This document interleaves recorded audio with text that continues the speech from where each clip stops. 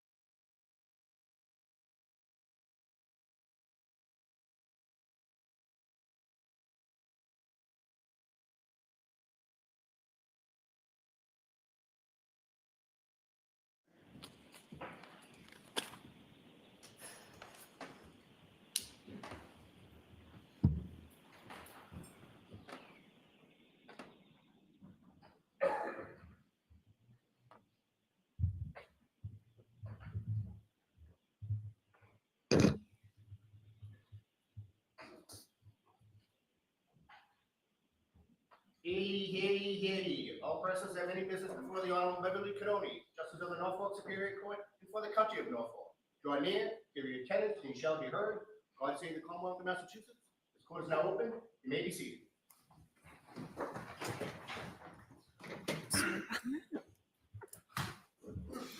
All right. Good morning again, counsel. Good morning, Ms. Reed. Good morning, jurors. Good morning. We appreciate you being prompt and ready to go this morning. There was something I needed to discuss with the lawyers to help streamline the evidence that will be presented to you today. So I appreciate your patience. I do have to ask you those questions. Were you all able to follow my instructions and refrain from discussing this case with anyone since we left yesterday? Everyone said yes or nodded affirmatively. Were you also able to follow my instructions and refrain from doing any independent research or investigation into this case? Everyone said yes affirmatively. Did anyone happen to see, hear, or read anything about this case since we left yesterday? No. Everyone said no or shook their heads. Thank you very much. Could we have Ms. McCabe back, please?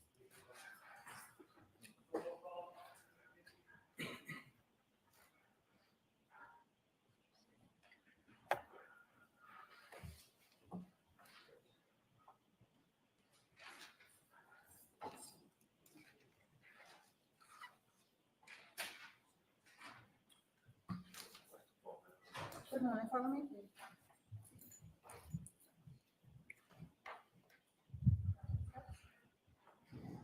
Mr. Keith, I'll remind you, you're still under oath. Thank you.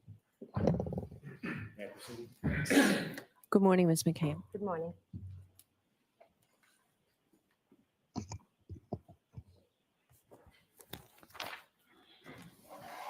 Good morning. Good morning. Before you take us back to Fairview Road, I want to ask you a couple of questions about John's house at Meadows. Are you familiar with this house? Yes. Have you seen the front of his house before? Yes, I have. Are you familiar with his driveway? Yes. Are you familiar with whether there's any surveillance system at Mr. O'Keefe's house? Yes. May I approach, Your Honor? Yes.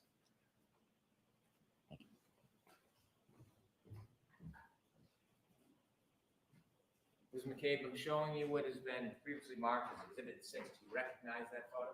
Yes, I do. And what is it? That's John O'Keefe's house. Could we provide Exhibit 6 for the jury, please? On that screen, is that Mr. O'Keefe's home? Yes. I'm showing you what's been marked as Exhibit 8. Do you recognize that? Yes. And what is it? That is the side of Mr. O'Keefe's house, the two garage doors. Is there any indication of surveillance? Looks, is this a ring camera right here? Looks, Is that what John O'Keefe's side of his house looks like? yes. I want to show you Exhibit 10. Do you recognize what's in that photo? Yes. What is it? It is the driveway at John O'Keefe's. See a car to the left? Yes. Do you know whose car that is?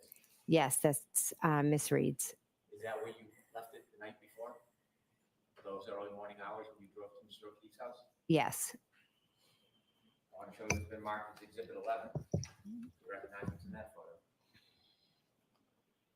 Yes, Miss Reed's vehicle. Is that the vehicle that Ms. Reed showed you with the broken missing taillight that morning? Yes, it is.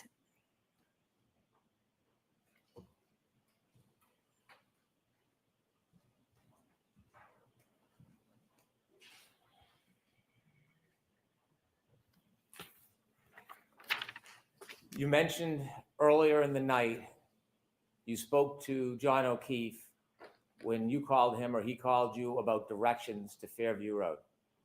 Yes. And you also shared that you had a phone conversation offering directions. Yes, I did. Did you tell John that the house at Fairview was near Bella's mom's house? Objection. Sustained as to form, Mr. Brennan. Okay. What did you tell John as far as directions to Fairview? How did you mark it for him? I told him to go back past Bella's house, the Bella's Street, and then to follow it down to the end. Now I want you to take us back where we were yesterday when we left off. You had brought us to Fairview Road. You had found John. Yes. You shared with us that you were trying chest compressions. Before the chest compressions, did you make a phone call? I called 911.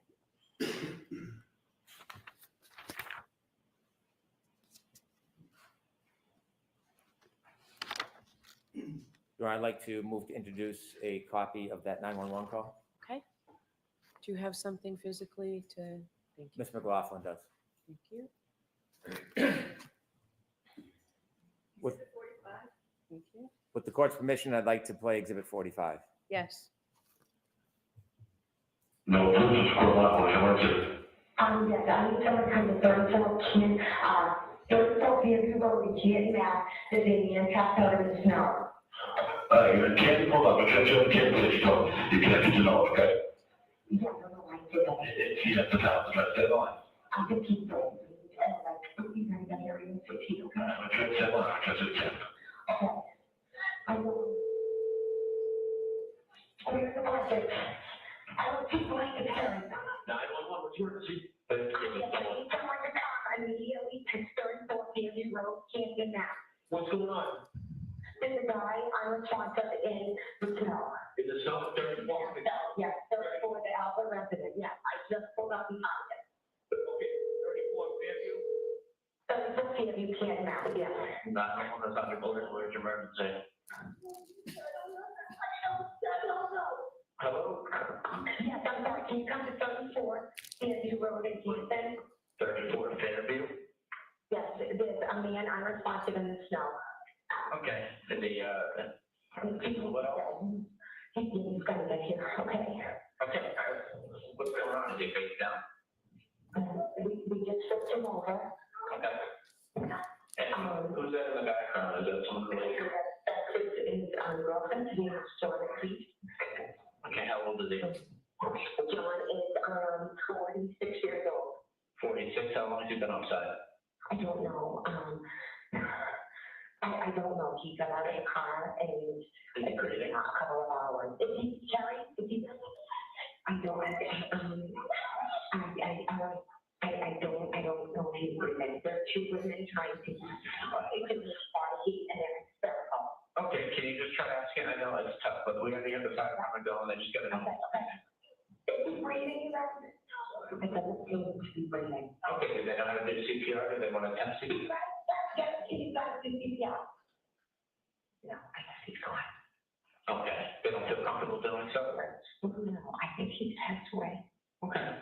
All right, we have the fire department and the police department on the way. If everyone's declining CPR, then I'll hang up with you and, if anything changes, you can give us a call back. Where are you guys upside? I'm right up front. I know, I'm on the phone with the Andrews. I know, honey, I know. Just Carrie, you gotta get off of me. Carrie, you gotta get off of him. This is You know if there's any, alcohol or drugs involved? He's doing his exit out, doing his out. They've been out drinking? Yes, but I'm talking hours about maybe, and I think he's, I don't know how long he's been in the snow. Okay, is there any bleeding or anything? Maybe hit his head out? Yes, possibly, I think he's bleeding in the face. Okay, bleeding from the face, all right. Yeah. And how big's the pool of blood, if there is any? Something's coming out the nose, and one of the women is doing CPR. Okay, one of them is doing CPR? Yes, they're both working on him. All right, if you want CPR, and just give us a call back if he becomes responsive, right, but we're on the way. Okay, thank you.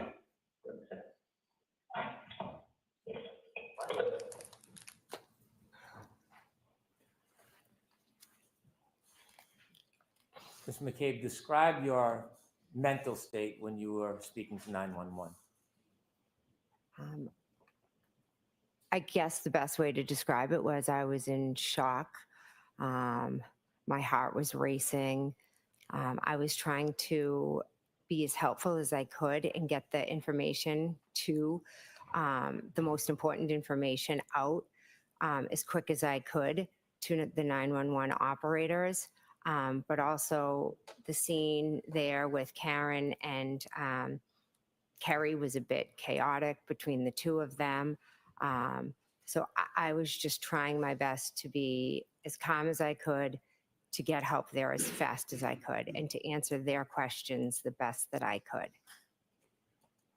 Before you told the 911 operator John O'Keefe's name and his age, you said there's a man in the snow. Do you know why you chose those words? I think I just wanted to get out the most specific details. So a man in the snow versus, John O'Keefe and into a story. I think I just was get the details to them as fast as possible to get help there to him as fast as possible. When you told the 911 operator that your friend John O'Keefe was the person lying in the snow, how did you know his age? We used to joke because he was a couple months older than me. So I would, say, oh, well, you're older than me. It was a silly little thing between friends. When you called the 911 operator, had KERRI and the defendant already been around or near John? Yes. Do you know if they had begun trying CPR before you called 911? I'm not sure if they had, because Karen had straddled him and was lifted her shirt, was warming him up. And then KERRI was yelling at her to get off.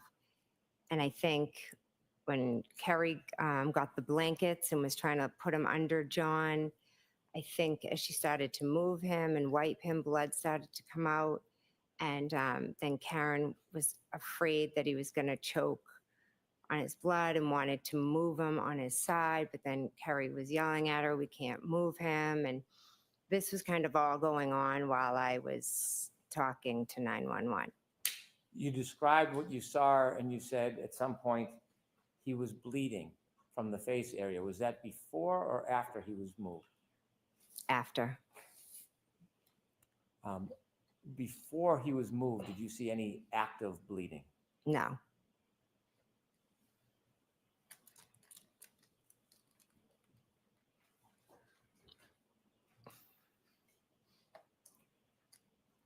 After you called 911, what do you do next? I think I called my sister and she didn't answer. And then as I think I called her as I was walking over to John and she didn't answer. And then I immediately got down on the ground and KERRI Roberts asked me to take over. How long did you try to help John for? I'm not sure. I'm not sure. How long were you and the defendant and Miss Roberts there before someone else arrived? Police officer was the first to arrive. In the moments, it seemed like a long time, but I think it was fairly quick that they arrived. Any point during the time when you tried to help Mr. O'Keefe and the first police officer arrived, at any point did you see any signs of life from Mr. O'Keefe? No. When the police officer first arrived, do you remember what happened next? I remember it was very chaotic, but there was talk about a spotlight. And I remember, I think I got up and ran to kind of wave the, to get the police officer's attention so he could see where we were. And then what happens? The police officer, not sure specific, I do remember him asking about John. I think he said, is he a drug user? He was just asking some basic questions. And what's the environment? What's going on around you? Karen's just running around crazy, like just yelling, screaming, kind of like a ping pong. What are you trying to do? I was just trying to talk to the officer.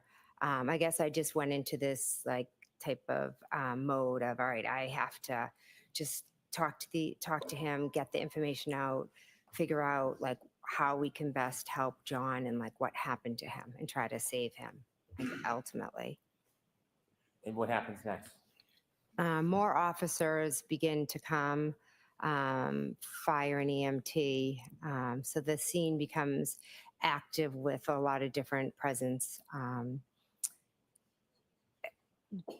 John, I think they lift John onto a board at one point. The officers are asking us questions. Karen's kind of coming over, talking to the questions, and then kind of just running away. And then she just runs back over. She's doing a lot of screaming, a lot of repetitive, is he dead? Is he dead? Is he dead? Could I have hit him? Did I hit him? KERRI, I think, KERRI's off kind of making phone calls, I believe, to John's family. Do you know what time the first responders lifted John from the ground and put him on that bed?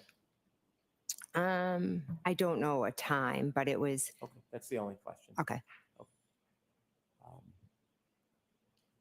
You heard your 911 call. Do you know the time of that 911 call? Not off the top of my head, no. At some point, did you talk to a number of different people at the scene? Yes. And who were you talking to? The first officer was Officer Sarah. I know I spoke with him. I spoke with an Officer Lank, an Officer Good. There were other officers. I don't remember their names. There were EMTs. I don't remember their names either. You have lived in this area for a long time, Yes. active in the community. Yes. Did you know Sergeant Good from before that night? I knew of him. I didn't know him personally. Did you know Detective Lank? Yes, I knew him. How did you know him? We were friendly. Did children ever associate with each other? Not until recently. After you had a chance to speak to some of the officers, did you move around at all yourself? Yes, I kind of, the officers would talk to us here and then a little bit over to the side. I tried to comfort Miss Reed. At one point, Miss Reed was very upset. And one of the officers thought it would be best if maybe she went and just sat in one of the cruisers for a little bit because she was just doing a lot of screaming and yelling. And I think they were just trying to, get work on John and make the scene a little less chaotic. So I went into the back of the car with her, and KERRI Roberts came over. And then we all were just sat in the back of Karen and I kind of were scrunched and sitting in the back, and KERRI was at the door of the cruiser. Why did you get in the car with the defendant? She was crying. She asked me to get in. We held hands. We prayed. She did have blood on her hands, and she said, "Could I have gotten my period? Who's going to take care of the kids?" She just kind of was all over the place. And then at one point, we saw them moving John towards the ambulance. And at that point, Miss Reed started yelling to Miss Roberts, "Go check on him. Are they working on him? Is he dead? Is he dead?"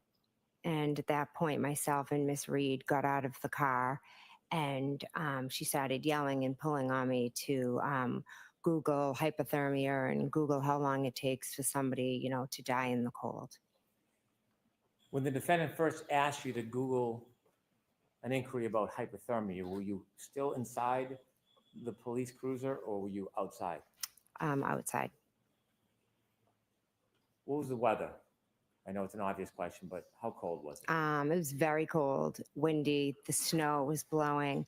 As I stated, I have multiple sclerosis. So when I'm out in either extremely hot or cold temperatures, I lose the feeling and sensation in my fingers, which obviously made the Googling very hard for me to do because of my, motor skills. So when you were outside of the car with the defendant and she had asked you to do a search regarding hypothermia, did you try to do that? Yes, I did. Do you know the exact time from your memory? Not from reading or learning, but from your memory. Do you remember the exact time you did that? No. Was it after the police came that morning? Yes. Had you ever attempted to search about hypothermia any time before that moment, that morning, No. or that day, No. that week?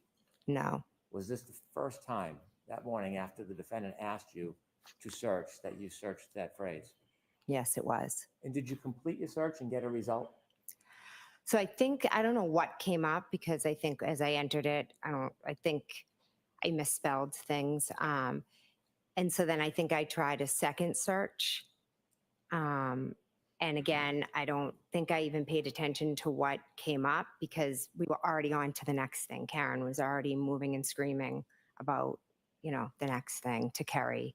Are they working on him? Is he dead? Did the defendant move somewhere from the point when she first asked you to try to Google about hypothermia to something else? She was next to me, and then I think she took off. Like she kept kind of running off. And what did you do? I believe as they were putting, I think I stood there, I believe as they were putting John into the ambulance, I went back kind of where to the original spot where we had been talking to the police. And at that point, a new officer might have come because I remember talking to multiple officers there. At some point, did you go back towards the area of Miss Roberts' car? Yes, that's where I'm referring to, sorry. Um, At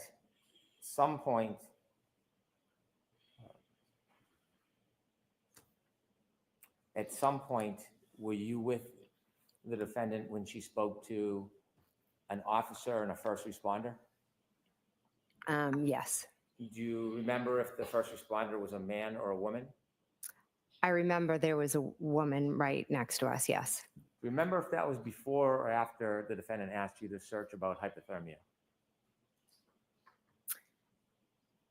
I'd be guessing if I then don't. Don't guess. Mhm. When the defendant was speaking to the first responder, the woman, were you near? Yes, Did you hear or do you remember the defendant saying anything to the first responder? yes. What did she say? She told the first responder, I hit him, I hit him, I hit him. When she told the first responder, I hit him, how did you react? I was like startled, kind of like, what are you saying? What are you talking about? Did you say anything to the defendant? I think after the second or third time she was saying it, I was like, Karen, like, what are you saying? Why were you trying to interrupt her? Because I thought she was just talking crazy. And I'm saying, why is she saying she hit him? Were you trying to look out for her? Yeah. Judge, Sustain. I'll strike it. You can ask it differently. What was your motivation for trying to interrupt the defendant making the statements to the first responder? Karen was hysterical, irrational, kind of. I'll move on. Oh, okay, I'm going to see counsel at sidebar for just a minute, please.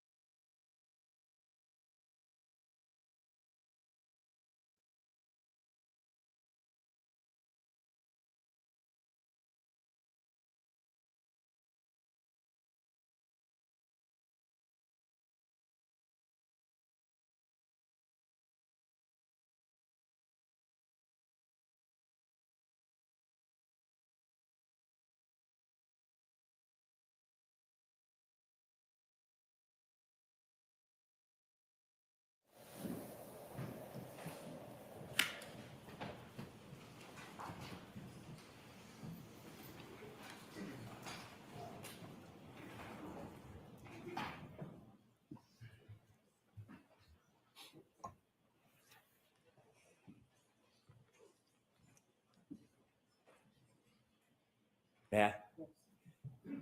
After you made the search at the defendant's request for an inquiry regarding hypothermia, did you have a chance to speak to the officers further?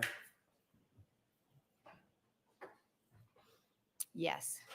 Did they ask you to do anything or go anywhere? Yes. Officer Lank asked me to go into my sister's house and to wake them up. And your sister's name again? My sister, Nicole. And that is the house you were in the night before? Yes. And after you spoke to the officer, they requested you go in to speak to your sister, did you? Yes. Was there any directive on what you should speak to your sister about? No. After the officers asked you to go into the house, did you? Yes, I did. Do you remember what door you went through? Yes, I went through the front door. Was the door locked? Yes. How did you get in? Oh, I'm sorry. I thought you said, was it unlocked? No, I asked if it was locked. Oh, sorry. It was unlocked. As you're approaching the house, were there any lights on? No. Was it dark? Yes. Any sign of any movement inside the house before you went in? No. Take us through walking through the front door. What happens? So I went in the front door. I opened the door. I walked up the stairs into their hallway, and then I think I knocked on their door. Bedroom door? Their bedroom door, and then I opened the door. I went in, and I walked over to the bed, and I was like, Brian, Nicole, because I was like, I was in a position where I felt like the world was going on around me, so much was happening, but I also was aware that I was just about to wake up two people that are sound asleep, and they're going to see me standing over their bed and be startled, wondering, what am I doing here? So what happens? So it took a minute or two, and then Brian woke up, and he immediately was like startled and was like, Jennifer, what's going on? What are you doing? And then I believe I tried the best I could to say what was going on. I think I said, we found John. You don't need to describe Okay. again, but I want to know their reaction and your interaction with your sister and Brian Albert. They woke up startled and confused. Did you have a conversation with them? Yes. How long was that conversation? Brief. They got up, got dressed. I spoke to them. And where did you go and where did they go? Then all three of us went down the stairs. The upstairs to the downstairs? Upstairs to downstairs, And yes. upstairs is the second level, is downstairs the first level? Yes. As you come down the stairs, can you see the front door? Yes. Is there anybody in the house at that point? I saw Officer Lank. In the house? Yes. Do you know if he had been invited in? I have no idea. When you came down the stairs and saw Officer Lank, where was your sister and Brian Albert? They were walking with me down the stairs. And did you see whether or not the officer spoke with your sister and your brother? He did. Brother-in-law? I'm sorry. He did, yes. Were you there during that conversation? No, How long was that conversation? Do you know? not sure. Where did you go when the officer was speaking to your sister and your brother-in-law inside their home? I was standing at the front doorway, and then my husband, Matt, had just arrived. What happened next? I started talking to Matt, and almost immediately Officer Lang came, got Matt, and asked if he could talk to him outside. At this point, I want to go back and show you some video. Have you seen video in this case before? Yes. I'd like to ask the court's permission to display Exhibit 4, and I would like to walk through some of the video. Okay. Ms. Gilman, if you kindly put on Exhibit 4. I'd like to start at 6:09:57.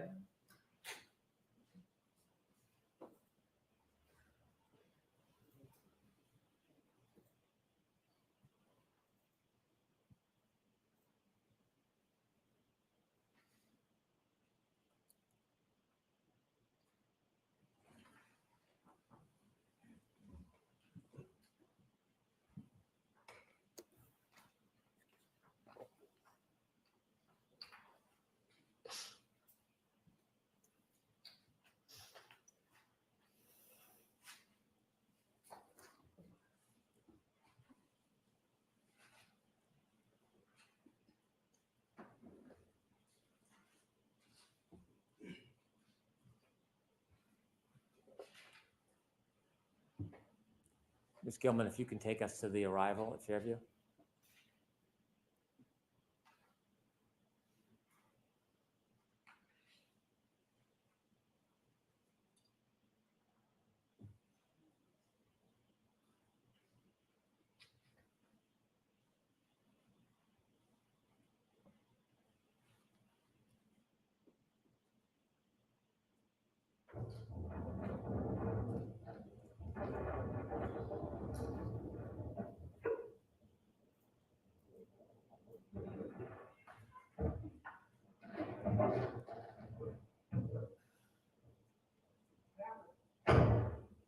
Could you stop there, please?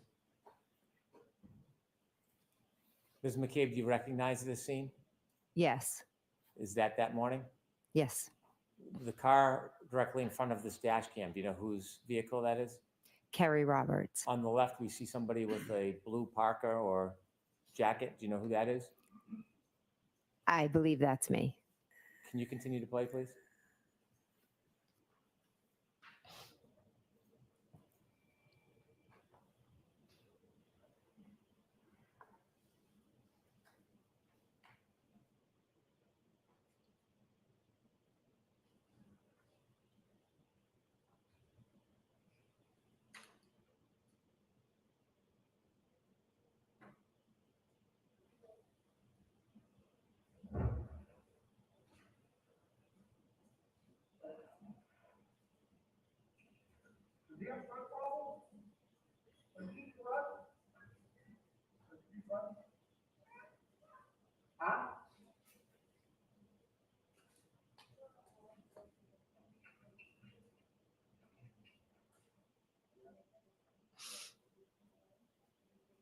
Can you stop there, please?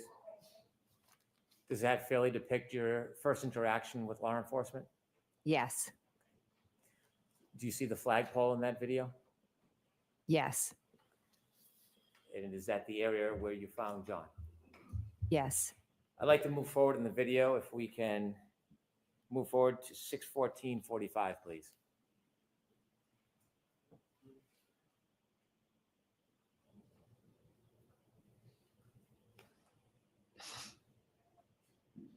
Could you stop there?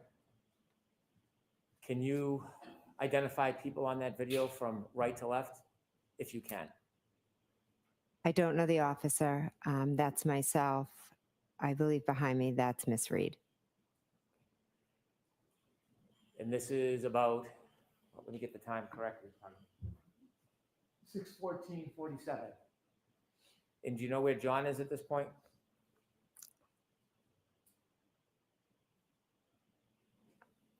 Are they lifting him to the left? Could you continue, please, Ms. Gilman?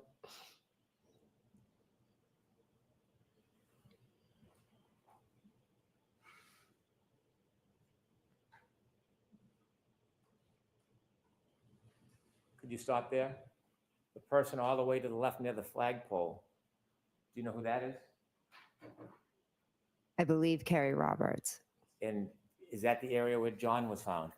Yes. And that's at 6:15 a.m.? If you don't know, that's okay. Do you know what Ms. Roberts was doing at 6:15 a.m.? My guess is I don't want you to guess, just oh, if you know. I don't know. Okay. Now, you're over to the right. Is that you? Yes. Okay. Continue, please.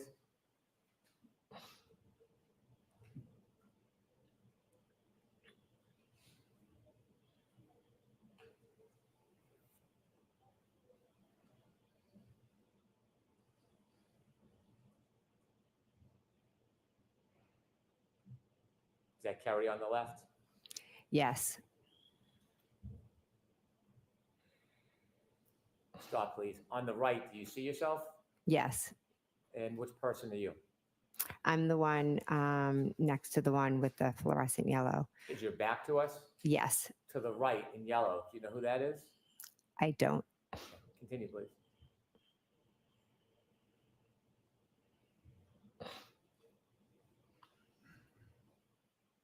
Continue.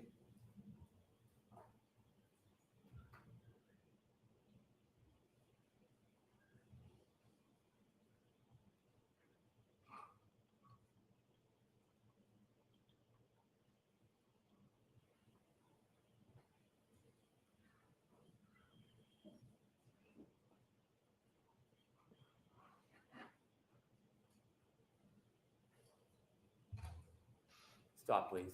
Do you see the defendant move from the right to the left? Yes. Do you see the yellow jacket? Yes. Do you know whether or not that's the woman first responder? I believe so. Yes. Do you know why the officer moved the defendant over to from right to left? I don't. Okay, continue, please. Stop. At that part, is there a conversation between the defendant and the first responder? Yes. Are you listening? Yes. Continue. Stop. Do you see the officer that was with you in the group? Yes. Do you see him now turned away from the group speaking to somebody else? I do. Continue, please.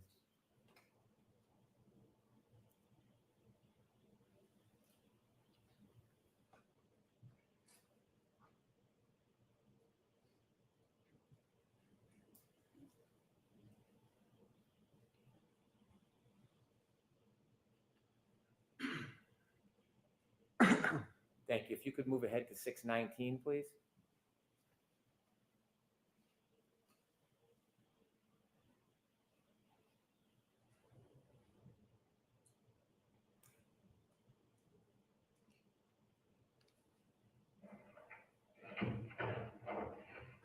Is that you, Ms. McCabe and Ms. Roberts? Yes.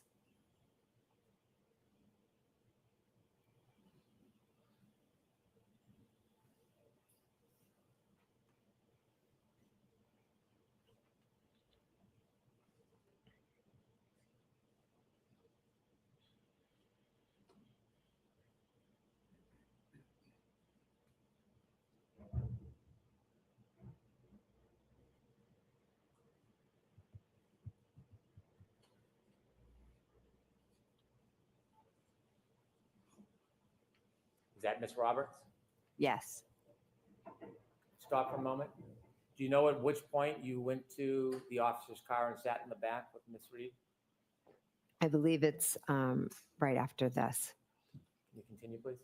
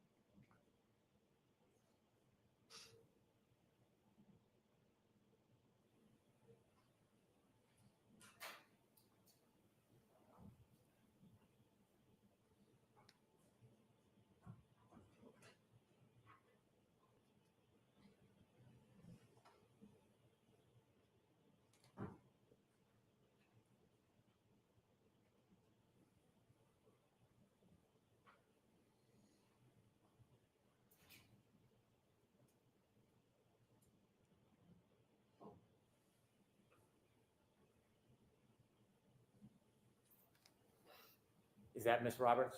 Yes. Stop, please. Was it before or after that moment that you sat with the defendant and Ms. Roberts stood outside the car and you prayed?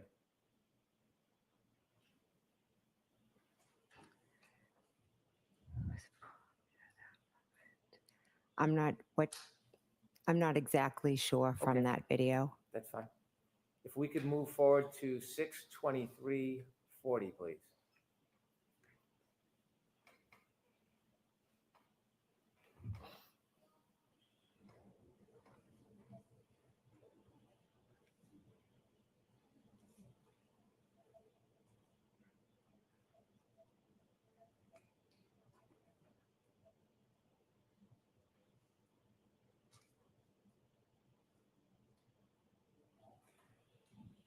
At this time, are you still with the defendant behind this car in some spot? Yes, I am.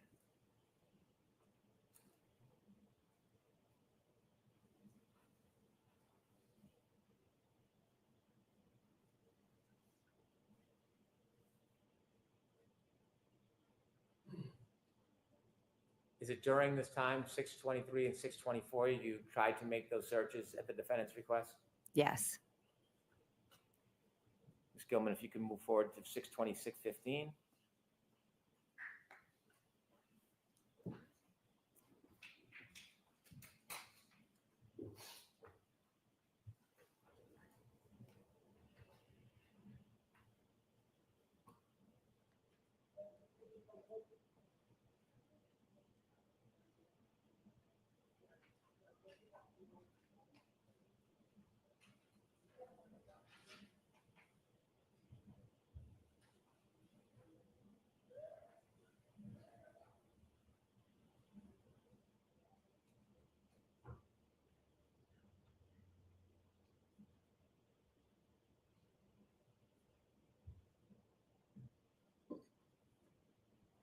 Pause, please.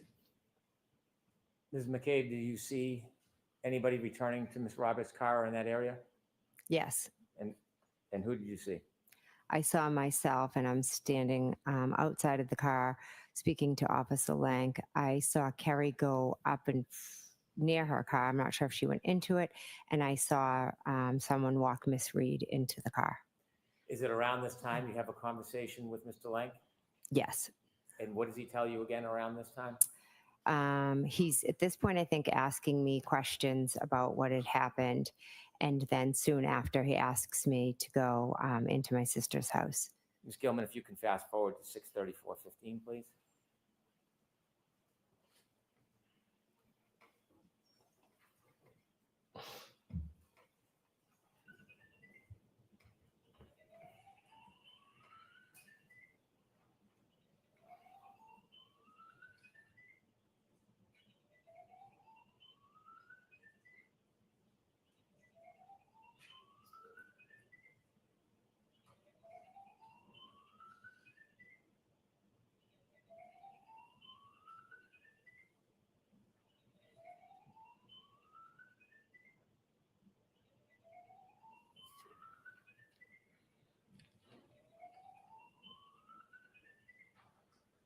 Stop, please.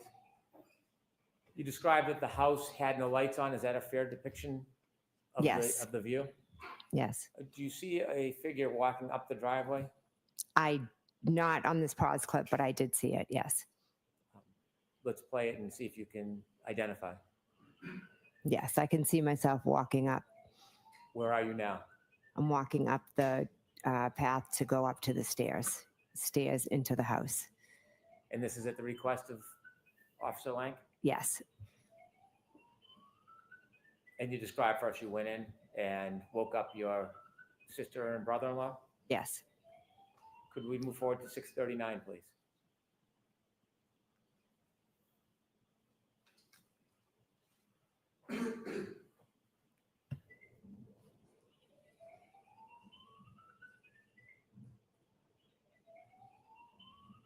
Stop.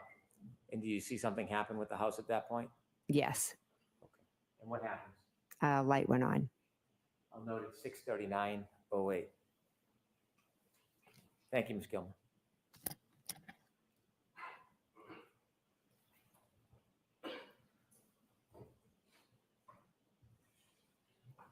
After first responders took John and you had gone in your sister's house, what did you do next? Next, after Officer Lank spoke to my husband, KERRI Roberts, her and I had a conversation. She was going to go pick up John's parents in Braintree. At first, I had told her I would go with her, but then Officer Lank said that one of us had to stay at Fairview to speak to the, I believe it was the state troopers that would be coming. Did you stay at Fairview?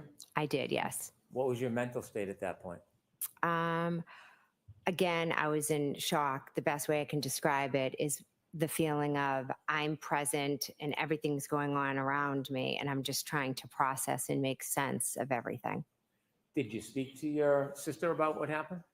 Yes. Did you speak to your brother-in-law about what happened? Yes. And were they giving you any comfort or support? Yes, they were being very comforting and supportive. As you were waiting at Fairview, did anybody else come to the house? Well, my husband, Matt, had arrived. A little while later, Julie Albert had arrived. She was dropping something off, and then Brian Sr. called her in. Is Julie Albert the wife of Chris Albert? Yes, she is. And Brian Albert and Chris Albert are brothers? Correct. When she arrived, did you talk to her? Yes. Were you in a group? Were you talking to people privately? No, we were all sitting around the kitchen table. And why were you talking to everybody? We were trying to figure out what had happened. They were trying to be supportive, trying to help me. What was your mood? I was extremely concerned. I was calling KERRI, trying to get updates about John. I was worried about John, his family, about Kaylee. At that point, did you know whether John was going to live? I had a very strong, I think deep down I knew that John was gone. But you know, until you hear it, I think there was that little bit of hope maybe. Did you speak to anybody but KERRI who was not at the home that morning? I believe I spoke, yeah, Miss Reed. You had a conversation? Yes, I spoke to her when she was in the ambulance. Did you speak to her again later that day? No, I think I texted her asking her for Kerri's number because I didn't have it. Did you hear back? No, Did you ever speak to Miss Reed again? no, I've never spoken to her again. When you were trying to get information from KERRI and you were in Fairview, did anybody else other than the people you've described arrive at Fairview? Chris Albert, Brian Higgins showed up and Chris Albert. Did you know Brian Higgins? I knew him as a friend of Brian's. Did you see him at the waterfall that night before? Yes, I did. And after you arrived at Fairview that night, after leaving the waterfall, was Brian Higgins one of the people there? Yes, And did you talk about what had happened in front of Brian Higgins as well? yes. Was there a group discussion? I wouldn't say discussion. I would just say, like, for instance, someone would ask me a question because everybody this didn't make sense to anybody. No one knew what had happened.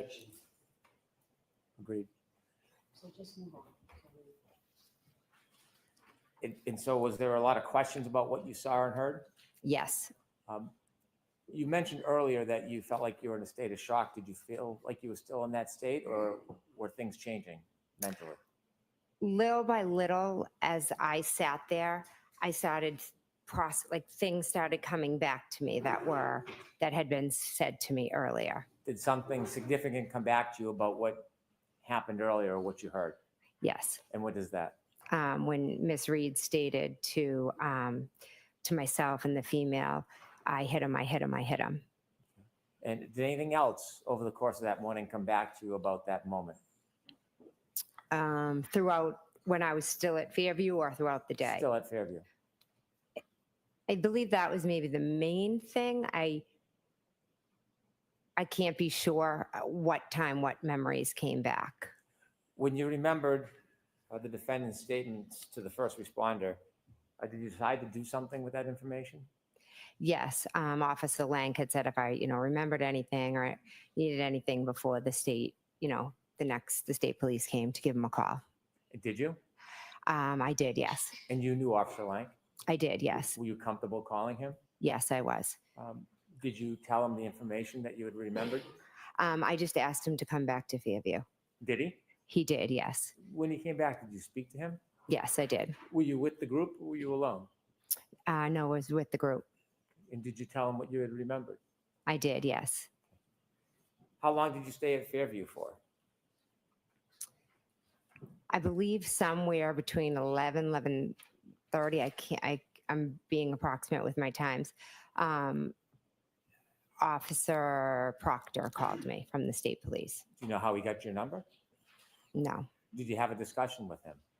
He said he would like to come by and question me. And I'm not sure if he said at your house or if I said I need to go home because I had 4 kids at home that were still sleeping. And, I knew that I had to go home to them and eventually break this, news to them and comfort them. And I knew that was going to be a whole nother situation to deal with. Did you speak to him on the phone before you went home or A after? quick phone call. I'll see you at my house. At that point, did you share any information with him? No, not on the phone. Did you return home? I did, yes. Do you remember about what time that was? I'm going to say 11:30 or after, that a- approximate. General? General, yeah. When you got back home, did you have a meeting or speak with Mr. Proctor? I did, yes. Was it a phone call or an in-person conversation? He came into my house with Officer Buchanan. Okay, him and Trooper Buchanan came in? Yes. Was there anybody else at your home? My husband was home and my brother-in-law, Brian Albert, came over. Did you speak to them? Yes. Did you tell them any additional information at that point? The troopers or? The troopers? Yes. I know I had said what Karen had said to me, and then She had said, I hit him. Could I have hit him? I told them how she showed up at my house. I just basically gave them the events of that morning. At that point, did you mention anything about the defendant's broken taillight? At that conversation, no. Did they leave? They did leave, yes. At some point, did they reach out to you again, or did you reach out to them? At some point, I had another conversation with them a few hours later. I'm not sure if they called me or if I called them. Do you know what generally the content of that conversation was? Yes, I had remembered that Karen had told me about her taillight. As you're processing that morning, are you trying to think and recreate the event, or are you trying to put it out of your mind? I couldn't get it out of my mind.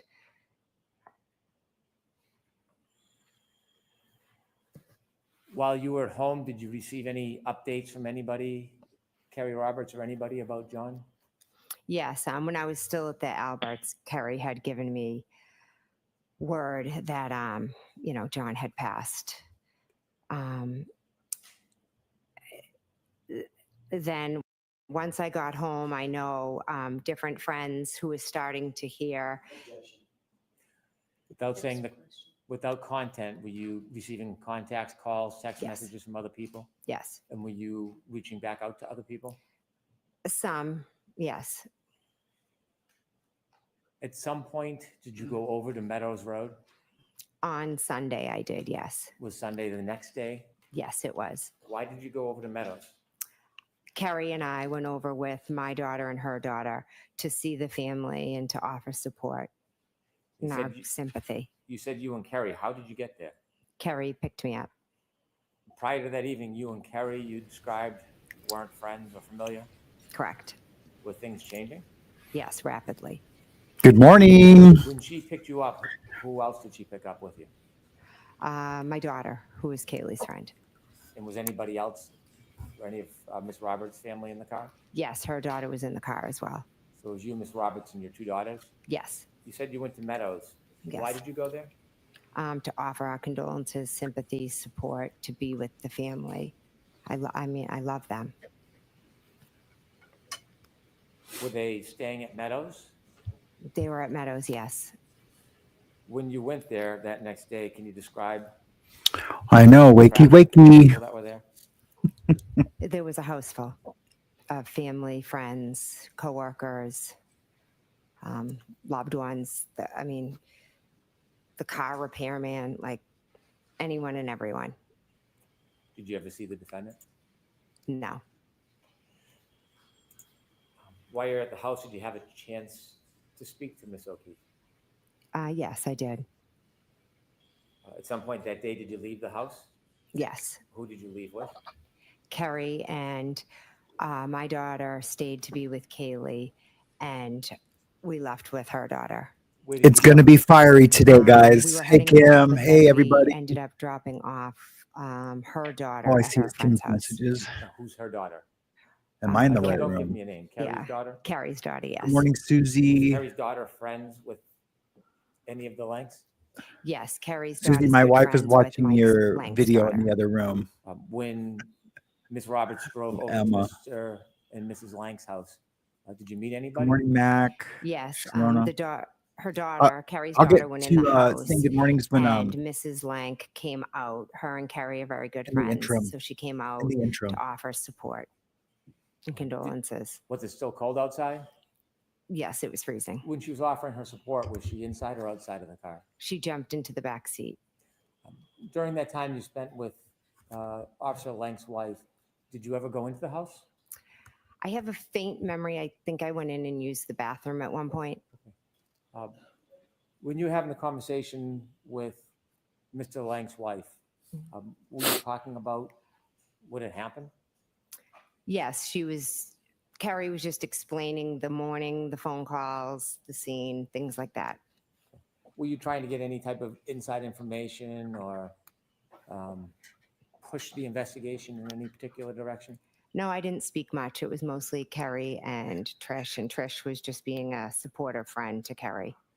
At some point, did you get together with Miss Roberts and try to memorialize what you had saw or thought that morning? Yes. Why did you do that? Peg had asked KERRI to do a timeline. So KERRI came over and we were sitting down talking about it. And so my sister was there and she said that she would jot it down for us. So when you got together, it was at the request of Mrs. O'Keefe? Yes. When she made that request, did you ask you to do that? Did you question why? No, she wanted us to do it, so I did it. Why? She wanted us to remember and try to jot down everything we remembered so we wouldn't forget. So I'm going to sustain discretion. Sure, is disregard that. Did you speak to officers further in the future? Yes. Can you count how many times you spoke with police at the interviews you had? There were a lot, or a good amount, I should say. At some point, did any of the police officers ask if they could take your phone and copy everything on it? Yes. Did you have any hesitation about that? Objection. Ask it differently. Were you cooperative? Yes. Why?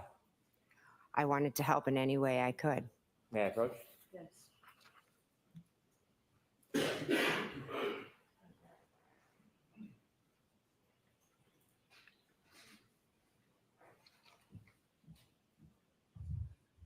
Handing you a piece of paper. Do you recognize that?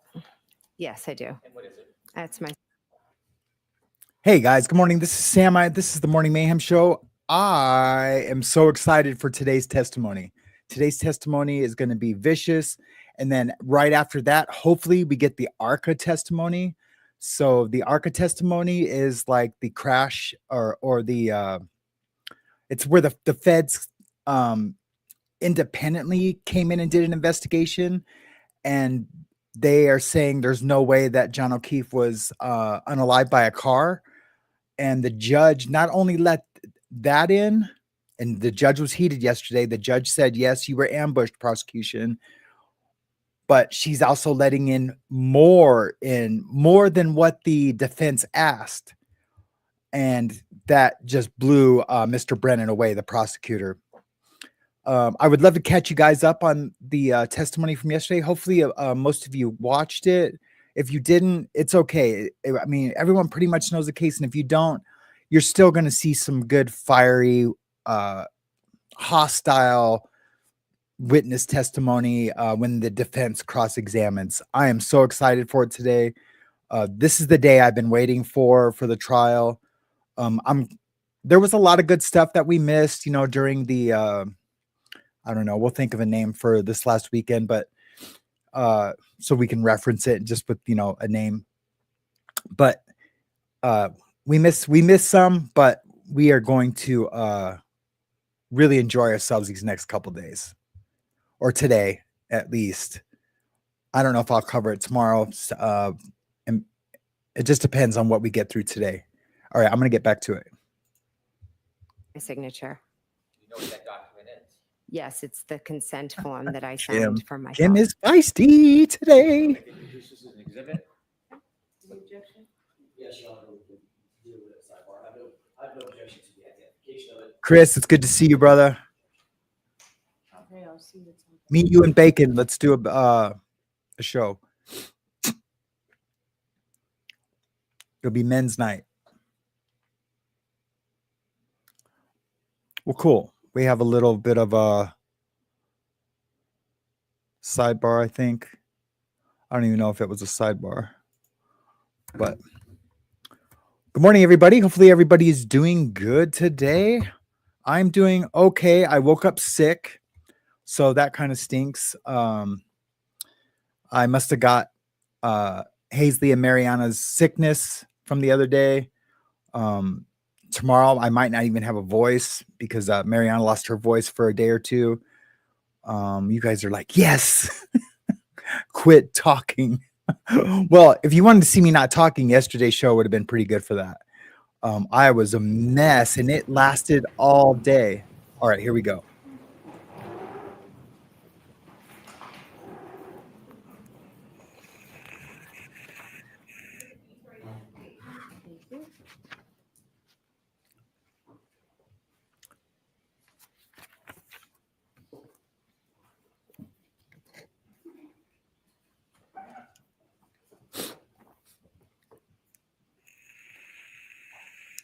After that day when you met with Miss Roberts, and you try to memorialize your memory about what had happened, after that date, have you discussed what happened that morning with other people? Yes, And have you discussed it with police over time? yes.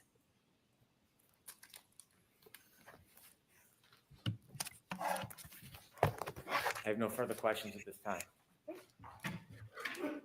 Okay. Showtime. Show effing time. You're going to see lots of clips and highlights from this tonight. Good morning, Ms. McCabe. Good morning. Yes, When ChatGPT was the is last an time app, you and spoke with you can KERRI also. Roberts before I your gotta go. testimony today? She called me last night. What did y'all discuss? I'm sorry. I just want to answer grateful. Yeah, ChatGPT is an app, and you can also open it in a web browser. The web browser and the app they both do the exact same thing. You can do anything from either. You know, sometimes you can't. You have to. But anyway, I know. Yeah, I was sick yesterday. My tattoo client was like, "Are you okay?" I was like, I was just pouring sweat. I was like, "No, I think I'm getting sick, and maybe I should dim the lights." And my bottom lip is swollen. It's weird. It's weird. But man, I love you guys so much. But yeah, I just woke up very grateful to have this community. And yeah, I'm not gonna cry. I'm a big bad ugly convict ex-gang member. I can't cry. She asked if my daughters were going to be staying home from school today because her daughter would possibly join them. Did you discuss anything having to do with your testimony? Not my testimony, no. Did you discuss anything in that conversation with her prior testimony? No. Are you aware that she testified last week? Yes. Did you discuss anything after that, after she testified with her about her testimony? No. We know that through her testimony that you had a conversation with her the morning that she testified. Yes. Right? Did you discuss what you anticipated to be her testimony in that conversation before she testified? No. Have you and Ms. Roberts ever discussed anything about either one of your testimonies, either in the last proceeding or in anticipation of this proceeding? No. So for the entirety of the last year, even though you both went through a proceeding last year where you both testified under oath and it was highly, highly publicized, neither one of you, your good friend KERRI Roberts and you, have ever discussed either of your testimonies between that time and this time. No, we've discussed the case and we've discussed what happened that moment, the moments of the morning, but we have not discussed testimony. Okay, so let's break that down for a second. I'm talking about, because That's the timing impossible. matters. I'm just asking at this point, if you'll bear with me, just the year from last year at a different proceeding Mhm. to this year, you have discussed this case Yes. with Ms. Roberts, Many times, yes. and you've discussed the specifics of her memory, which would be reflected in her testimony, correct? We talked about what happened that morning. So you were talking about what she remembers happening that morning, correct? No, what happened that morning. Okay, so not to put too fine a point on it, Ms. McCabe, Mhm. but if you ask me what I had for dinner last night, it's my memory of what I had for dinner last night. Would you agree with that? Sustained. Did you talk about her perception of what happened that morning during the last year? We've talked about what has happened, yes. Okay, so I'm trying to break it down between you and Ms. Roberts. You've discussed her perceptions and her memory of what happened, as well as, and separate and apart from, your memory and your perceptions, correct? Correct.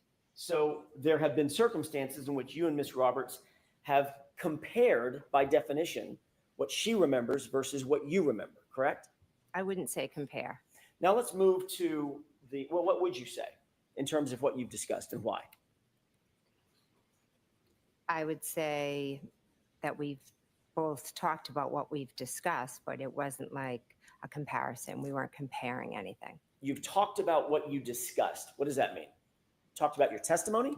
No, we've discussed what happened that moment Right. and in those moments. So, when I got a phone call, and that's my story.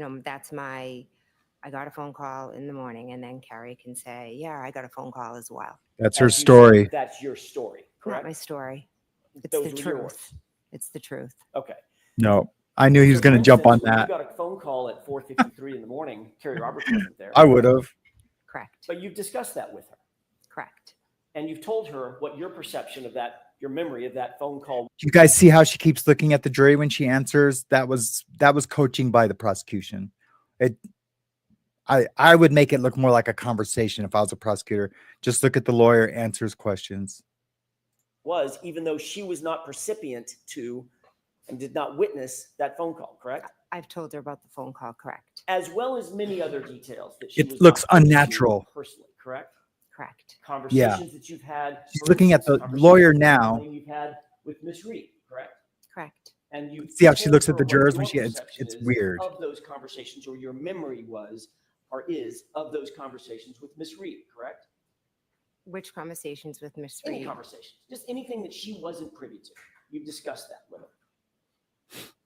Some things, yes, Okay. absolutely. And conversely, Ms. McCabe, obviously, she's also discussed certain perceptions and memories that she has about this case, and the facts of this case, as she recalls them, that you were not Yes. necessarily privy to, correct? Yes, Things that may have taken place outside your presence, correct? correct. And you've talked about things, I'm sorry, she's talked to you about things, now I'm getting myself confused. Y'all have talked about things that were outside of her perception and outside of your perception. And you, Yeah. Yeah, she wasn't the owner of the house. And I misspoke on that last week. I mean, I knew she wasn't. I don't know why I said that. But yeah, thank you, Wolfchild, for giving us a thing, because I didn't want to interrupt the testimony like I am now. shared those with each other. We've shared our experiences. We've become very close. We both lived through a traumatic experience. How many times would you say you and Miss Roberts have discussed your individual perceptions of what you remember happening on the 28th or the 29th of January 2022? How many times? It would be hard to put a number on that. We talk about, it's hard. We're bonded. We talk about the trauma that we relive every day. Karen called us for help and we both answered the phone. And that bonding is the glue that holds you two together. Is this case, correct? Yes, So that probably,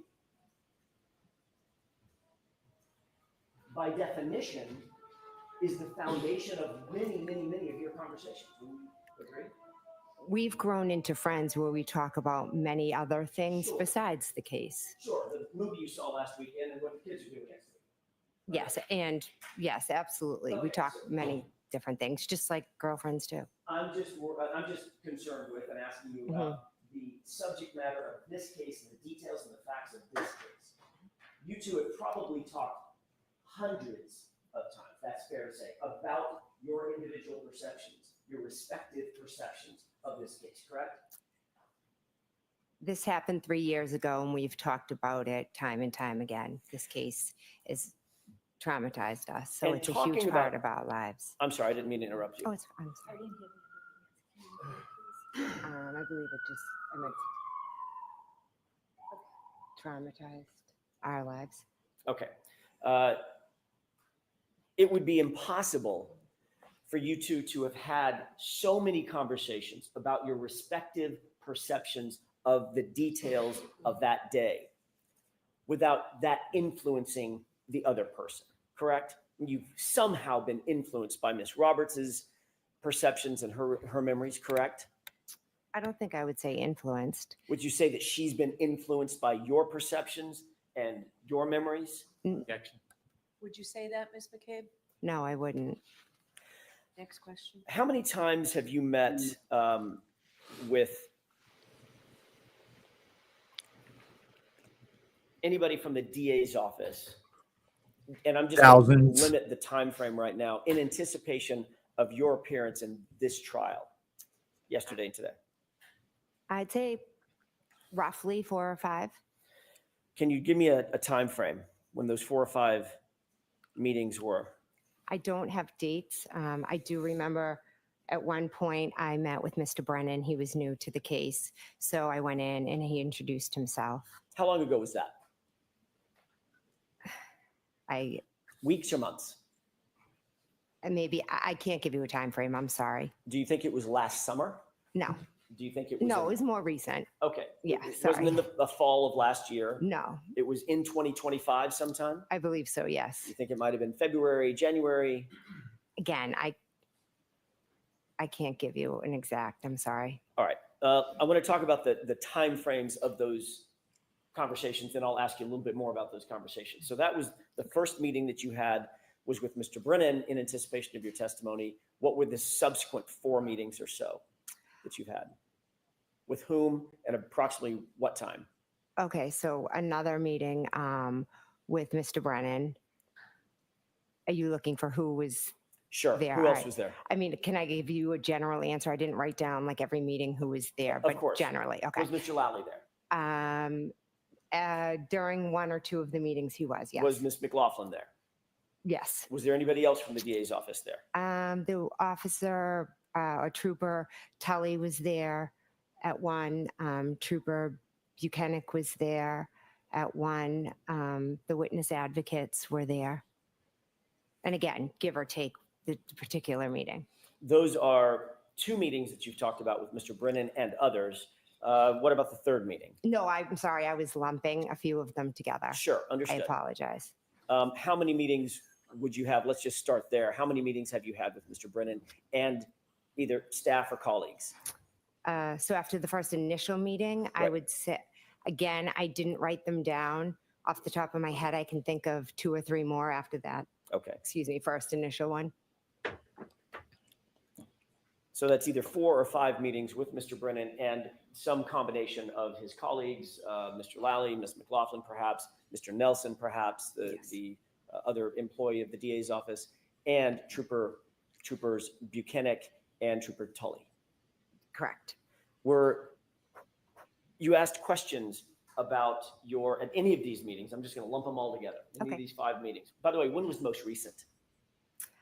Last night, I had a Zoom call in regards, I think the court asked them to, Yes, I'm going Yeah, to stop you right there. oh, okay. I'm going to ask a different question, and if you don't Okay. mind, I'm just going to lead you through this question. Okay. You had a conversation last night. I'm not interested in that particular conversation. That Okay. was for a very specific purpose. I'm asking you about everything leading up to, but not including last night's conversation, okay? Okay. So let's just leave that one out. You've had, I think you mentioned either 4 or 5 other meetings with Mr. Brennan and some combination of his colleagues and or law enforcement. Yeah, and I might have, in the 5, included that one from last night. Okay, fair enough. Were you asked questions in those, we're just going to call them 4 meetings. Were you asked questions during those 4 meetings about your testimony at the first proceeding last year? I reviewed I did review some of my testimony, yes. In what format? I Paper watched. transcript or do No, we just watched a little bit of it. you watch your direct examination? A little bit, yes. Did you watch your cross-examination? A little, yes. Who cross-examined you? You did, That was me. yes. And did you watch the redirect or any part of it? No, Did you watch any part of any subsequent version of recross or additional questions that you were asked? I don't believe so, no. Was there a specific area that Mr. Brennan asked you to look at and review in terms of your direct or your cross-examination? No. Did you watch the entirety of the direct examination and the entirety of the cross-examination? I do not believe so, no. Were you questioned by Mr. Brennan following your review of that direct and cross-examination? No. So he didn't ask you any questions about any of your answers? He showed me a dash cam and would ask me to point out who's this, who's that, a waterfall video, is this you, is this somebody? Those were the type of questions that he asked me. What about any discussion about your demeanor and how you performed in the last? Yes. proceeding? Objection. Sustain. I'll ask it a different way. What about your demeanor? I'm using probably a poor word, perform, how you came across, your demeanor in the last proceeding. Objection. Sustain. Did you discuss changing your demeanor in any way, shape, form, or fashion from the last trial to, I'm sorry, the last proceeding to Yes. this trial, my mistake. From the last proceeding to this trial, was your demeanor ever discussed? No, I was just told to slow down, answer the question, and, answer it to the best of my memory.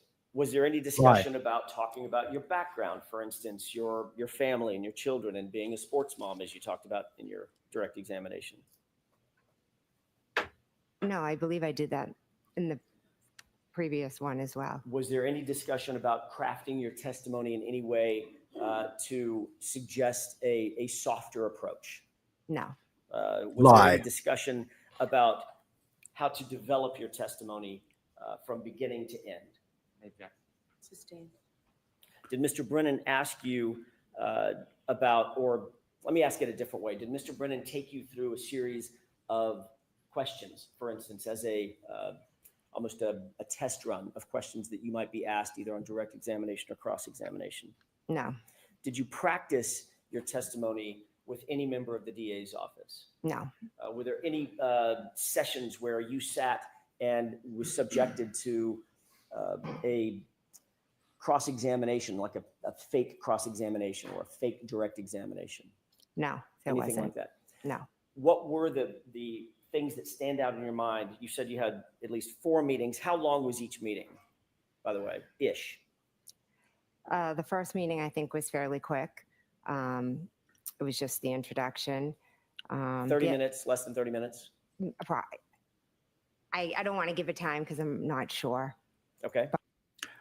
So I assure you that there was some type of coaching, and that's what he's trying to get at. Mr. Brennan, the prosecutor, knew for a fact that he was going to be asking these questions. So they probably didn't do that the way it was asked by the defense. They probably did some other form of that so she could look at the camera and say no. There's no way they didn't coach her to be softer, because she's been softer tenfold. If you guys didn't see the testimony yesterday, she knew the answer to every single question. She didn't say maybe, but one time, I don't know. That's impossible. That's impossible. And so she was heavily coached. This is the information. This is the story we need you to farm.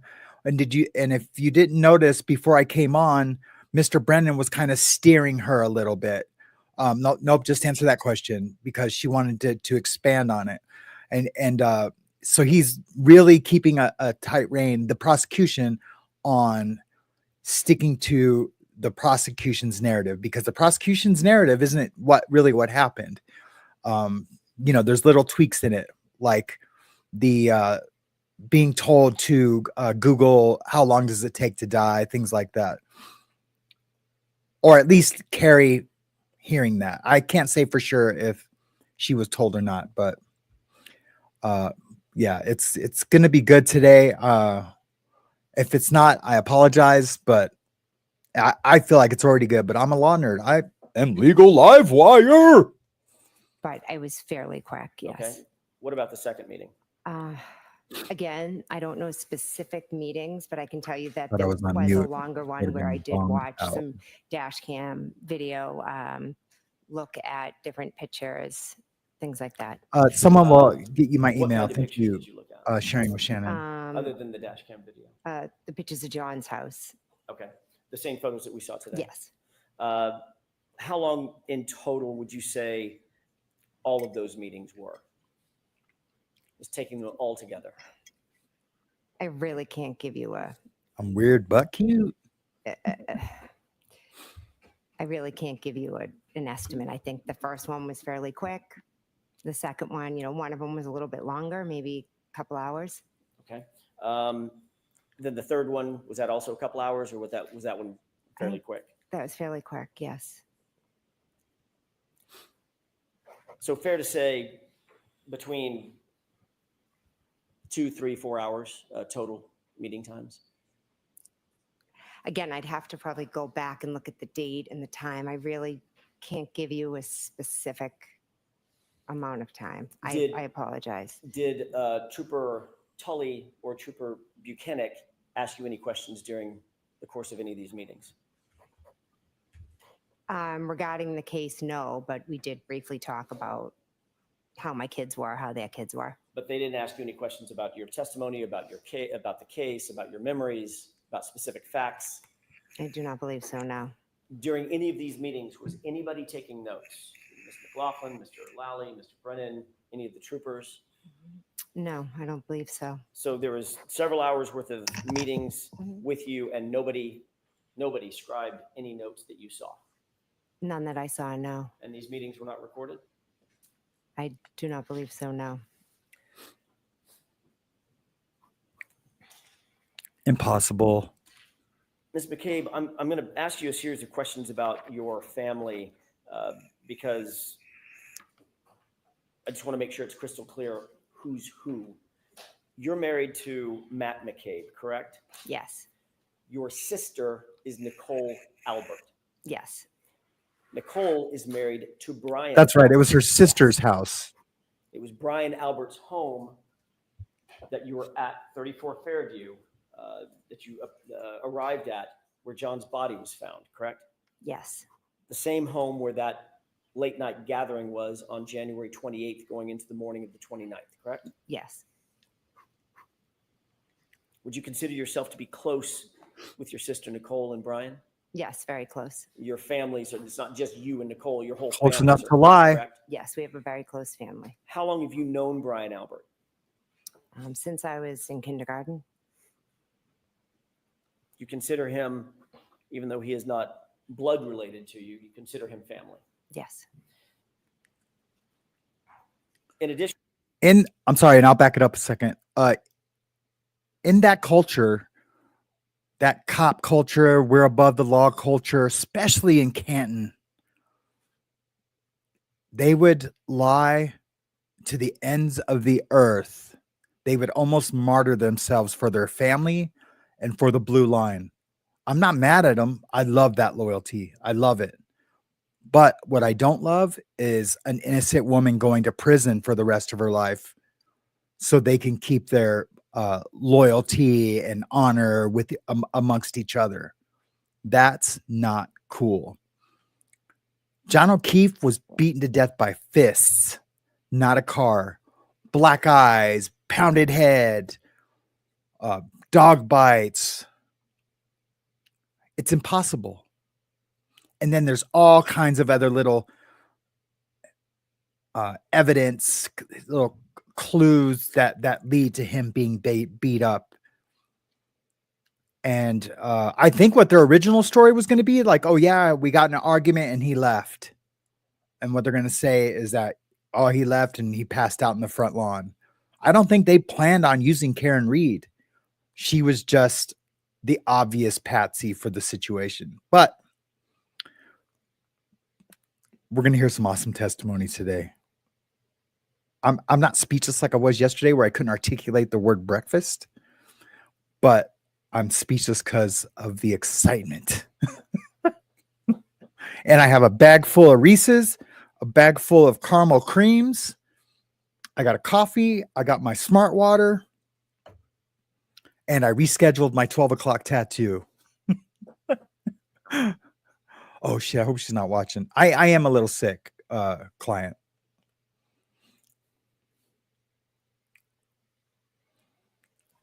KP and AZ in the house. in addition to Brian and Nicole Albert, you're also very close with Chris and Julie Yes, Albert, Wolfchild. correct? yes. Who Just to knows? be clear, and I'm going to do this slowly. Okay. That's a Brian good Albert's question. younger brother is Chris Albert, correct? Yes, Chris Albert is married to Julie Albert. yes, You consider Chris and Julie family, even though there may not be a blood relation as well, correct? yes, Chris Albert is a Canton Select Board member, is that right? now he is, yes. And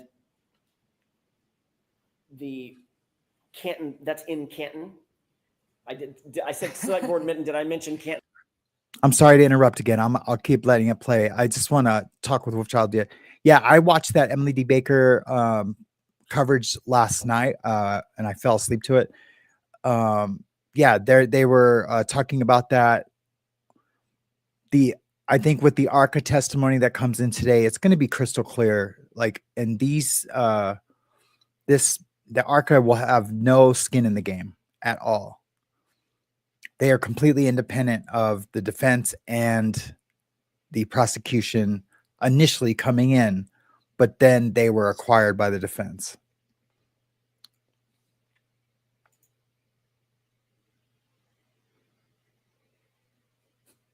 Canton Select Board member? It is in Okay. Canton, yes. All right, obviously it's in Canton. The Canton Police Department reports to the Select Board, correct?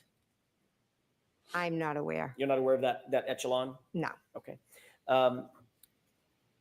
You're aware that Brian Albert, your friend of, I'm not going to say how many years, but since kindergarten, was a Boston police officer. Yes. He had been a lifetime law enforcement officer for Yes, Wolfchild. It's that, and that's what I've thought since last year, that it was rhetorical. Like, did I hit him? Did I hit him? Did I hit him? That's what she said. And even if she said, I hit him, it would have been a question like, what? I hit him? I hit him? If she didn't have the word dead or did. Okay. I apologize, guys. for some 30 years before he retired recently. Yes. Just going to back up 10 seconds. I'm not going to say how many years, but since kindergarten, Mhm. was a Boston police officer. Yes. He had been a lifetime law enforcement officer for some 30 years before he retired recently, correct? Yes. He's a trained first responder, obviously. Yes. Brian Albert and Chris Albert have another brother named Kevin Albert, correct? Yes. Kevin Albert is a detective with a police department, correct? Yes, I believe that's his title. I'm not Which- 100%. Which police department is Kevin Albert associated with? Canton. And you've grown up in Canton your whole life, you indicated. Yes. Your entire family has grown up in Canton, correct? Yes. And you, Ms. McCabe, have three sisters. Nicole, we've talked about. You Yep. also have a sister named Shelley, is that right? Michelle, yes. Michelle Mhm. and Denise, who you mentioned in your direct examination. Yes. Nicole is also known by nickname, is that right? Yes. What is Nicole's nickname within the family? Coco. Does Shelley also have a nickname? Well, I guess Shelley is the Yeah, shortened Shelley name from is. Michelle, correct? Yes. What about Denise? She's Dee Dee. Dee Dee? Yeah. Like Deedee. Thank you, Zanias. I appreciate that so much. Your father lives close by in a neighboring town, correct? Yes. Don't tell me the town, but it's relatively close to Canton. 20 minutes. Yes. Okay. His name is Tom Weeks. Yes.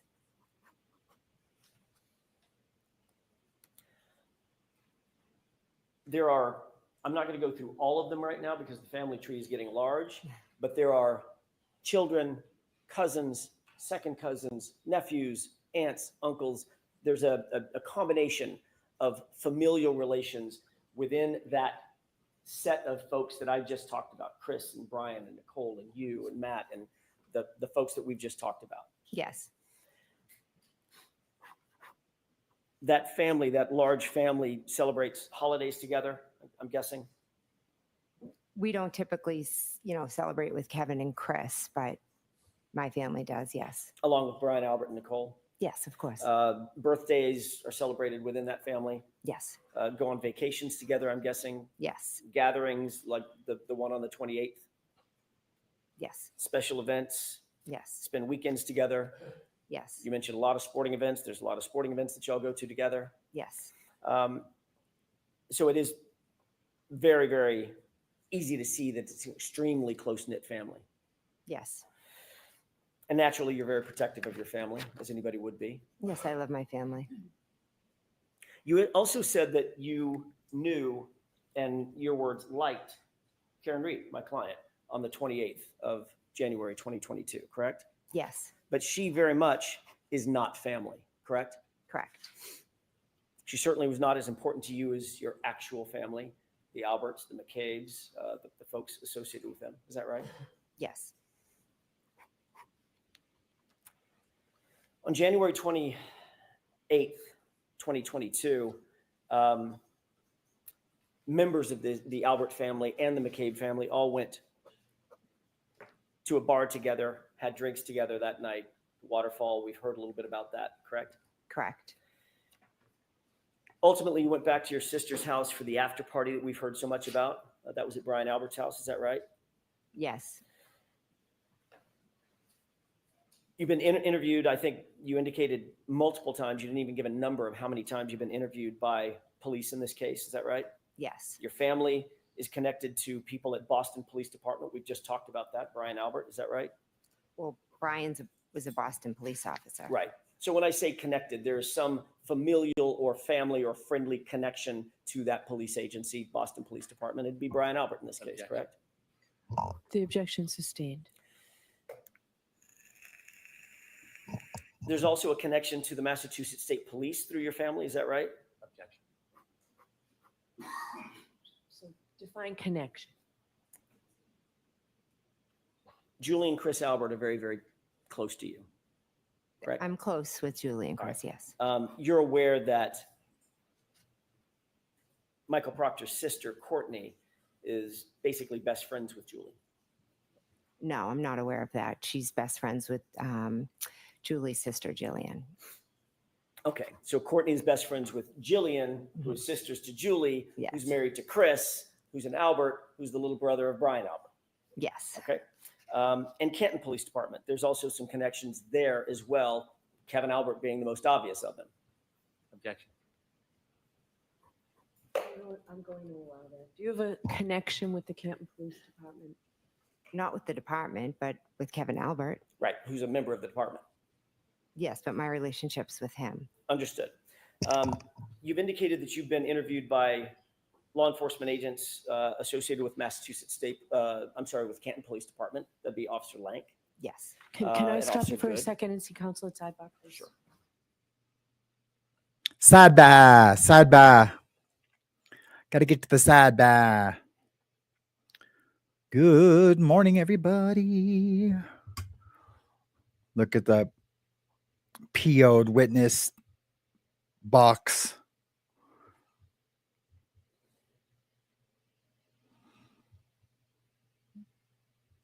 Oh yeah, look, it's so funny. Everything's so funny. Fake teeth, fake tan, fake tan.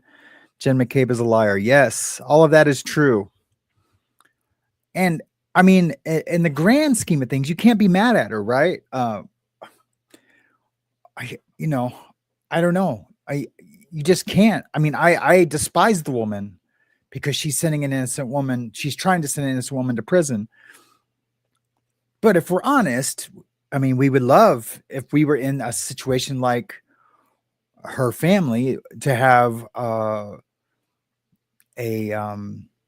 friend, a sister or a sister-in-law, meaning Brian Albert, the husband of that guy, of the homeowner of the house, would, take one for the team. And she's definitely willing to do that. That's the mother of John O'Keefe. Everyone who doesn't know. Good morning, Sherry. How are you today? I haven't done roll call or good morning yet. I went ahead and started the coverage before I had Hazley ready and got her off. So I got her off early today because Mariana was home. So I was able to jump in at 8 o'clock.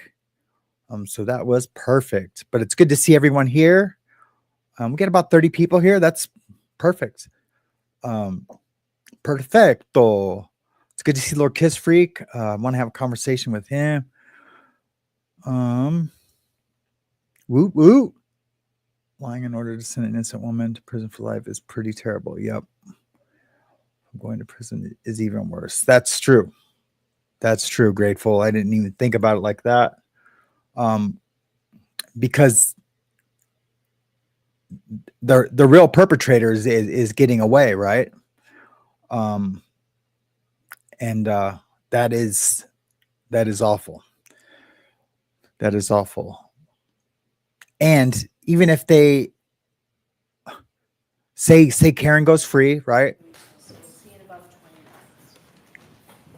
Cool. Looks like they're gonna have about a 20-minute break. Sweet. So like, yeah, even if Karen goes free,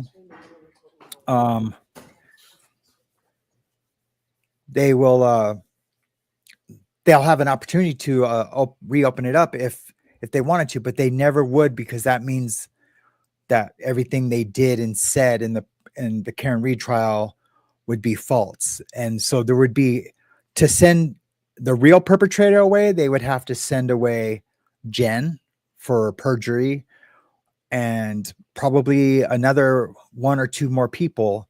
They'd have to send all of them away to prison. And I don't think a prosecution would ever do anything like that, because out of loyalty to their witnesses that they had lie on the stand, they owe them that, to not prosecute them later down the road.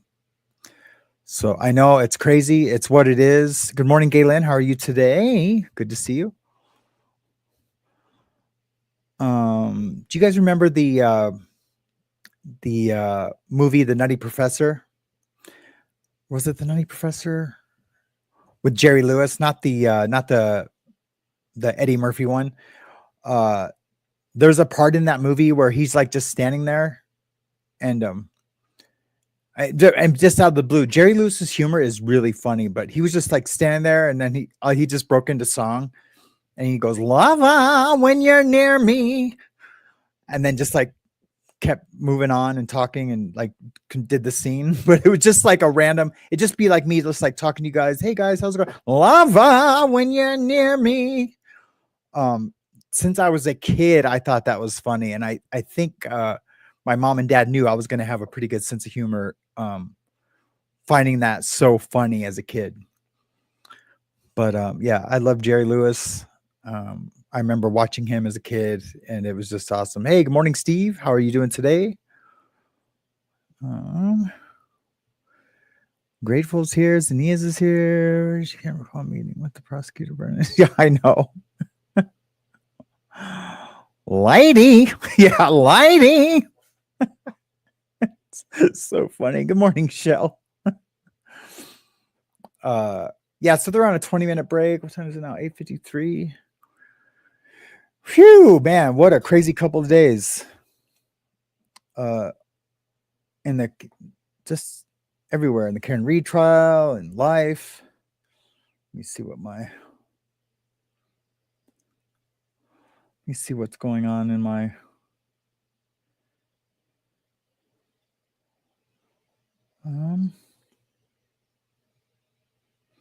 she has not answered yet. Okay.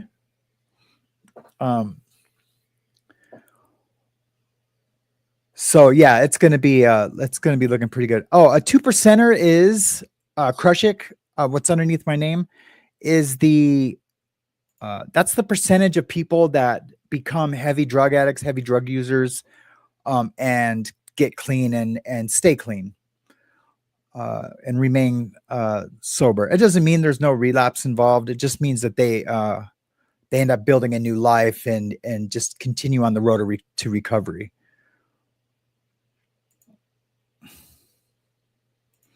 I'll add to that. 2%er in recovery. Does that make sense? Or would that be of recovery, in recovery? I don't know if that makes any sense, but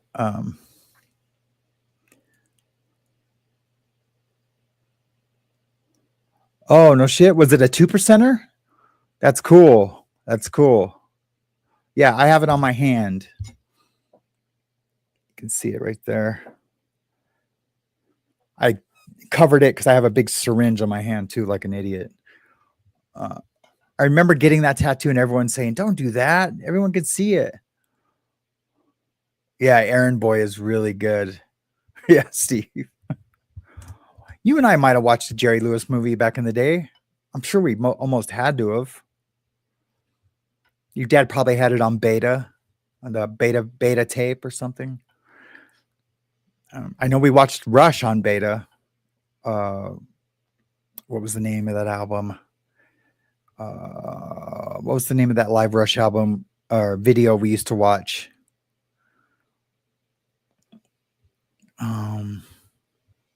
I know you're going to tell me here in a second, so please don't make me Google it.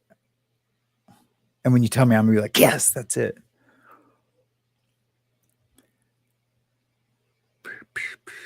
Exit stage left. Yes, thank you. God, that would drove me nuts. If anyone hasn't seen Exit Stage Left and is a Rush fan, well, you've seen it if you're a Rush fan. Absolutely.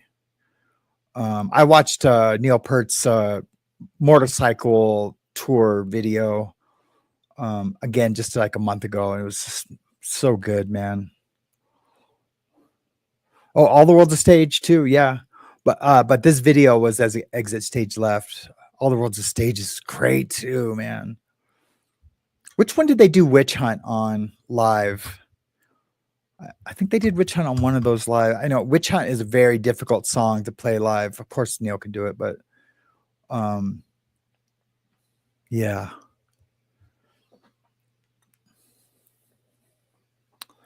We have a couple of Rush fans in the community. Yeah, God rest his soul. Yep, for sure. Yeah, Zanias, she was definitely coached to change her answer or to change her demeanor. See how she came up? She had her hair did, girl. And yeah, she's smiling. And even when she's feels she needs to be oppositional, she stops herself and smiles. And she kept looking at the jury. It was just bizarre. And yesterday it was even more bizarre. I watched some Turtle Boy last night, and hey, Kathleen, and he was up till midnight his time, just talking about it. Super excited for today, and man, he knows this case backward and forward. I assure you, he knows this case better than this prosecutor. This is a new prosecutor that came in from the last prosecutor. They needed a different style of prosecution to retry her. And yeah, it's just it's crazy.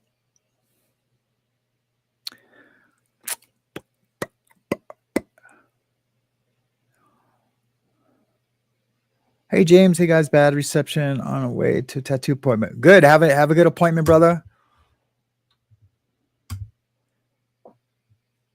Cue cat meow scream. Yeah. It's funny.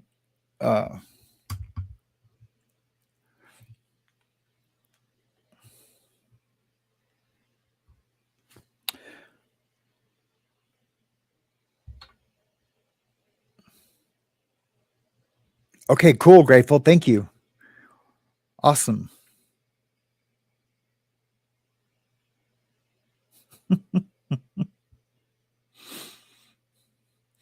Yeah, that's about all he has is his butt left. Where's the MP motorcycle tour documentary? It's I watched it on my black box. I have this black box. I've talked about it before. I get like all pay-per-views for free. And it's got videos on demand, and you can watch any movie, any show from Hulu, anything, anytime. When it's a new release on Hulu, Netflix, Disney, anything, it's a new release on this. And it's got any sporting event, car race, anything all around the world. And then it's got Blue TV. And I can watch Channel 4 in Dogpatch, Kentucky, or I can watch Channel 4 in London, England. It has everything. And then it's got 24-hour channels, like 24-hour Ben Affleck movies, 24-hour, you name it, they're there. And I think I watched it on that. But I will find it and send, I will find it wherever else it might be played, and I will send you an email. Let me make sure I don't forget that.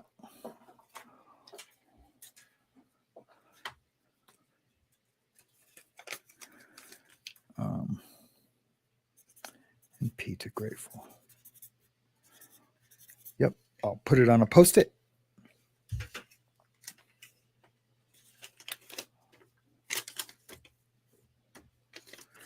There we go.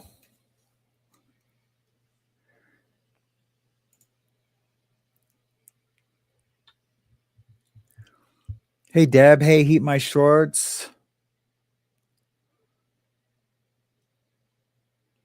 Thank you so much. I appreciate it. Heat My Shorts. Hey, John Luzon. How are you doing today?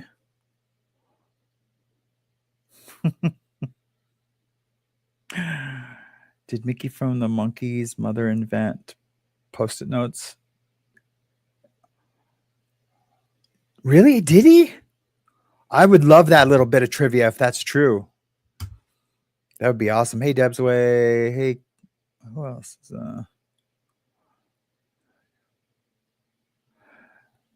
yeah, he was definitely one of the best.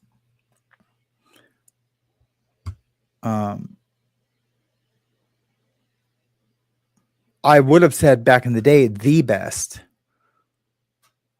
you know, but of course there's drummers like, you know, Buddy Rich, Billy Cobham, you know, those kind of drummers too. But now, you know, the drummer for Tool, I always forget his name, but even I watch him all the time. KERRI is, I mean, what do you do? What do you do when you see that kind of percussion playing? You just have to be like, what is going on here?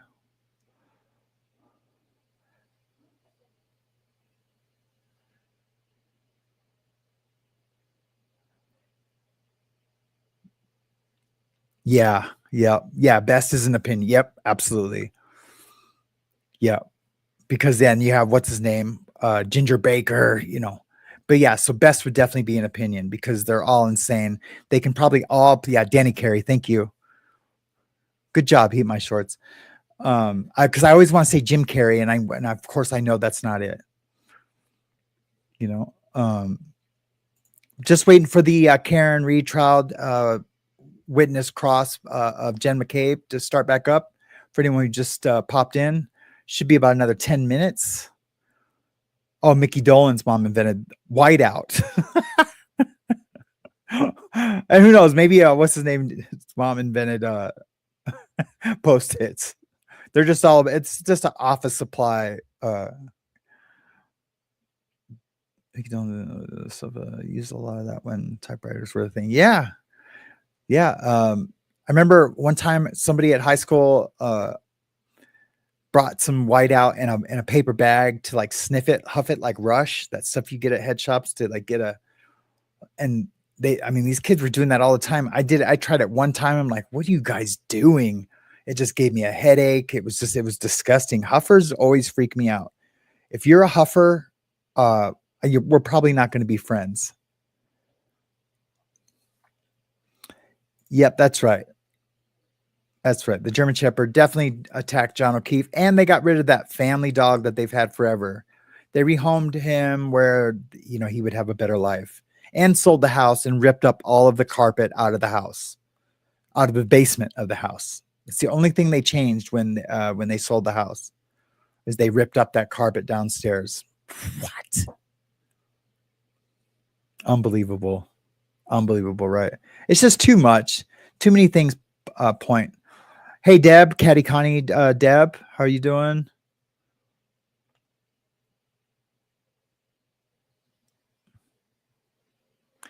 Cat K, what do you mean? Cat K is no one.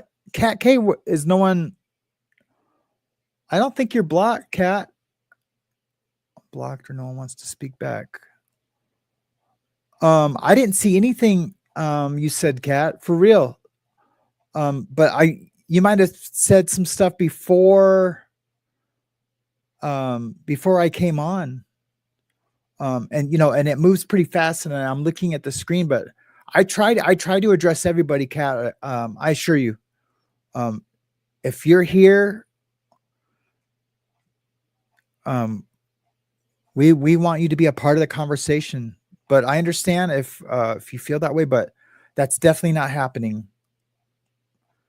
I assure you, Kat. Now I'm going to look to see, like some timestamps of where.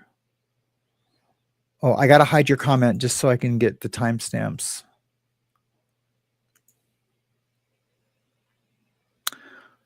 Damn, I have to be in the other analytics. Kat, I think you're okay. I think we just missed you. That's all. Definitely not on purpose. Yeah, so I apologize if that happened, and we definitely don't want you to have you feel like you're not a part of the conversation, or do you know what I mean, Jelly Bean? Because I seen you say "Have a nice day." I was going like, "Okay, Kat, have a nice day," but then I read the rest of your message. So, girl, don't go away, my head. Well, I guess we lost her. All right. Well, sorry about that, Kat.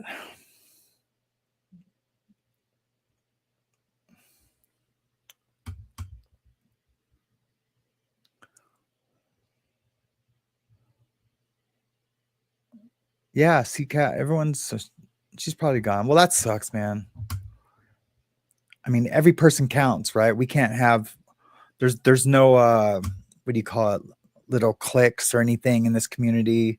Maybe outside of like this live chat, there might be, I don't know, but I've never seen any evidence of that being brought to this community. Every once in a while I'll get an email, like, so-and-so is doing this, and I'll be like, okay, I'll address it. But for the most part, and I looked, I didn't see anything. I didn't go too far back up into it because I don't want to get behind and everything. Now, I mean, hopefully she's not like embarrassed that like that wasn't on purpose. I mean, I could send her a free t-shirt. Here's a shirt. Speaking of which, who was it? Lori ordered a sweatshirt. Anyways, I don't, maybe this isn't one her real name out here, but yeah, ordered a sweatshirt. We're just waiting for those sweatshirts to come in. There should be in tomorrow, I think, what it said. I'm using a third-party company, so it's kind of a bummer. I did switch sweatshirt brands so I could have a more of a consistent thing. And they're just as nice as the ones that we have going.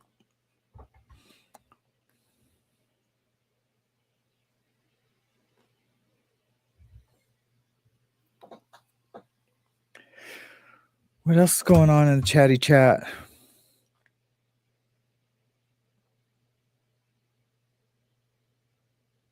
Oh, good. Here's my customer.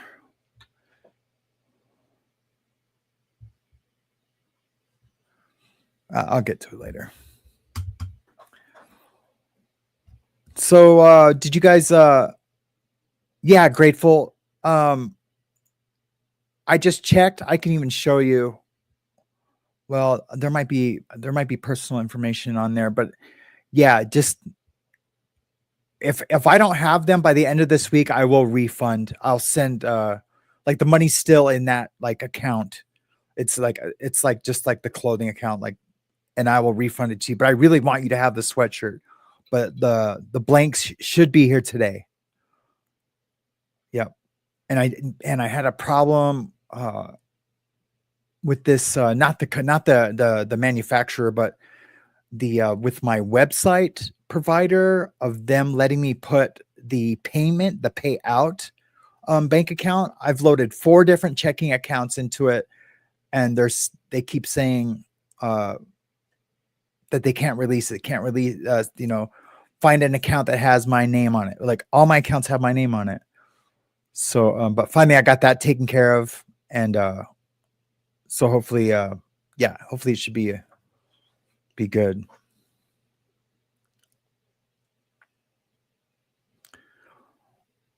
Yeah, if you guys could all take this time and hit the like button if you can, and subscribe if you're not. That'd be dope.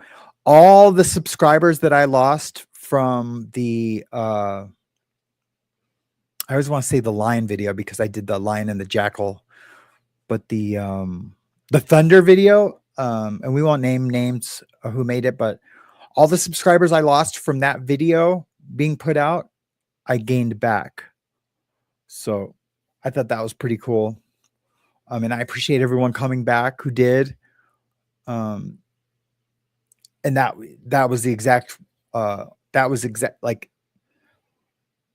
75% of the reasons why I had to do a rebuttal. The other percentage was because I'm going on a show and they just wanted that cleaned up before I came on their show.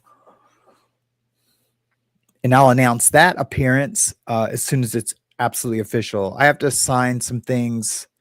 I don't get paid, but it's not just like going on a true crime podcast. Hey, V. McWilliams. That's okay. That's okay. You got a hall pass. You always got a pass.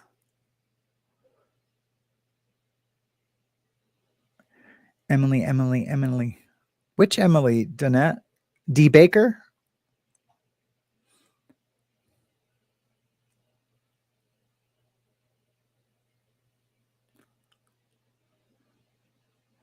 Yeah, that was definitely what happened. I mean, it was like that happened, and then bam, I lost like, I don't know, like 75, something like that. But yeah, they've almost all have come back, which is cool. Which is definitely cool. Do you guys know that video, the live I did yesterday? Remember, I was just like, oh, I can't talk. This sucks, and you guys were all awesome. Thank you for understanding. And that thing got like 1,400 views yesterday. I think because of the title, though, because I named it Not My Circus, Not My Crisis or whatever. And some people probably thought I was continuing to talk about the other thing. Because I didn't see what the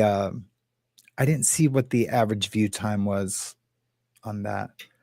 I just woke up and I was just like, hectic. Oh, thanks, V. McWilliams. I appreciate that. Mwah. Sam, I received my new tattoo ink. John says, Sam, I received my new tattoo this morning. Hawkins is the kind. Can't wait to go try it. Hawkins. I don't think I've ever heard of Hawkins. But to be fair, I haven't heard of a lot of the new brands that have come out.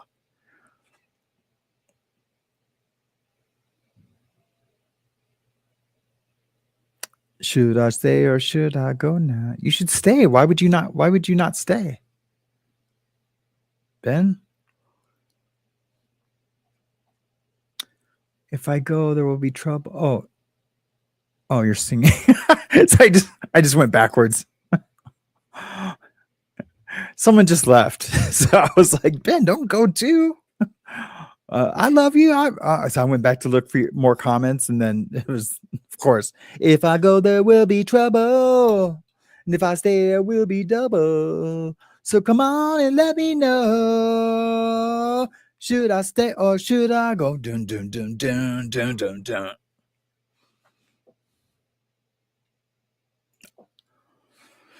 Come on. How long has it been? I want to get back to this just out of excitement.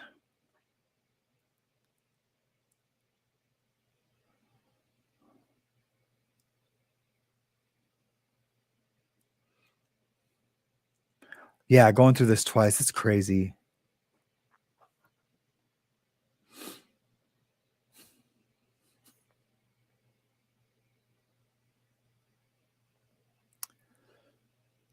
I could check my emails though, but that would be very boring for you guys. Let me see what's going on.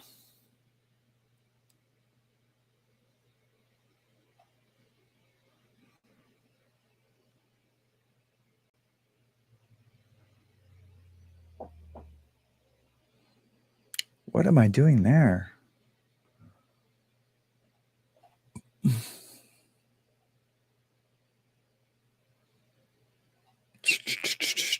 I'm just looking for something for us to watch that would be funny.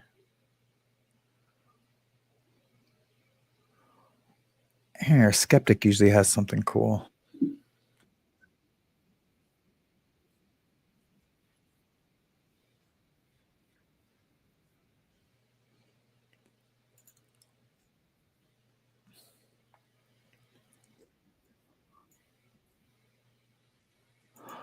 Here we go. We'll watch this while we wait. This should be good. This should be really good, actually. Listen, Team Skeptic is probably on our side, to be honest with you. He's for law and order. Yeah, about that. Here, we'll watch this while we wait. This should be pretty good.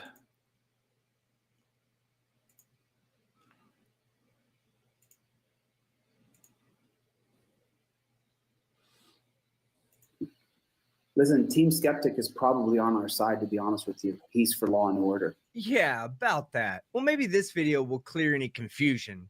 Oh, Skeptic is making fun of me? That's funny. That's okay.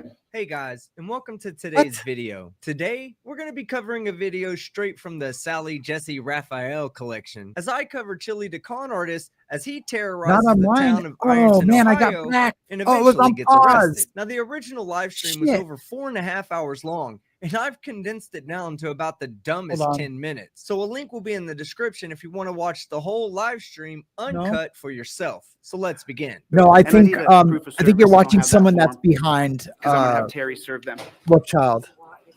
a proof of service form if you have that. Just because I wanted, it's going to be on camera. Thousands of people are going to see it, but I just want to make sure we have everything in. If you need a proof of service. Yeah, I think you're watching someone that might be behind. Oh, I'd rather serve it myself. I'd rather have my process server serve it so I know it gets done. That's not how Chris process Albert serving and is possibly done, his son. jackass. Typically, when you properly serve somebody, you would use a third party who has no interest in the matter. Let's drive over. I'm going to follow you, Terry.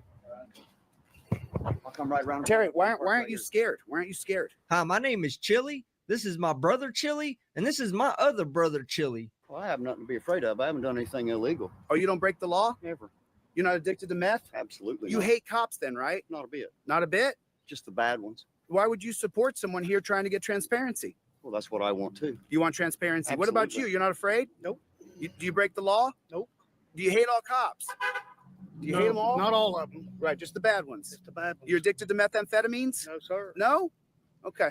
Yeah, those questions didn't sound leading, and their answers didn't sound cultish at all. 17, is that correct? 1708 South 7th Street.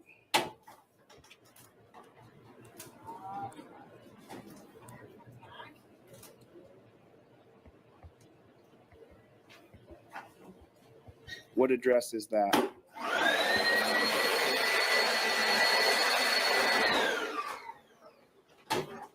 Excuse me, I'm trying to do my job. Yeah, I know you are, but I'm doing mine right now. Oh, really, Chili? And what job would that be? Running from town to town, causing chaos, only to leave and let everyone else clean up the mess that you made? This guy, on the other hand, has an actual job making a respectable living for Team himself. Skeptic is Something really you should good. really try one day. You're not gonna hide.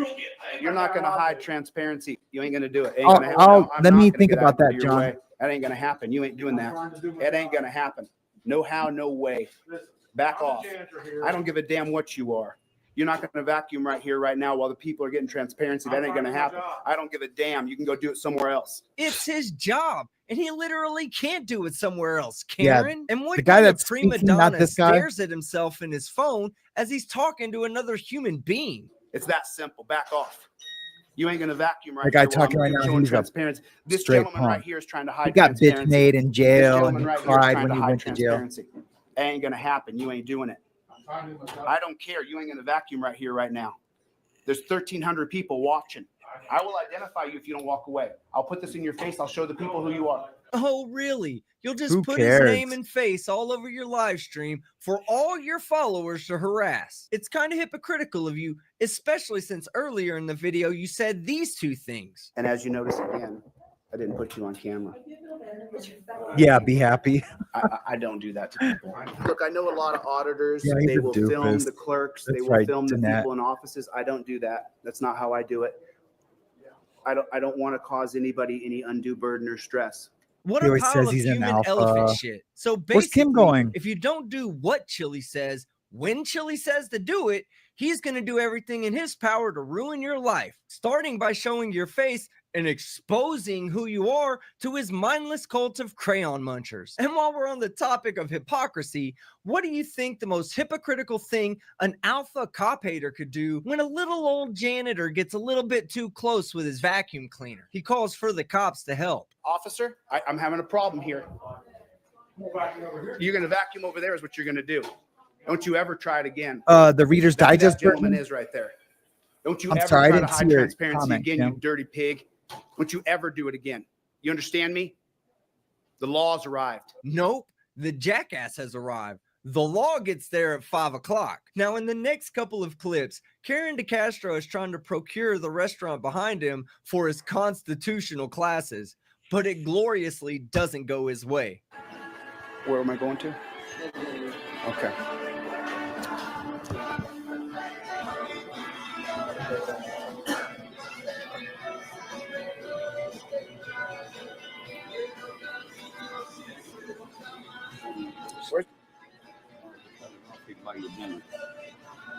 I need to see the owner of this place. I need to set up the classes. Can you just call the owner of this place? Can I just talk to him? I gotta. Can I talk to the owner, please? Pretty please.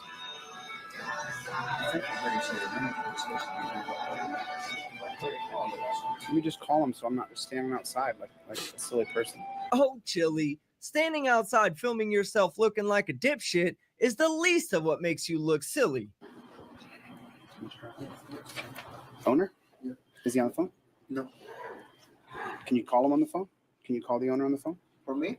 So I can talk to him? What is it for your number? The owner. Can you just call the owner on the phone? I can't go on my phone because there's lots of people on my phone right now. Can you just call that owner on the phone? Okay. Do you understand what I'm saying? Yeah. Jorge, is coming, Jorge? Well, we're in total, others will come and eat lunch with you guys in that room. I can't eat anything. I gotta teach. I gotta teach classes. Still just waiting for the live court to come Where's back. the big room? There's a big room here that's open. Can I I'm see that big monitoring it room over so I can here. just take a look at it? But we're gonna teach classes in that area right there.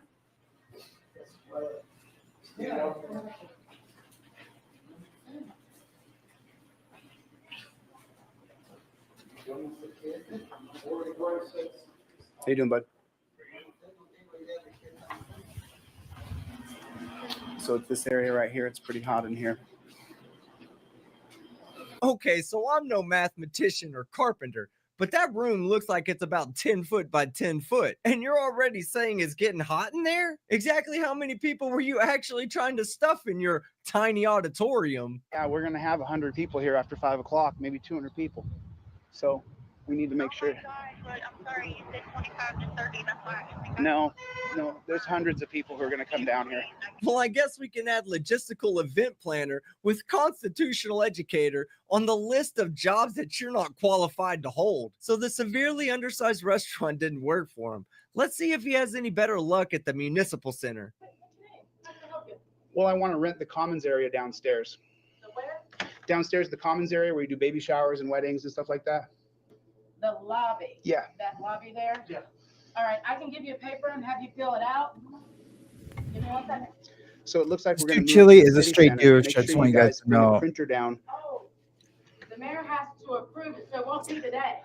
The mayor has to approve it. He's ducking me. since you there won't be really any wonder more why, Karen? And I train think wrecks it's on this funny that channel, he's we can watch train unironically wrecks on other surprised channels. that the building won't stay open for him, that they won't just change all the cleaning and personnel schedules, and not for a future date, but for like an hour from now. Now I'm going to play these next 3 clips uninterrupted, and I'll let you know why I'm genuinely concerned by the actions of this lunatic. Okay, Johnny, see you We're later. going to teach right here at 100%. We're going to teach right here. Let me put my gun in my car.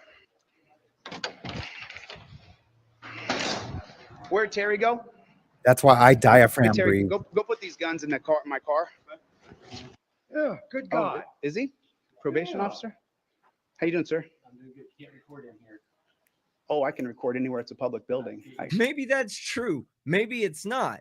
But it clearly says on the sign posted behind you that firearms are not permitted in that building. Now, I'm not here to make any assumptions, but his comments certainly imply to me that while he was making this video, he had at least one firearm on him. But I'll leave it for you guys to discuss in the comment section below. Which that's going to be the 1963 case of South Carolina versus Edwards. That's going to be the case. You have a right to protest. Is it 67 or is it 6? I believe it's the 1963 case of South Carolina versus Edwards, which gives you the right to peacefully protest. You have we can pack this lobby right here and stay here all night. No, you can't. Well, unless you want to be arrested for trespassing and obstruction of justice. Anything to silence you, anything. I have, just so you guys know, I have family members who have Oh, disowned I'm me. getting really that I don't talk to impatient anymore. right now. That have 'Cause nothing I'm to do with excited me, about won't the speak to me. coverage today. They won't talk to me. This is one of Much the few coffee, times where I probably. actually believe you, Hey, Chili, but Jimena. hey, I don't Good to want to see you, speculate on Jimena. why your family Hola, despises ¿cómo you as much está? as I Bien, do. bien. I'll let you tell everybody in your own words. I said something to a family member and I said, I hope he burns in hell. And then the guy died. Isn't that crazy, right? He was a pig, you know? And so I have lines on my face. now I have family members who won't speak to me. They don't have anything to do with me. Makes sense to me why your family hates you. That's what I did. I tell you what, I fit right in. If I talk like that, I tell you This guy did something. 6 months in jail. But Good they to see you think I too, smoke Jimena. meth This because I guy ain't did got 6 no months in teeth, jail, right? I ain't got no and he teeth. whined I and need an cried the implant, doctor. entire I got one in time. Dallas. So, you see, I'm just like you. I'm poor. I ain't got no teeth. If you follow Hormel Chili as much as I follow Hormel Chili, you'll notice that he constantly refers to his subscribers as poor, toothless meth heads. Funny thing is, they're too fucking stupid to even realize it. Sam Cramblett. Sam Cramblett? Sam Cramblett. He was just Ironton. sticking up for the 99 cents. Sam Cramblett. for his viewers, and then Sam Cramblett Ironton. and then You see insulted that? them. It's a blue 99 cent. This is too funny. He legitimately like this thinks guy, the though, mayor of normally. Ironton has jumped on his YouTube account and left him a 99-cent super chat. Sometimes I wonder if there are any studies linking gullibility and lead consumption. Hey, Sam, I sent you, come on down here and sign our application. Not me, not We'd me. like to rent this space right now, Sam. And if you don't, Sam, then I'm going to peacefully, consciously object. I'm going to be a conscientious objector. And I'm not going to follow what you say is the law. I'm not going to follow it. Sam. Sam Cramblett Ironton is in the room. Sam, why are you ducking, dude? All these people want to talk to you, Sam. So Whatever, dude. I know that to be a fact. And, you know, I have to go to the bathroom, but I'm going to hold it. I'm going to hold it a little longer. No, Chili, you're about to be arrested, so I think you're going to be holding that a bit longer. When you see a police Awesome. officer, the very first thing that you do is you pull your phone out and you film him. That's the very first thing that you do. That's and not you the first thing you do. You announce. Do not I am listen to this filming guy's you. advice. I am filming. I am using my First Amendment right. What's the first thing Yeah. you do? What's the first thing you do? What's the first thing? First thing you do. You see a cop walk in. What do? I don't know. Maybe Can you check imagine your if I clock thought over your everyone who shoulder said to the make sure the name building's Sam not on closed and that they're YouTube, not there to I arrest was you for paranoid and thought it was trespassing. me. They killed the lights on us. It's fine. That's fine. They killed the lights. That'd be nuts, dude. That's perfectly fine. Nuts, more nuts. Hey, folks, until it's closed, y'all have to step out, please. We're protesting. Oh, here comes all the cops. Film them all. Okay, Jose M. DeCastro. Cease and I desist know. your disorderly conduct or you will be I've arrested. done a lot, I'm more than Jimena. Jose M. DeCastro. Holy shit. She's not fucking around. Pay attention, little man, because this is what an actual alpha looks like. I hear you right here, man. Vacate right now or you'll be arrested. I'm more than willing to go with you. Jose, you will? If you're gonna arrest me, if I'm under arrest, I'll go with you. Oh, you're under arrest, Don't buddy. touch me. No, I'm not. You're not putting I'm willing to go. Whoa. Hang on, I got this. You're not pointing towards. Don't Go this way. I don't need to. I'll go with you. I'm not gonna attack anybody. I'll go with you. That's fine. That's fine. But you don't need to torture me. He calls those torture cuffs. They're arresting me. They are arresting me. Bye. Have a great time. All right, guys. That's the Bye, end of have the a great video. time. If you liked it, That's leave okay. a like. If you disliked it, Another leave a Quello dislike. should be back. But be sure to leave a comment below and don't forget to subscribe with notifications on so you don't miss my next chili con carne video. You said I'm using these people for publicity. That's what you said. You don't control my conversation. No, but the things I've heard about Ballard are nothing short of This is atrocious. great. And so She gets him. Well, then you've been misinformed. I'm the creator of chaos. That's right. You are the creator of chaos. And I'm an idiot. You're an idiot. Looks like we're going to be whipping out the dinger on the next one, boys and girls. I'm Team Skeptic. And I'm out. Well, here we are still spinning around in circles.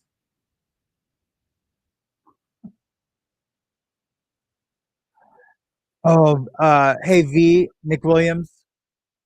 I got turn this off.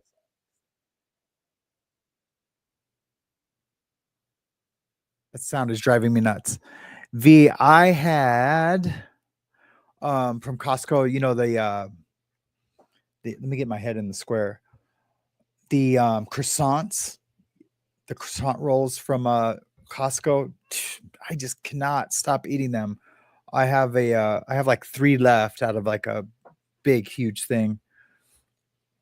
And God, they are so good. They are so good. I slay me. Grave says, you kill me. I kill me. Yeah, so yeah, they're so good.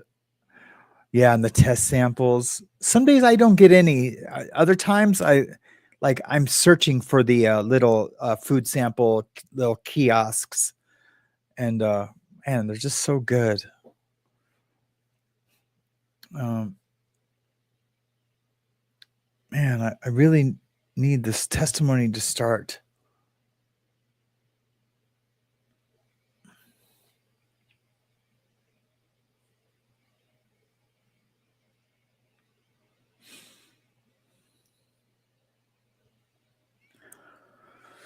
Oh, come on, come on, come on. I'm waiting.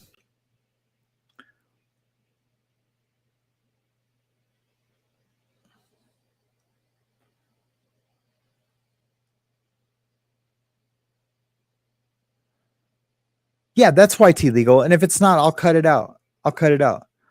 I'm not too concerned about this getting monetized. Yeah. Do you want to shoot me a link to the cover song? I would love to play it. Did you send it to me in an email? I apologize if I don't remember if you did or not. Or I probably already watched it and don't remember.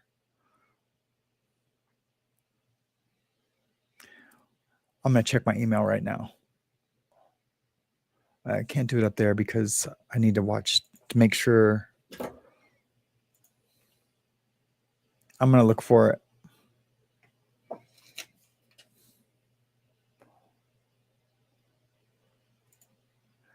Boom, chicka, bam, bam.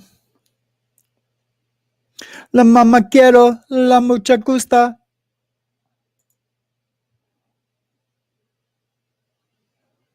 Ba ba dun dun dun dun dun dun dun dun dun dun dun dun dun dun dun boom.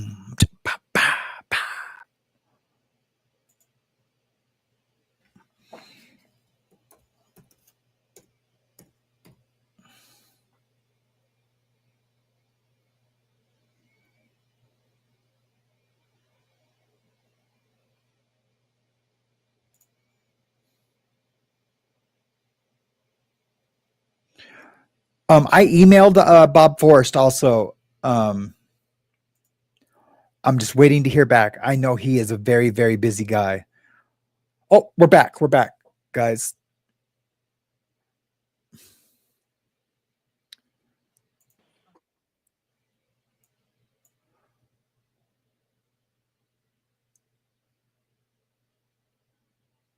If I get Bob Forrest on, you know how crazy that'll be, right?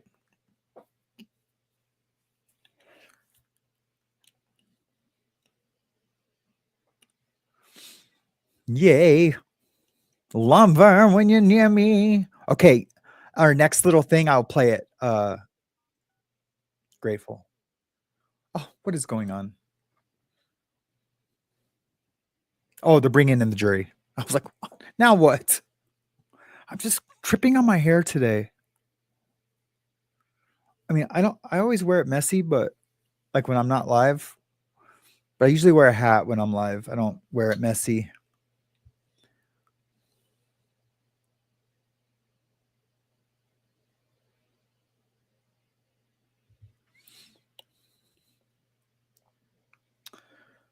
Short break while the jury enters.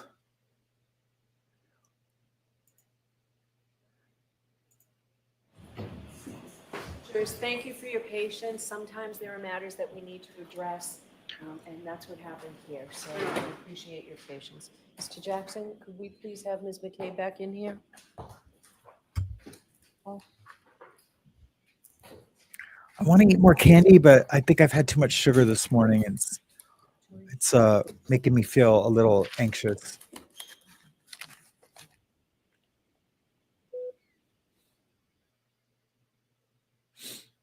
That's the man right there. That is the man.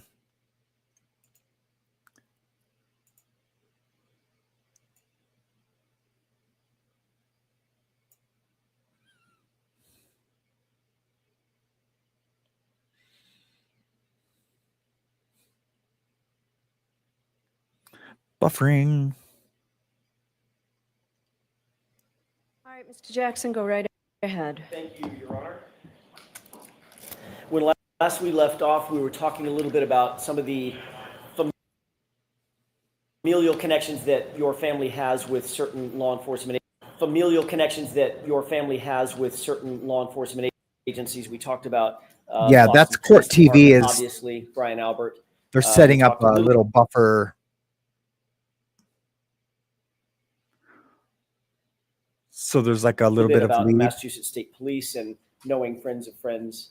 Yeah, with they regard needed like to a good minute. Chris and Julie, correct? Yeah. Chris and Julie, correct? Yeah. Knowing friends of Chris and Julie? Friends of Chris and Julie. Is that your relationship?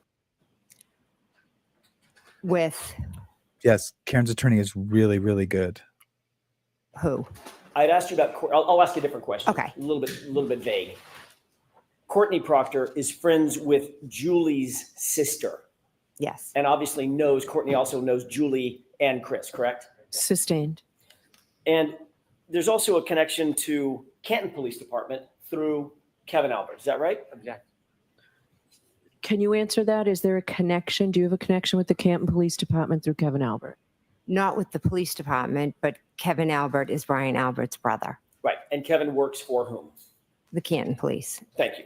So you have a you've been connection. interviewed many times by different law enforcement agencies, be they Massachusetts State Police, Canton Police, or otherwise, correct? Yes. Okay.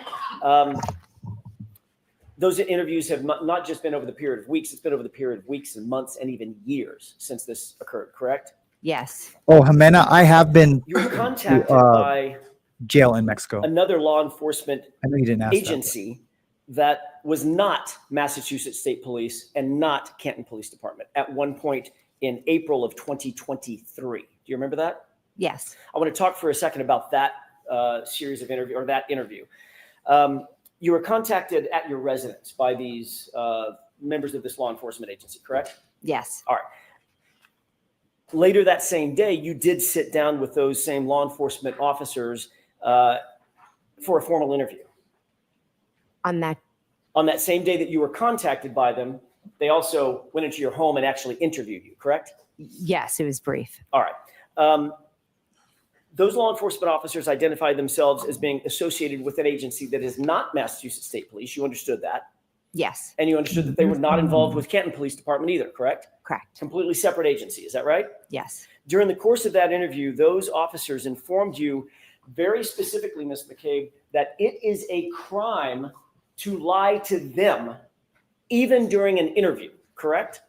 yes, I had that bigger before. Those law enforcement officers informed you that they were investigating certain circumstances attendant to John O'Keefe's death, correct? they were very vague on what they were. Understood. I don't know what they were investigating. But you did understand that it was having something to do with your involvement at 34 Fairview on January 28th, 29th, 2022, as a witness or otherwise. Objection. Sustained as to certain terminologies. Sure. Let me see if I can rephrase that, Ms. McCabe. You were aware of the subject matter of their interview, right? They weren't interviewing about a car you bought last year, correct? Correct. They were interviewing you about, basically, about what you're testifying to here, correct? When I first spoke with them, the conversation was pretty vague. But the subject matter, vague or specific, was about this subject matter. Yes, Okay, fair enough.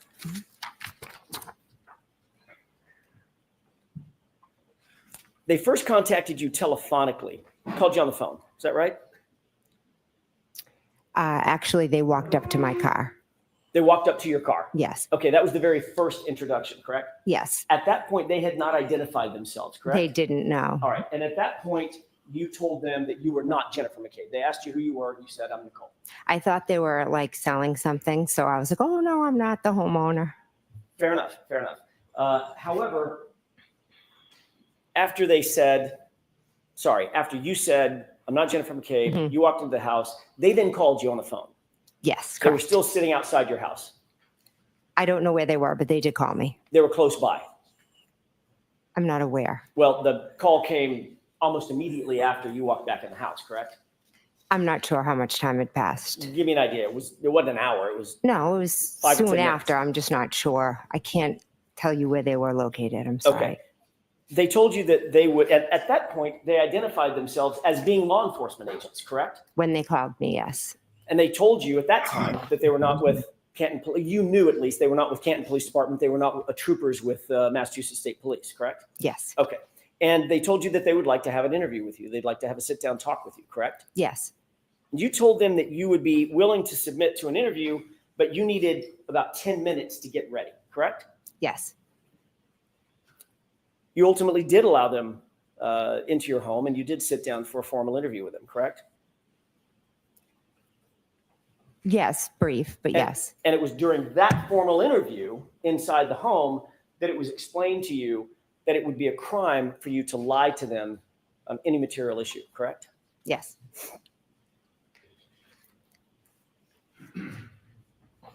During the course of your interview, your husband, Matt McCabe, came home. Is that right? Yes. As these law enforcement agents continue to question you, as law enforcement officers continue to question you at some point, you informed them that you did not feel comfortable with any further questioning and you suspended the interview, correct? Yes. Thanks, Beach.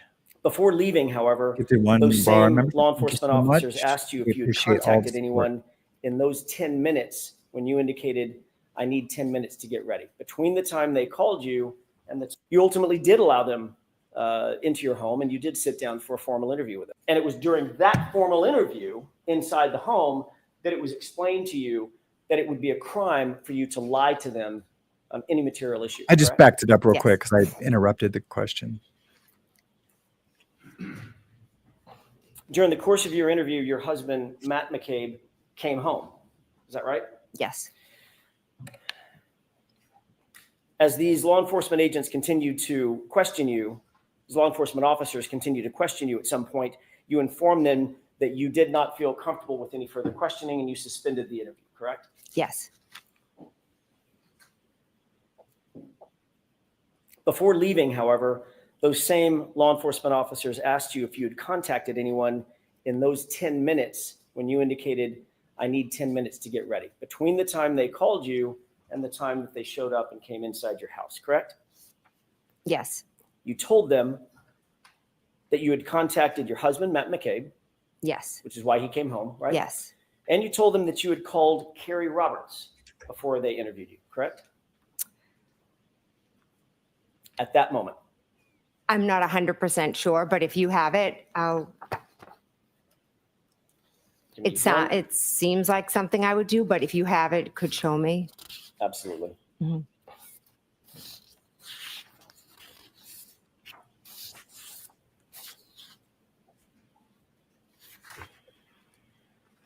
I may have just a moment, Your Honor. Okay.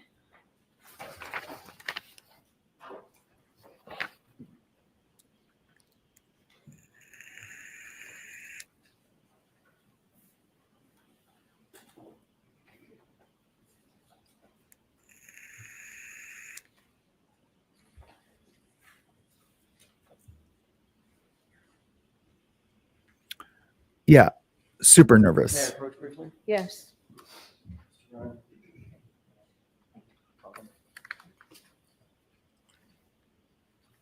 First, I'm going to ask you, Mhm. Ms. McCabe, if you recognize that as being a report of that interview, just generally.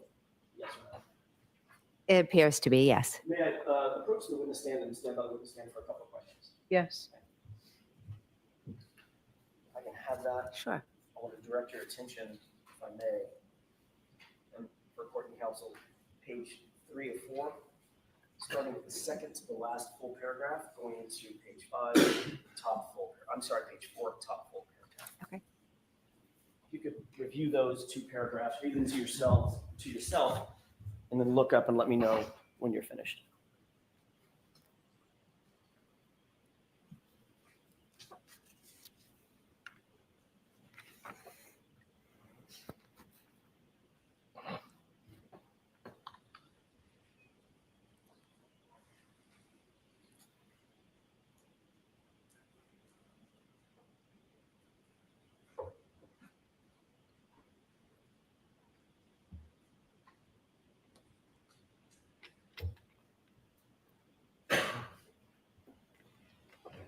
I think she's reading prior interviews.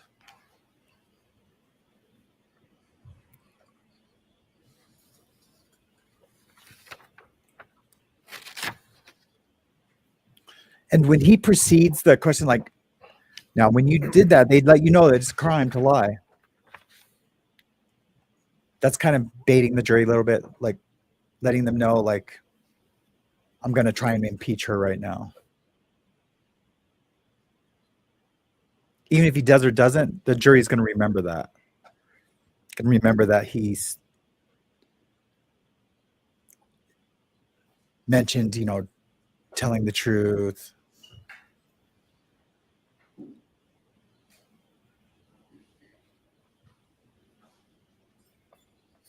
May I approach, Your Honor? Yes. Thank you. Thank you, Ms. McCabe. Yes. Did reviewing those paragraphs refresh your recollection as to whether or not, as to what you told those agents initially? I'm sorry, what you told those officers initially from that other law enforcement agency, that about who you contacted in that 10-minute interval? I'm nervous for her. Yes, I told them. And you told them that you had contacted your husband, Matt McCabe, Yes, and KERRI Roberts. correct. I want to stick with that for just a quick second. One of the first calls you made after being contacted by these other law enforcement officers from a different agency, one of the first calls you made was to KERRI Roberts. Is that right? She was the first one. That's what I'm asking. One of the first 2 calls you made, your husband, Right. come home, there's law enforcement outside my door, I'm guessing is what you said, correct? I don't remember my exact words now, but I did ask him to come home, correct? And Yes. KERRI Roberts. Okay, yes. You wanted to let Ms. Roberts know that you had been contacted by certain officers from a different agency, correct? I was curious if they had already been to her. That was my next Oh, question. yeah. You also wanted to find out had these law enforcement officers from this different agency contacted her, correct? And what did you Yes, say? because typically if I you just enter asked our yes or no. town, she's, Ms. McCabe, yes or no? oh, sorry, I was just trying to That's okay. explain. I'm sorry. Is that why You you don't get to contacted her explain. to find out if in fact they had contacted her before you? Yes or no? Yes, And you also wanted to find out what she told them, if she had been contacted by them, correct? That was your motive in calling her. no. So you just Lie. wanted to find out, had she been contacted?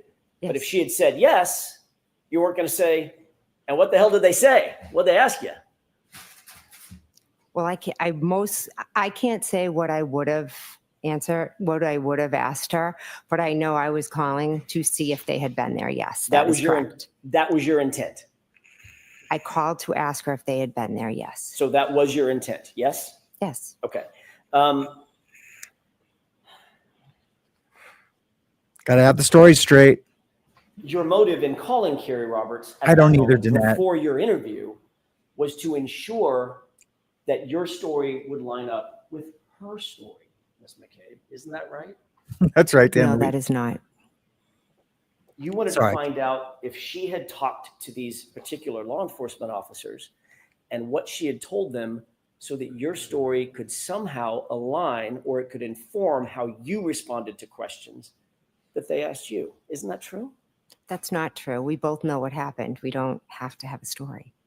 There is no story. There's what happened, and that's it. So if that's true, Ms. McCabe, Mhm. you have no reason to call KERRI and ask her if she had been contacted by these law enforcement agents. Because it's That's just right. the truth, correct? We're going through this whole experience together. We call each other about everything. There would That's be no nothing reason. more than that. So I'm sorry. Let her finish her answer. Go ahead, Ms. McCabe, you can finish. But you didn't ask There's the question. nothing more than me calling and saying, hey, did they come to your house? That's what we did when the media showed up, when Miss Reed's private investigator showed up. We just give each other the heads up, hey, somebody's coming. Because we're just like normal moms. We're not used to this. And that's helpful in making sure that the stories she tells are consistent with the stories you tell to different law enforcement agencies, correct? No, we are not telling stories. So let her finish. You said no what? I said, no, we're not telling stories. We don't have to compare. And if in fact what you were telling was just the truth, there would be no reason for you to inquire about who's contacted her, when, or what purpose. There'd be no reason. There's no inquiring. It's like when you're when the ice cream truck was at the street next door and I'm saying, did the ice cream truck come? It's really that simple. So you asked a question, Not about an ice cream truck. an argumentative question, and she responded in kind. Next question. Mr. Thank you. Jackson. The judge is in on the corruption, and we'll talk You about that also later. testified in your direct examination, staying with Ms. Roberts for just a second, about a timeline that you and Ms. Roberts put together, correct? Yes. That's another example of the two of you talking about your own perceptions and comparing and contrasting those perceptions and putting it down on paper, correct? No, Is that yes or no? it's a no. Can I explain or no? I'm sure Mr. Brennan will have follow-up questions. After you gave that answer to those law enforcement officers at that separate law enforcement agency,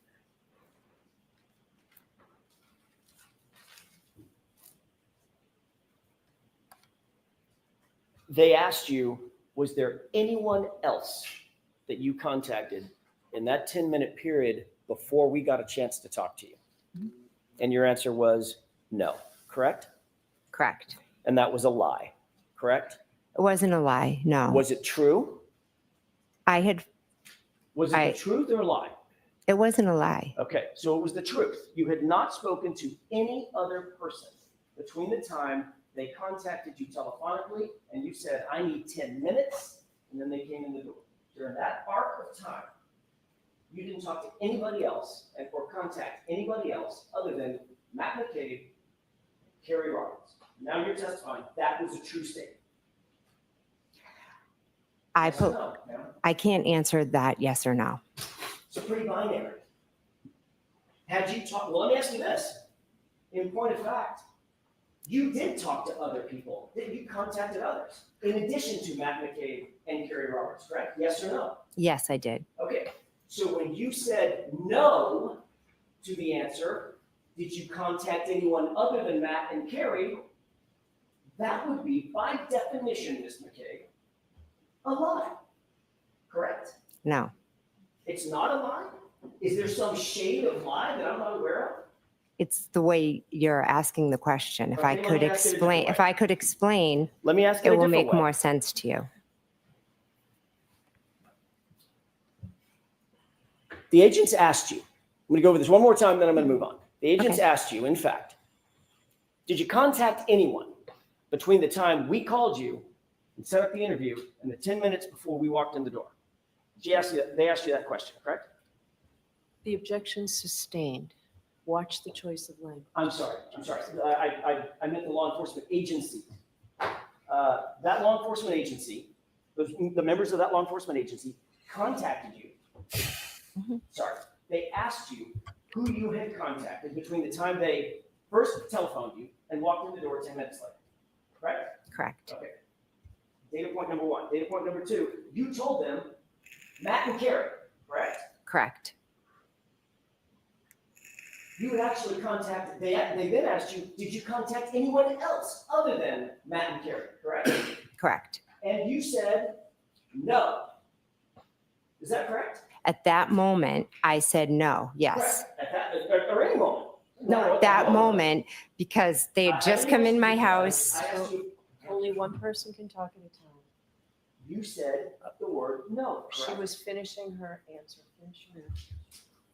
I had said no because I was in a situation where there are two officers from a different agent had come in, were asking me questions, or they had said, can I come in and ask you questions? At first, I thought they were selling something. Then they identified themselves. I just dropped my kids off at school. Going to be completely honest, I hadn't brushed my teeth. So I kind of made some phone Objection, Your Honor. calls. This is That's non-responsive. so. Next question. Mr. Thank you. Kind of Mr. made some McCabe, phone calls. After you said no, that you hadn't contacted anybody else, Mhm. those two law enforcement officers from that separate agency who had told you it was a crime to lie to them, they left, correct? Yes. Subsequent to that, Mr. McCabe, your husband, Objection. Sustained. Yeah, she's they left you flustered. their card so you could call them. She's if trying need to be, correct? keep a smile Yes, on her they did. And you in fact did call them back, correct? Yes, I did. Without telling me the content of the conversation you had, did you have a conversation with Mr. McCabe? Objection. Sustained. Did you call them back and say, I'm calling you back because my husband told me Objection. that I lied to you and I better clear that lie up? So sustained. Jurors, remember I told you before that only answers to questions are evidence? Be mindful of that. May we approach- Next, yes.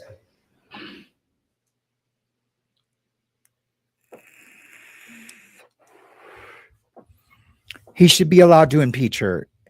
The judge and the prosecutor aren't letting her get impeached the way that Jackson needs her impeached. And yeah, it's nuts. It's nuts. But yeah, it's correct. The judge has been in cahoots, with the prosecution and the whole case. She's also a part of Canton. Has been there a long time. And there's big exposés on this judge and how she has to be corrupt by all the rulings she made last time. And we'll talk about that either later today or tomorrow. I don't know how long I can stay today, but yeah, it's gnarly.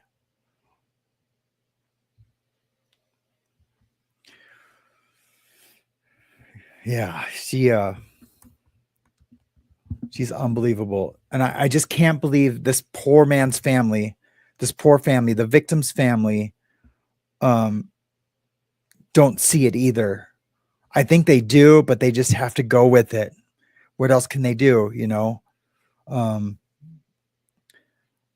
them, it's easier to hate Karen Reed than it is to hate their town, their police force, their judges, their prosecutors. What would be easier to do? What would be less devastating to do? To hate Karen Reed. And it's unfortunate. In the end, they're just, no one's going to have justice. And Karen Reed's going to get to go home. Yep, that is definitely what's going to happen. They have to stick together. That's right. They have to stick together, but they're all thinking different possibilities, you know? Yep.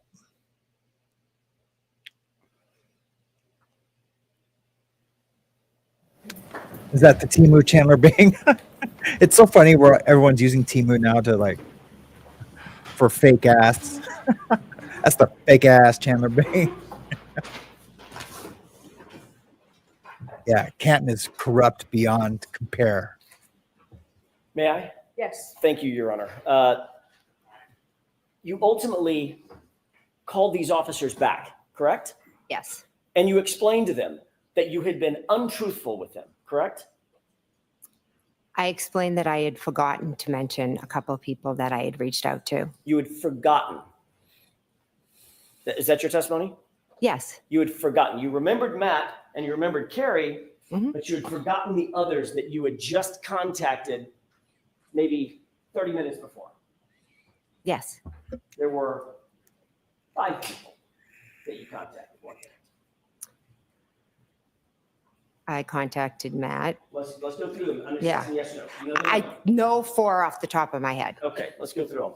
Okay. You contacted your husband, correct? Yes. You contacted KERRI Roberts, correct? Yes. You contacted Peggy O'Keefe, correct? Yes. Then, Ms. McCabe, you contacted the district attorney's office, correct? My witness advocate. The district attorney's office. My witness advocate who works for the district attorney's office. Thank you, Ms. McCabe. Yes. And you also left out that you contacted Brian Albert himself, correct? Yes, my brother-in-law. For some reason, your brother-in-law, who's the 30-year Boston police detective, correct? Yes. And on whose lawn John O'Keefe was found dead or dying. Objection. Who did? Correct? Who did it? For some reason, you did not want these officers to know that you had communicated specifically with Brian Albert, the homeowner, just before you talked to them, correct? No, incorrect. There was some reason that was important enough for you to lie about that, even though you had been admonished that it's a crime to lie about that to those officers, correct? Incorrect. I didn't lie to them. I had forgotten who I had called.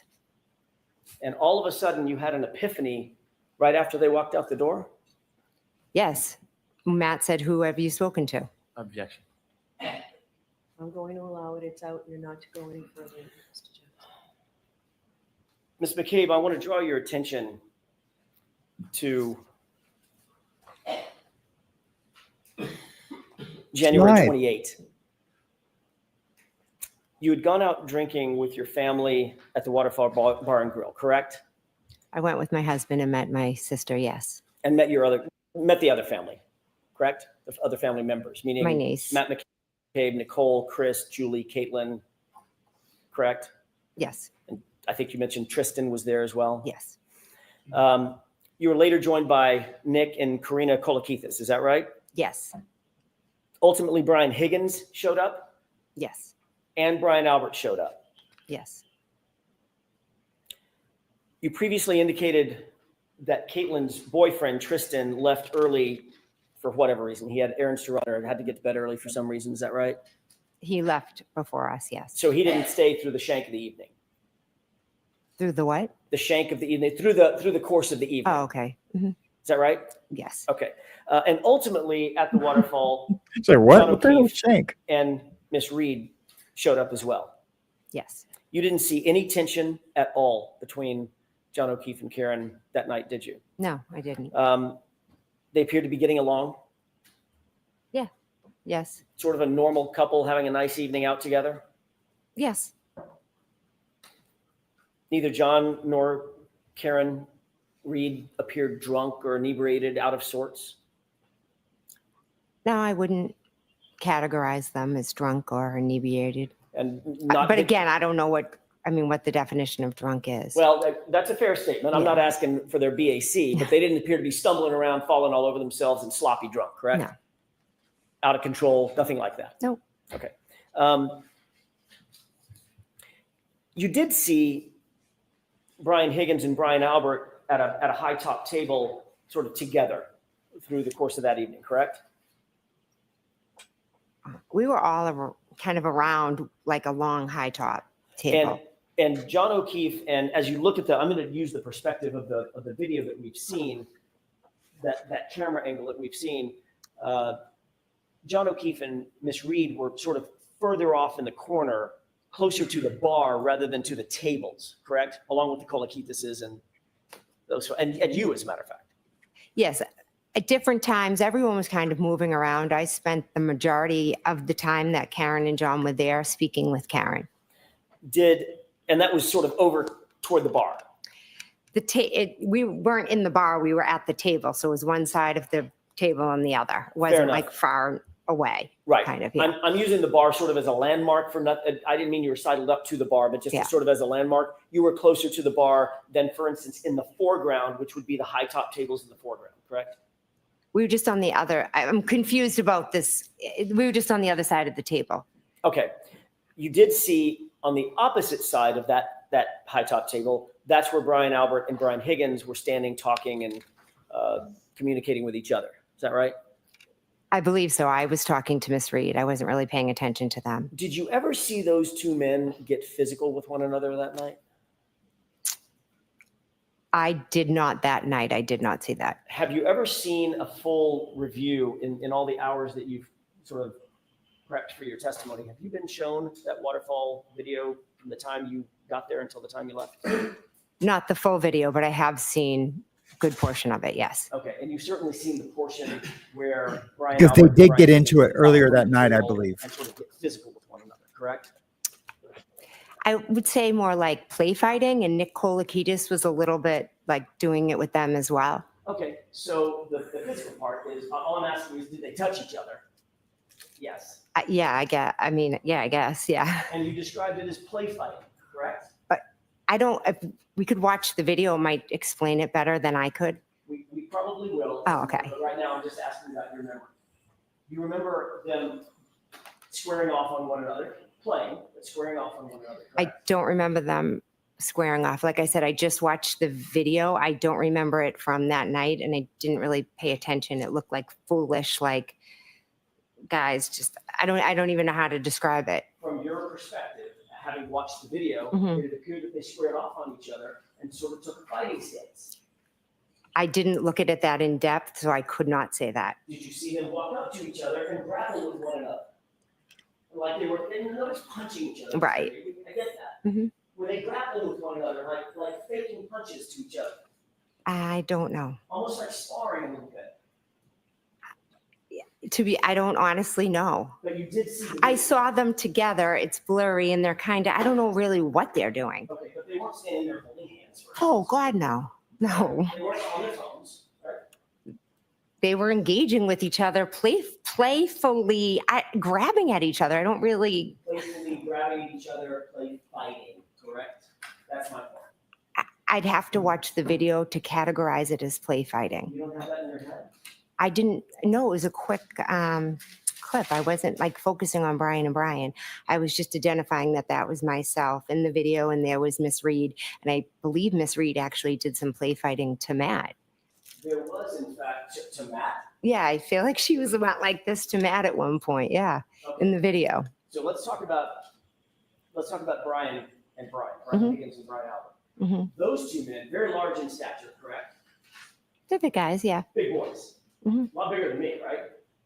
Yeah. They took a fighting stance with each other and started grappling, playing, coming toward each other as if they were. I know, Galen. Hey, physical altercation, correct? I did not see that. I'm sorry. Okay. You didn't even see it on the video. I saw them on the video grabbing at each other. I didn't see stances but again, I didn't pay much attention to it. And that's your best memory as you sit here today? Yes. Okay. Eventually, your husband, Brian Albert, Brian Higgins, Nicole, Caitlin, everybody went over to 34 Fairview at the end of the night, Yes. correct? The bar closed at, I'm guessing, midnight. Okay. Is that right? I think we were wrapping up around then. I don't know what time it actually closes. When you left Waterfall, the people that were still there included Matt, your husband, and John O'Keefe. Is that right? Yes. You walked out with Karina Kolakithis and Karen Reed. Yes. And you said to Miss Reed something along the lines of, "You're coming with me," correct?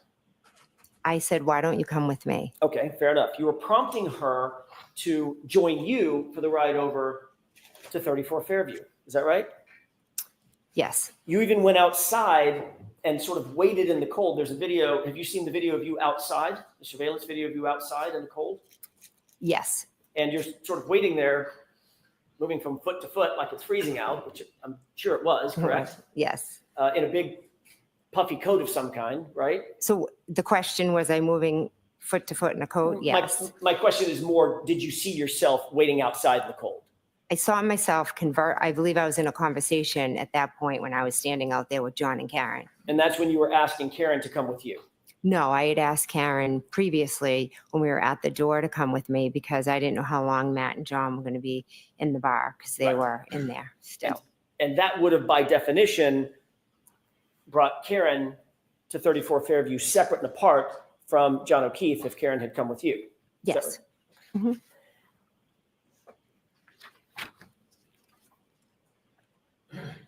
Miss Reed ultimately declined your invitation and did go with John. Is that right? John ended up coming to the door, so they just went together. Yes. And finally, you walked away and went with your husband, Matt, over to 34 Fairview in your personal vehicle, correct? Yes. When you arrived at 34 Fairview, were you the first among the group that we've just talked about to arrive, or had others arrived before you? Others had arrived before me.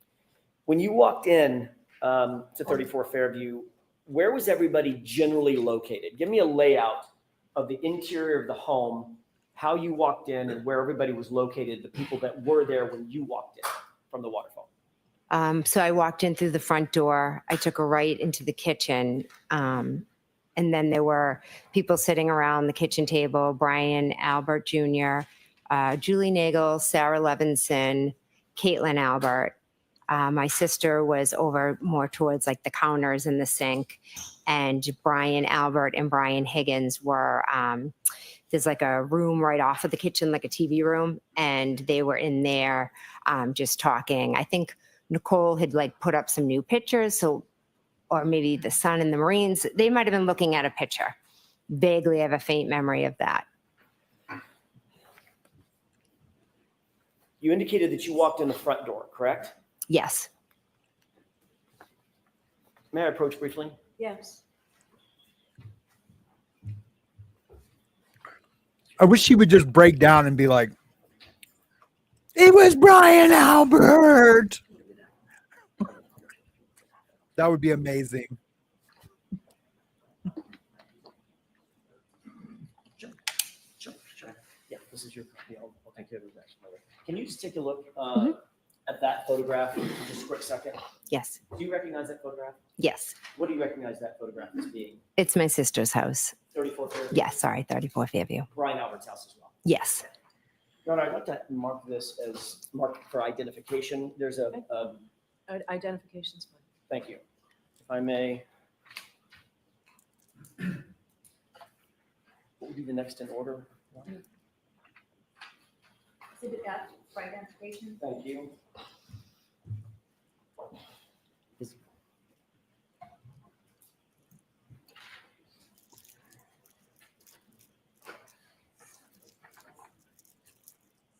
I am so hooked on these things. I just love these.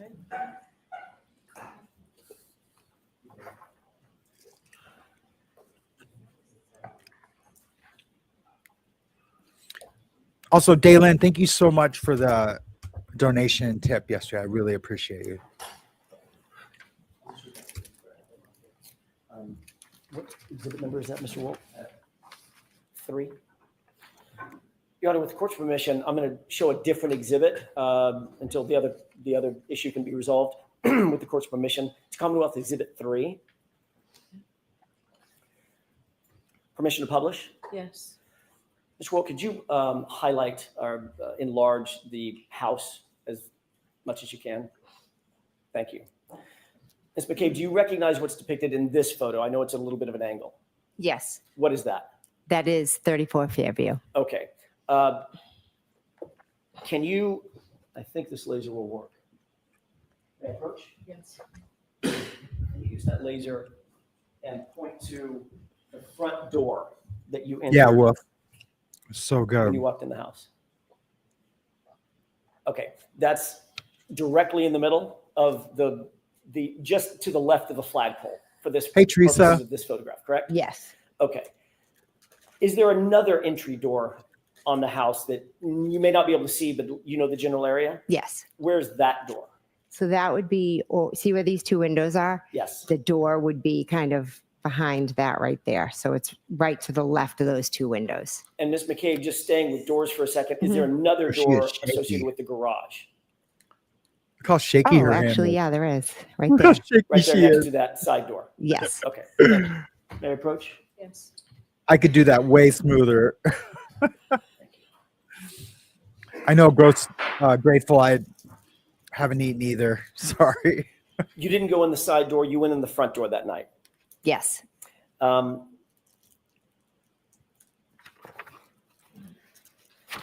You indicated that once inside the house, you were sort of in the kitchen area.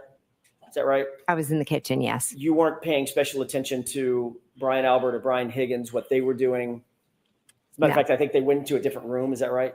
There's a room, kind of the kitchen opens up into the TV room. So they were in there. So the only two that you recognized at this point in the night, not being sort of with everybody else, were Brian Albert and Brian Higgins, separated out in the family room or whatever that room's called, living room. Yeah, if you like just right there, right where they are, just Okay. kind of right in the next room. When you first pulled up, did you notice any vehicles in front of Brian Albert's house? Yes, I did. What vehicles did you notice? Vehicle or vehicles? Did you Just notice? one. What was that vehicle? It was a Jeep. Can you describe the Jeep for us, please? I really can't. All I can say is that when I pulled down, the Jeep was on the parked on the street in front of the mailbox, and I turned into the driveway. Okay. Did the Jeep have any special features on it that you remember, that you can No. describe? Not that I can recall. Big giant snowplow on the front? Again, it was dark. I didn't really pay much detail to it beyond I just asked, whose Jeep is that? And did you learn whose Jeep that was? I did, yes. Whose Jeep was it? It was Brian Higgins' Jeep. And you said that it was parked in front of the mailbox. Is that right? Yes, So as you're looking at the house, the mailbox would be closest to the driveway. Is that right? yes. Rather than, for instance, the flagpole on the other side of the lawn. Correct. So if the flagpole's here, there's the lawn, and then here's the drive. I mean, here's the mailbox, and then the driveway's over here. Okay. Does that make sense? It does to me. Okay. Thank you for that.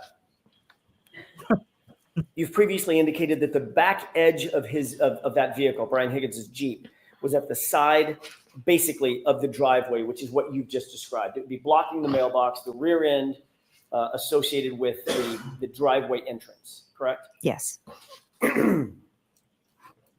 Have you ever discussed having seen that Jeep in that spot with anybody else in this case? Is that including previous testimony or? It is. At any time, before you testified at the previous hearing, had you discussed having seen that Jeep in that spot with anybody else? For instance, your husband? I knew there would be objection. You are allowed to lead the witness in defense recross.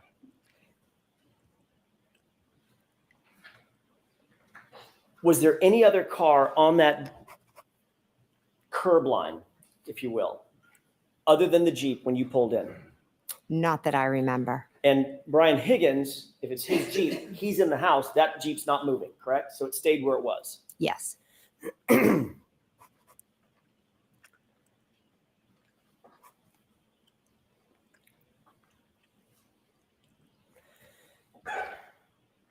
At some point, did you observe Miss Reed's vehicle pull up to the driveway? I'm sorry, pull up to the house. I was told there was a vehicle outside, so I went and looked. Where Yes. was that vehicle? When you looked that first time, Hey, Blue where Bayou. was Miss Reed's SUV? When I went to the front door and looked out, it was straight ahead. So that would be parallel, actually in line with the Jeep, correct? Yes. Directly in front of the Jeep. I don't know the distance, but yes, you're correct. It was in front of the Jeep. So if the Jeep was a normal, it's a full-size Jeep, correct? I don't know what size it is. Certainly the SUV is a full-size SUV. Yes. All right. So that would take up much of the room of the curb area in front of 34 Fairview, between the Jeep, assuming there's a snowplow, Right. and a full-size SUV, correct? I'm not really sure of the whole area, but there was the Jeep and then there was the car. I just don't know the distance between them. You gave a description of the vehicles that were out in front of 34 Fairview in your January 29, 2022 interview with Trooper Proctor, correct? He came to my house and asked me questions, correct? When you gave that interview to Trooper Proctor, you indicated to him that you first observed Miss Reed's vehicle parked on the street by the driveway, correct? I never said by the driveway, no. So if that's in a report, Trooper Proctor got that fact wrong, got that Gotcha. detail wrong. Sustained.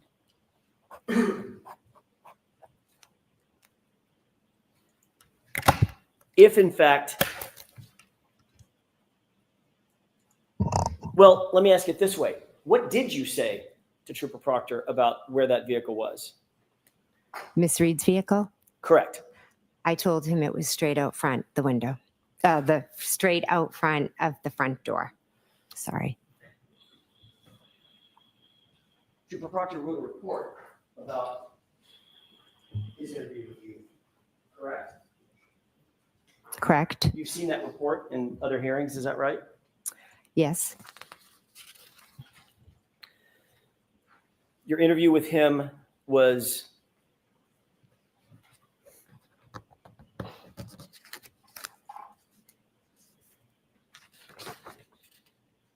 on January 29th. Do you remember the date?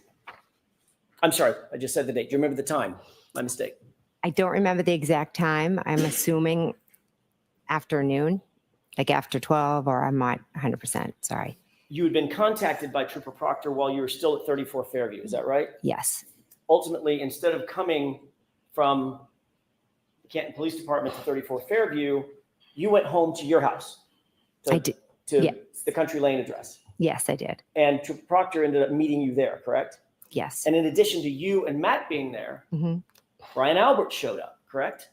I asked him to come. So you asked your brother-in-law to come to the interview that you were having with Trooper Proctor formally in furtherance of his investigation surrounding the circumstances of this case. Correct? No, But Brian Albert did show up at your house. he did. I asked him to come. Yes. And he was inside the house when Trooper Proctor ultimately interviewed you, correct?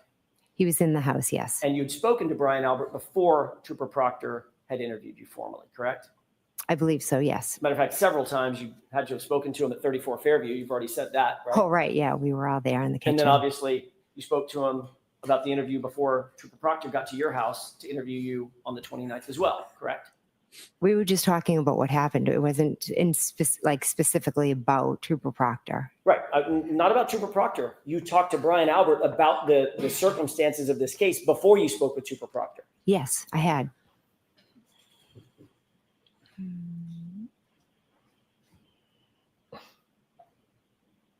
Do you remember exactly what you said to Trooper Proctor about the location of the SUV in front of the house? I know what I said. Yes. Okay, what exactly did you say to him? I I said the car was straight out front of the front door. When I was looking out the front door, it was straight ahead. Isn't it true that what you actually said, Ms. McCabe, is that you first observed the vehicle parked on the street by the driveway facing in the direction toward Chapman? Objection. I'll allow it. Is that what you said? Those are not my words, no. Okay, next question.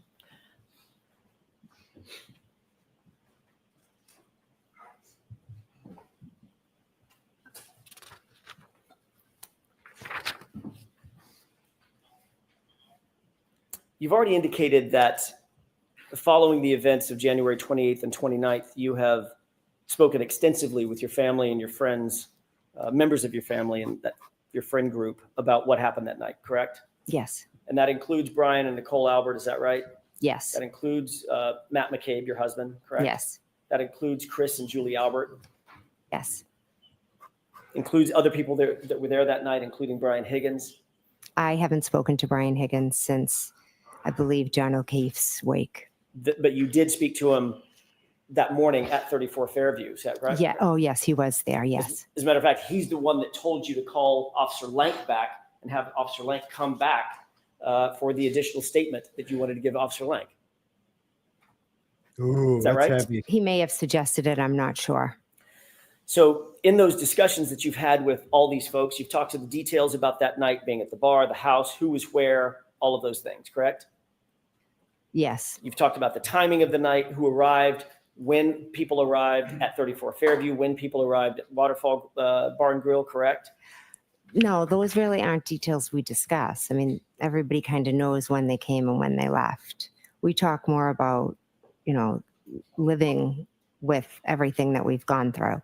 Well, what about on the morning of January 29th, when everybody was still in that sort of friends and family gathering inside 34 Fairview? When I was there with my husband and sister and brother-in-law and, then Brian's friend and Julie Albert, I was trying to piece together what had happened. They were all being supportive. They had no idea what happened. We were just kind of sitting there in utter shock, waiting to hear from KERRI about John. It was nothing more than just us being together and trying to figure out what had happened. I had gotten a phone call from Karen to help her. And during here's that where I am. conversation, or that series of conversations, you were sharing what your observations of that evening were, what your story was, how the evening started, how it ended for you, correct? Or the morning ended for you, correct? No, I'm not correct.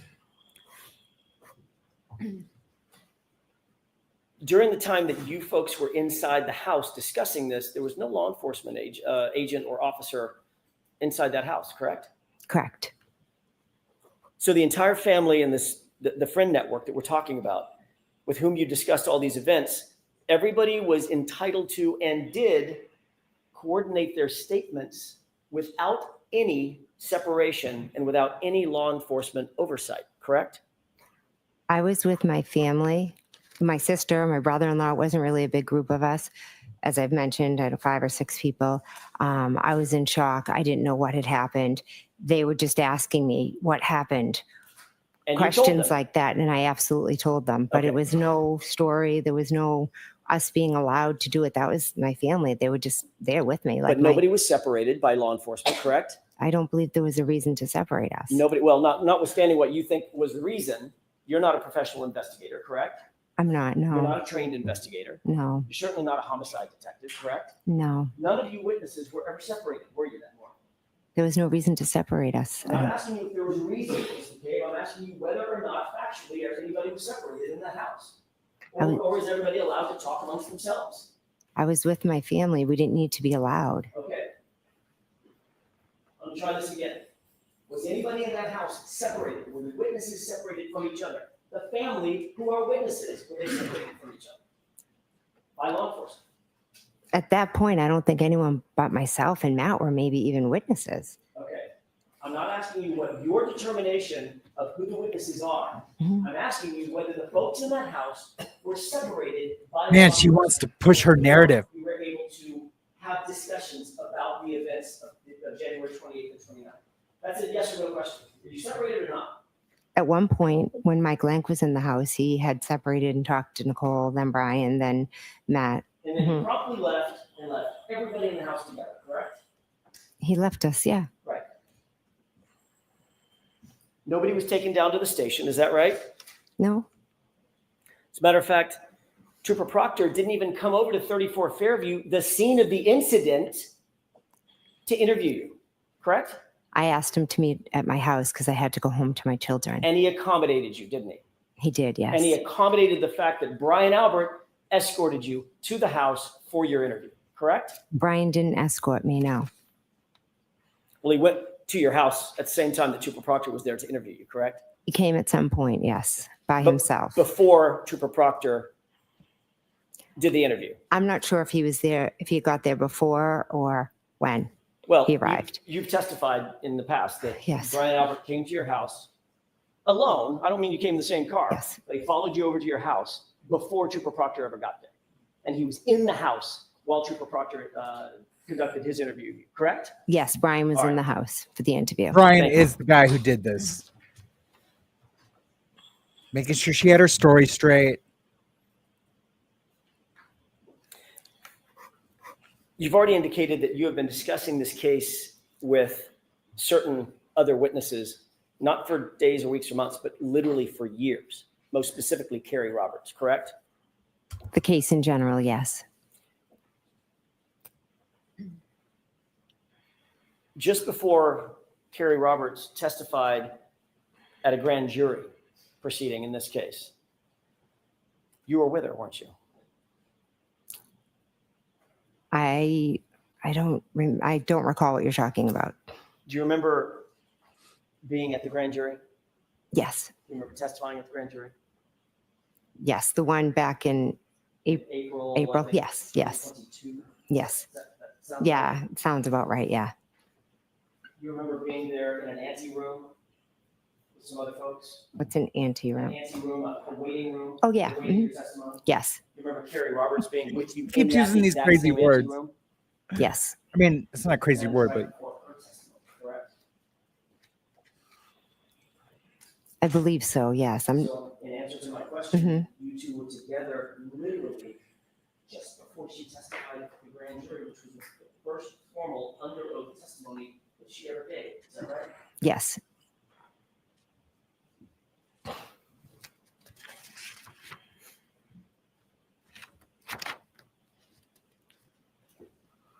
When she testified at the grand jury, was that before or after you two had gotten together and created this timeline? we did the timeline right after John had passed. So she testified, the answer is she testified after the timeline was created, correct? Yes,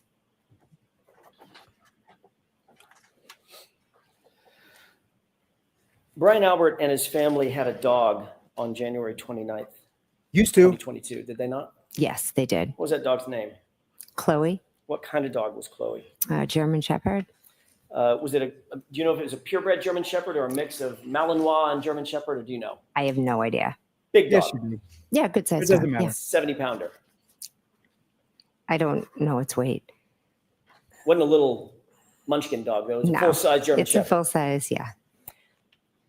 On the morning that you described going into the house, January 29th, Yes, bro, hobo. 6:40 He a.m. was, or he so, was an ATF agent. you indicated that you burst into the bedroom to wake your sister and Brian Albert. They Is that just right? said his name. Yes, I went into the bedroom. It's still dark out, correct? Yes, There had been relative chaos on the lawn for a number of minutes, from about 6:10 until at least 6:40. When we went in, there were still emergency vehicles with lights on and engines running, and chaos, relative chaos, bedlam, as somebody has said, on that front lawn, correct? was more on their side lawn and down the street, kind of like all the cruises. A lot of them were behind their lot. Right in front of 34 Fairview, correct? To the side, in the side yard of 34 Fairview, yes. And on the lawn of 34 Fairview, Yes, where first responders were responding, correct? yes, And you said my client is screaming to the top of her lungs, is that right? Yes, she was. And KERRI Roberts was screaming back at her, Yes. shut up or shut the fuck up, right? Yes. Yeah. Then at 6:40 a.m., under the cover of darkness, you walked in the front door of the unlocked front door of Brian Albert's house, correct? I went into my sister's house, correct? It wasn't Brian Albert's house? And Brian Albert, yes, I'm sorry. You then climbed the stairs up toward the bedrooms, correct? Yes. You walked into the bedroom door where Brian Albert and Nicole Albert, according to you, were sleeping. Is that right?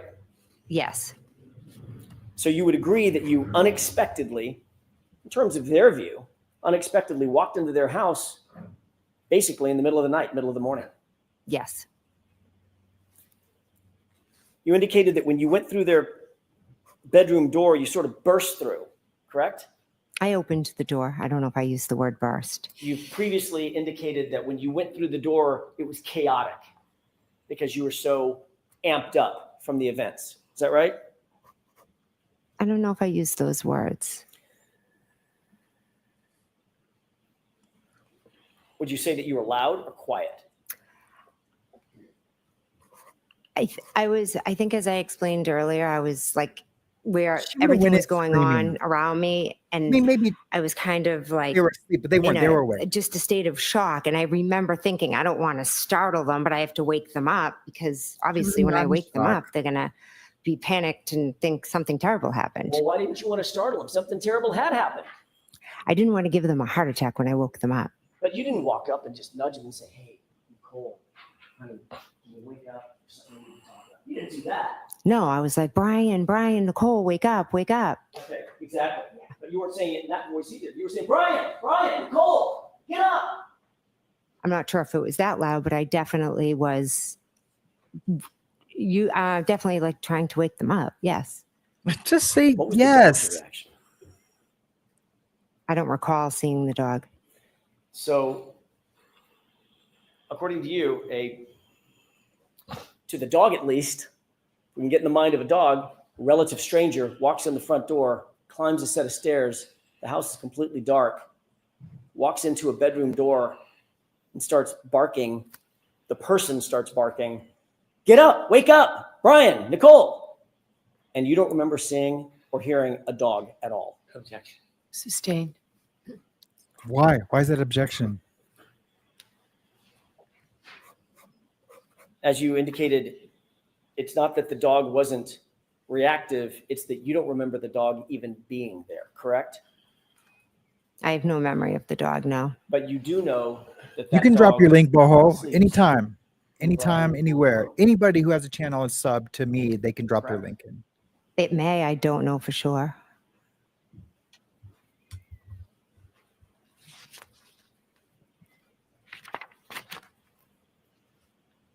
The reason you don't remember the dog being there is because the dog wasn't there, was it? I know she doesn't want to agree with anything, Teresa. I don't remember the dog. Right. And then if she doesn't, if it's something that she doesn't want to agree with, then she wants to push her a little narratively, which isn't a word I know, but her little version to protect her brother-in-law. It's so obvious with all the other evidence what the F is happening. I can't believe it. If those two really were asleep, if she's not just making all of this part up, I can't believe they were ever sleeping. You know what I mean? You don't kill someone and go to sleep. So I think they were up. I do. That's why little things like the dog, it's dumb for even to even say yes, no, maybe I remember, no, I don't remember. So when you walked out of the room, when you walked in the house, Take the did you see fan. the dog? No, When you walked up the stairs, no dog. no, Walked down the hallway, no dog. no. Walked into Brian and Nicole's bedroom door, no dog. Sorry to interrupt the testimony. Boho Hobo, if you would like to come on tomorrow or something, and you can talk about your channel, and we can put up a link, whatever you want to do. Dog. I don't remember seeing the I dog. realize that. Mhm. Dog or no dog? No dog. I don't remember seeing the dog. Doesn't mean it wasn't there or it was there. I just don't remember seeing it. Well, no dog came up to you and barked at you, correct? No. You didn't see or hear a dog whining or howling, did you? No, You didn't hear or see a dog scratching at the door? no, There's no sign of a dog at all in Brian and Nicole Albert's house at 6:41 a.m. when you walked into that house, correct? Or 6:40? I don't remember seeing the dog. And this was a 70-pound German Shepherd, correct? I don't know the weight of the Have you ever dog. heard a description given about that dog by Brian Albert? Anybody else? That dog was not good with strangers. Yeah. Did you know, as you said, you're very, very dear friends, and obviously dear friends with Brian Albert, relations with Nicole Albert, your sister. Are you aware that that dog was not good with strangers? Object. Do you know that? I don't. It wasn't good with other dogs is what I knew, so I could never bring my dog over there. That's all I know about the dog. Right. Had some aggression, correct? At least with other dogs. It's your sister's dog. You know all about Possibly. that dog. Possibly with other dogs. Yeah. That's our next question. Thank you, Your Honor. If you could remind the jurors, in your memory, who was the last person to leave the house, 34 Fairview, on the early morning hours of January 29th? I believe Caitlin left after us, my niece. Thank you.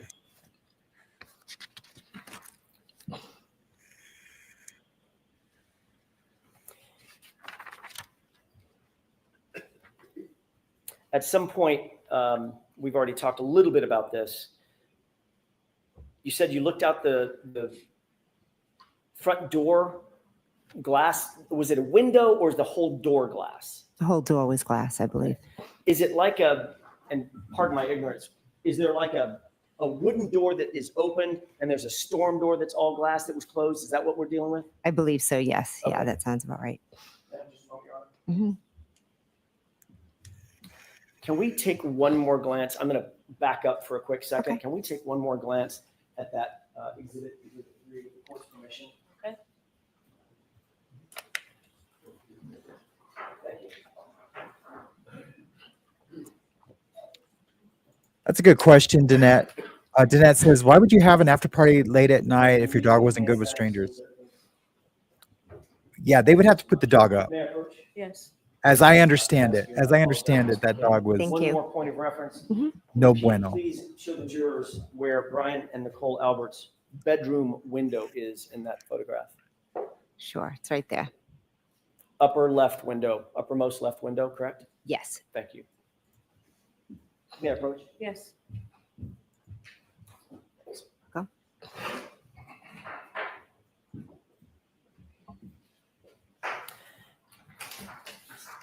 Let me get back on track. You indicated that you looked out that storm door and saw Miss Reed's vehicle, her SUV, directly in front of you, correct? Yes. That was the first time you noted or clocked that SUV being there? First time, The sorry. first time you noted the SUV, in other words, that you visually saw it, it was directly in front of you. It was not back by the Hey, mailbox, Michelle. correct? Correct. Did you still see the Jeep parked back by the mailbox? I looked out the window. I saw the car. I really didn't pay attention to details of other cars. I just looked and saw her car. When you first looked out that window and saw, or looked out the door Mhm. and saw the SUV, what time was that?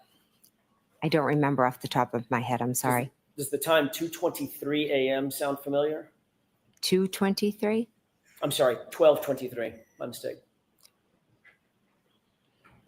I'm not sure.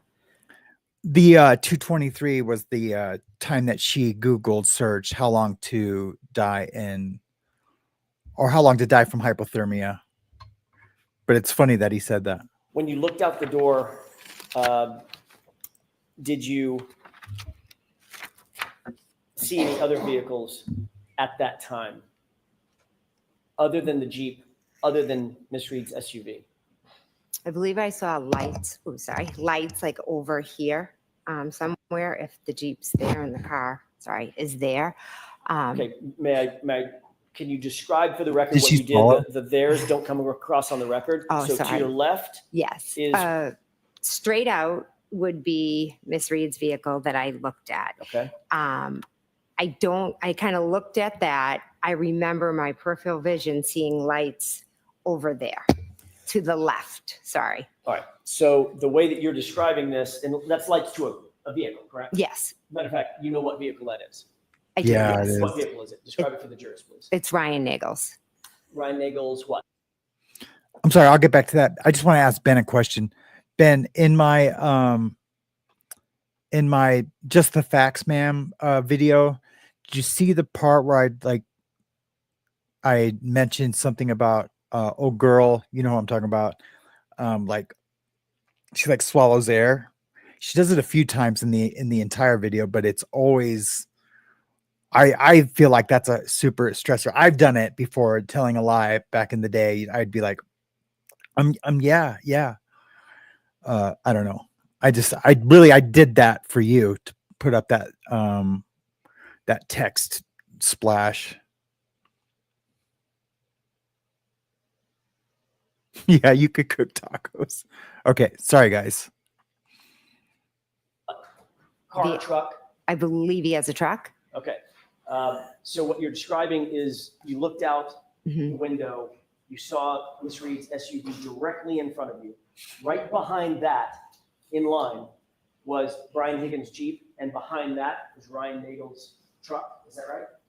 I'm not sure where his truck lines up. I just remember seeing lights. I just quickly saw Miss Reed's car and went back into the room. I apologize, paying attention for like specific details about cars. At some point, you did become interested in exactly what time Ryan Nagel's truck arrived, correct? This is after the fact, well after the fact, months after the fact. Yes, I did.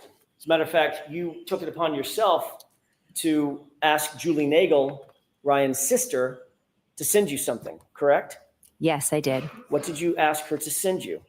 I ran into the two of them. I didn't ask you who you ran into, just what did you ask her to send you? Oh, okay. I'm sorry. A text message. A screenshot of a text message. Yes, a screenshot of a text message between Julie and Ryan Nagel. You knew at the time that Miss Nagel, very obviously, was a percipient witness in this case, correct? I believe so. It was very early on. Well, I mean, she was in the house. Mr. Yes. McCabe. She was in the house when Miss Reed's vehicle appeared, correct? Correct. She was in the house when you were looking at the vehicle. Correct. She was in the house when everybody came home came to 34 Fairview from the Waterfall Bar and Grill, correct? Correct. She was interacting with those inside the house, the very time we're talking about, right? Yes. She went outside at some point to talk to her brother outside the house, right behind the SUV that you're describing as Miss Reed's SUV, correct? Yes. So you knew that she was, and you knew all this when you asked her for that screenshot.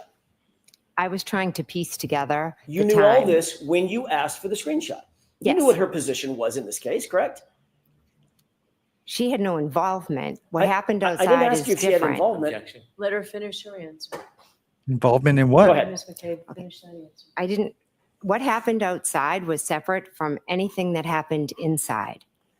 What happened I'm going to ask inside? you again. You knew all of that information, that Julie Nagel was a percipient witness in this case, as was everyone else inside 34 Fairview, when you asked for that screenshot, correct? Yes. That is another example of you coordinating information with other witnesses in this case, correct? No, that is not correct. Were you ever advised by Michael Proctor not to coordinate information with other witnesses in the case? Did he ever say, don't do that? I don't recall. So you don't recall, or he didn't? I don't recall if he did or not. Okay. If he did tell you not to coordinate with other witnesses, this would be a breach of that agreement, wouldn't it? Objection. Sustained. Ooh, I like how he got that in. That was slick. Indeed, once you got That was that cool. screenshot, we'll talk about that in just a second. When you got the screenshot, did you ever share that with law enforcement?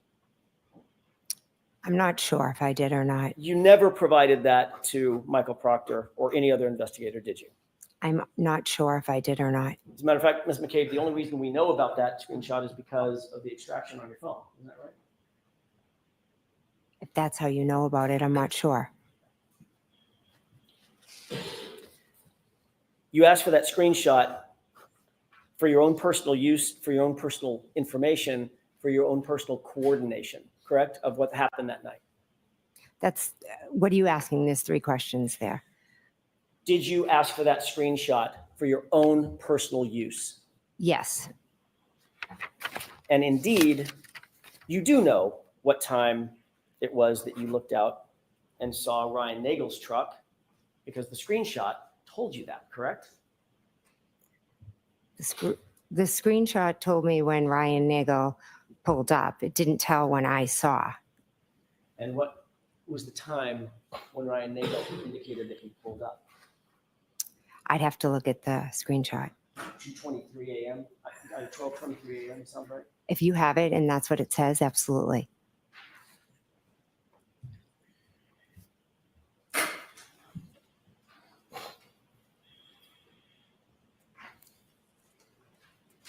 May I approach? Yes.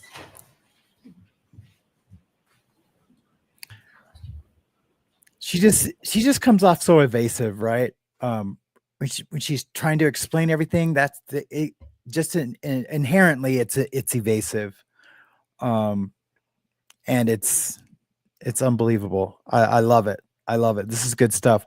I loved how Attorney Jackson got in. Sorry, I'm gonna do a screenshot of her for a thumbnail. How Attorney Jackson got in that you're not supposed to coordinate and talk to other witnesses to get your story straight. She can deny that all she wants. We all know it's true. But I like how he got in that it's legally it's not allowed, by asking her if Trooper Proctor told her to do that, or to ask her not to coordinate with other witnesses. A yes or no, it doesn't matter. He was able to provide that to the jury, that what she's doing is wrong legally. I thought that was just a super slick move.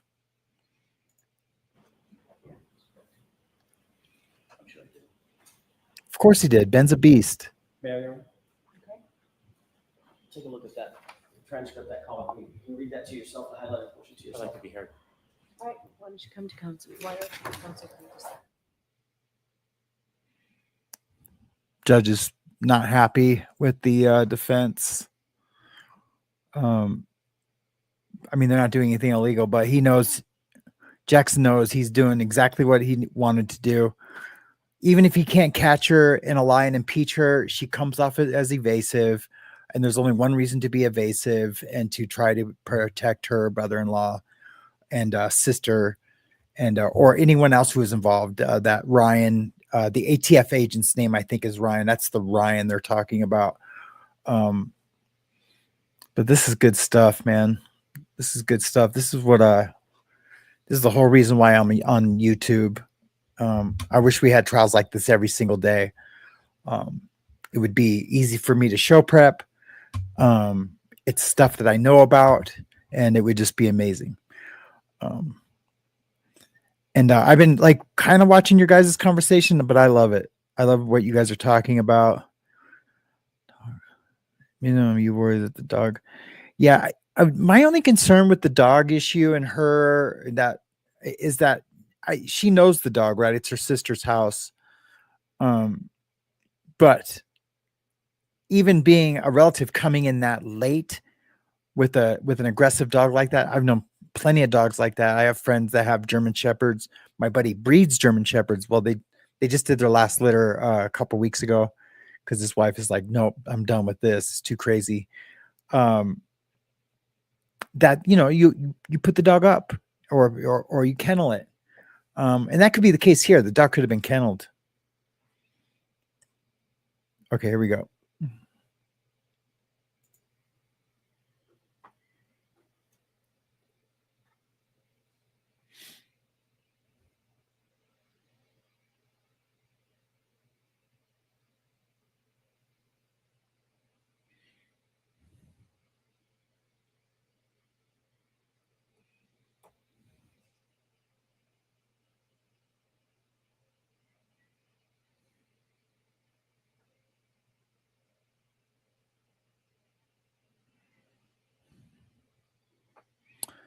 I wish I could just.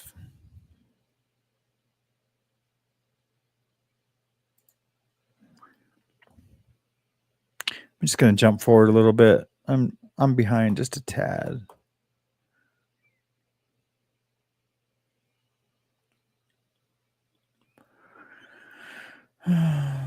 Damn. I am sucking up a lot of bandwidth somehow.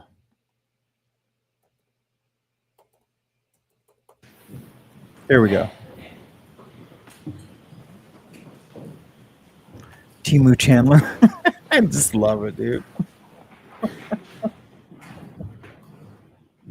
Yes. Thank you, Mayor Approach. Yes. My man. Ben Bacon Bits. Fortunately, tell me if that refreshes your recollection about anything we've been discussing.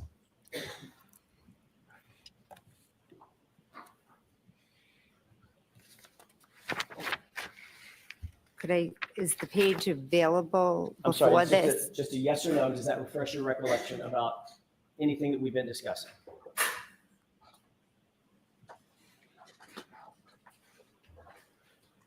It's just what we've discussed. It doesn't really refresh. So it does not refresh her memory. Next question. I don't think that's what she said. That's what you? Yes, that's what I said. That was her answer. That does not refresh your recollection? Objection. Has to That be. was her answer. Next question, Mr. Jackson. Evasive. That's fine. Be a dumb bee all you want. Thank you. Take a look at the bottom of that page and tell me if that refreshes your recollection about anything. They stole my drumsticks.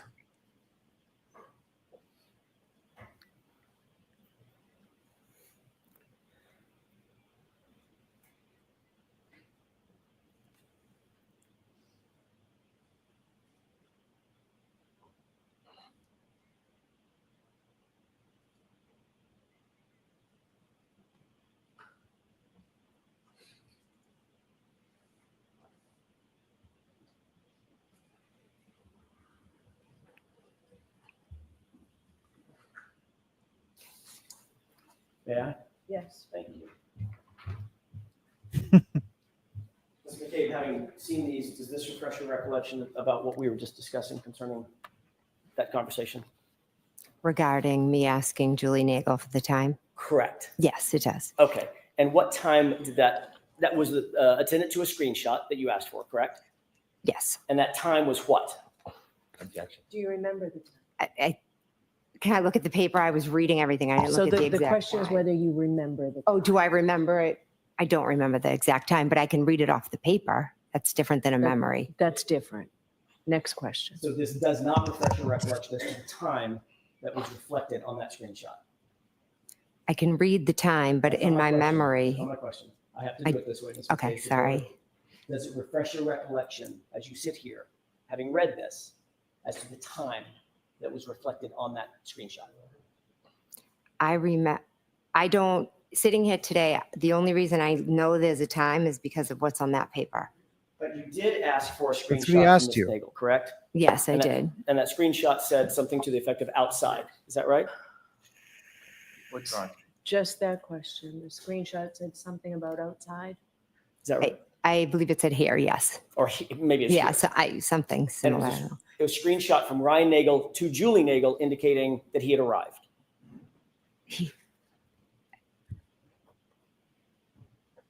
Can you repeat the question? Sure. It was a screenshot of a text message from Ryan Nagel to Julie Nagel saying, I've arrived. In other Yes. words, I've arrived at 34 Fairview. Yes, it was. Because he was intending to give her a ride home, which she had asked for. Is that right? Objection. Sustained. You did see Julie Nagel go outside and approach the vehicle, correct?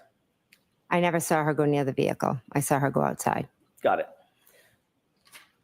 Yes, Did the she judge is ultimately helping. come back indoors? Yes. Did she come back in with anybody else? No. About what time would you estimate that to have been in the course of that evening? When she came back inside, When she walked out and then came back inside? soon after she went out, she talked to her brother. She came back inside. And about what time of day was that? If you know. I mean, this was all happening while we were at my sister's house. Right. Was it 12:15, 12:30, 12:45, 1 o'clock? Well, according to that paper, it would have had to That's been. not what I'm Not asking. not according to the. Do you have an independent recollection of about, if not down to the minute, about what time that was? I could say I'd have to be. I wasn't looking at my watch that night, so it's very hard for me to give a time just off of my memory. I know what I've seen, but Okay. it's hard. You did see both Ryan Nagel's truck and Miss Reed's SUV in front of the house at the same time, correct? I saw his lights in my peripheral vision on the Right. left. But the lights are attached to what? The car, but it wasn't out front. Miss Reed's vehicle was out front. Right. When I say in front of 34 Fairview, we're going to talk about the spacing in just a second. I just meant out in front of the house. Yes, over to the side, correct. Okay. Yeah. And you're indicating that, and I want to be clear about this, Mhm. as you're looking out that storm door window, Mhm. going from right to left, it was Miss Reed's vehicle, correct? Yes. Then Higgins's Jeep. Is that right? His Jeep was in front of the mailbox. Then behind that, was there a space? And then Mr. Nagel's truck, or was the truck right behind the Jeep?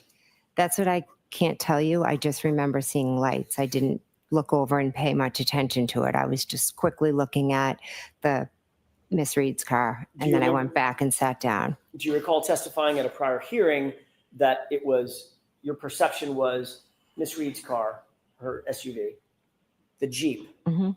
a space, and then Mr. Nagel's truck from right to left?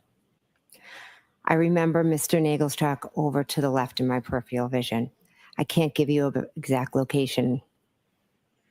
But there's no question in your mind as you sit here that Brian Higgins's Jeep was between Brian Nagel's truck and Miss Reed's SUV. You remember that very clearly, correct? I know that this Miss Reed's vehicle was here, and there were lights in my peripheral vision over here. I wasn't, I just was looking quickly. So let me ask you the question again. Okay. Assuming that the lights are attached to something, Brian Nagel's truck, we've already established that. Mhm. What you're looking at, when you look out the storm door window, is Miss Reed's truck, Mhm. or SUV rather. So just behind that is left, as you're looking at it, Mr. Higgins' Jeep, correct? And behind that, Mr. Nagel's truck. You remember the Jeep being between the truck and the SUV? I remember looking out the window. It was dark. I remember seeing lights over to the left. That is what I remember. Where was the Jeep as it relates to? I don't know I'm why this assuming is the Jeep important. was still parked at the mailbox. You saw it there, I mean, it's a 5,000 pound Jeep, right? It was dark. I wasn't studying outside. It was a quick thing I did. I looked, I saw it, I went back to the table. Okay, and I'm asking for what. Sorry, I just want to pause that for a second, so I can just gather my thoughts on what he's asking. Maybe I don't know why this is important, but I believe we're going to find out why.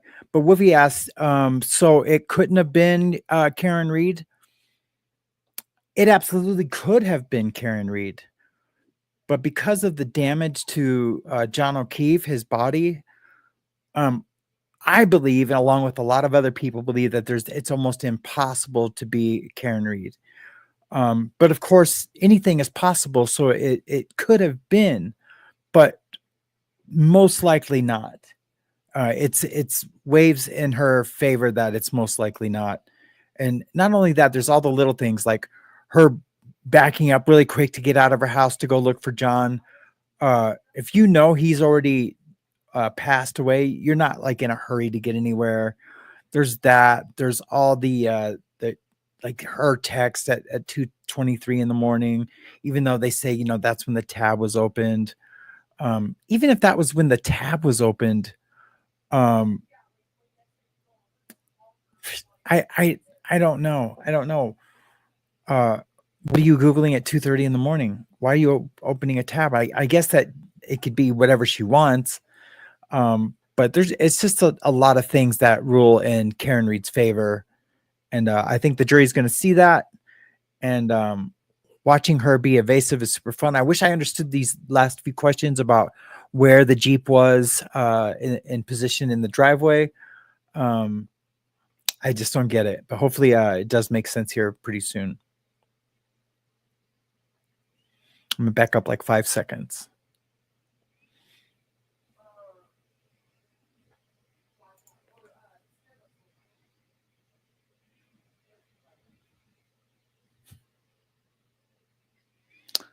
Come on, come on, come on, come on, come on, come on, come on, come on, come on. It was dark. I wasn't studying outside. It was a quick thing I did. I looked, I saw it, I went There you back go, to the Teresa. table. Perfect. Okay, and I'm asking for what the saw it part was. Let's just slow down on the saw. Teresa said that in You looked, you saw one sentence. Ryan Ingram's truck, then you saw Haynes' Jeep, then you saw Miss Reed's SUV, correct? I saw Miss Reed's SUV parked straight out front, and in my peripheral vision, I saw lights that, yes, must have been attached to a truck, but I didn't study the lineup of cars. You're I'm killing it, sorry. Crush. So Keep up the good work, brother. one more question. Where was the Jeep? Was it I love in it. the SUV, behind Mr. Nagel's truck, or was it between the two of them? Is that a question? You're asking what I saw when I looked outside. I didn't. And I'm telling you exactly what I saw. It was dark. It was Karen's car there. And in my peripheral vision, I saw lights. And then I went judge back is to gonna the help her. table. Okay, that's the last question. We're going to break for lunch. What'd I tell you? What'd I tell you? What'd I just say? The judge is going to help her right now. Take our lunch in recess. And Ms. McCabe, I- follow up right Who's a behind beast? I'm a beast. Thank you. Cheers right this way. I know, and that's all we can do, Crush. We just try to be the best Goodbye. human being as possible. And that's like with this last situation, and like ever since I have been introduced to this community and got involved with Brett, like I've always before that and through this all, I've just tried to be a good human being. And I know a lot of people say that, but that's truly all I try to be better than I've ever been, you know? So that's awesome. We appreciate it. We appreciate you, Crush. Wolfie says she likes Sam splaining. Yeah, I guess if I just did these quick little one sentence explanations, it wouldn't be quite as fun. I'm a savage. Thanks, Danette. I appreciate it. I do believe I am pretty beastful. I guess it's lunch until 1:45, so that'll be 11:45 our time. Why don't we also take a break, and I will start the live back up. And let's just say like a half hour, and then we will get back to the coverage. So what I'm going to do, I could just start a whole new one, but I think what I'm going to do is just probably just leave this up. And Mariana just got home. I'm going to see what her day is looking like. And then I'll be back like in 30 minutes, if that's cool with you guys. I did kind of call it. I've been pretty good in predicting a few things about the behaviors and questions. I'm not saying that to my own horn. It just helps me validate my reasonings to keep doing this, because it's just it's lighting that fire for justice and the legal system, and I just love it. So okay, guys, I will see you guys very, very soon. So yeah, I'm just gonna leave this one up and running while we enjoy the break. I don't know if I should put something on or just leave this. I think I'm just gonna leave this. That way you guys can take a break. And if I think it's something cool to put up, I will. All right, guys, I'll see you in a bit.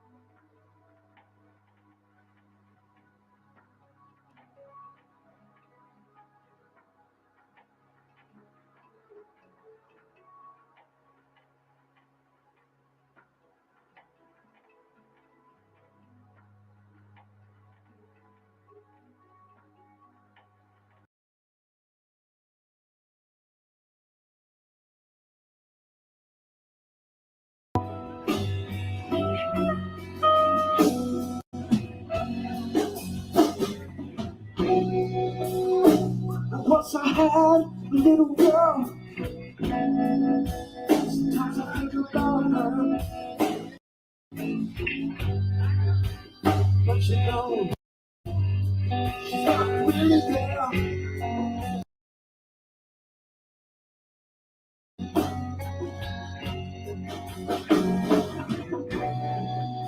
When memories gone, I just can't think about her. Crying so hard to get out. Heartbreaker, can't take it. Heartbreaker.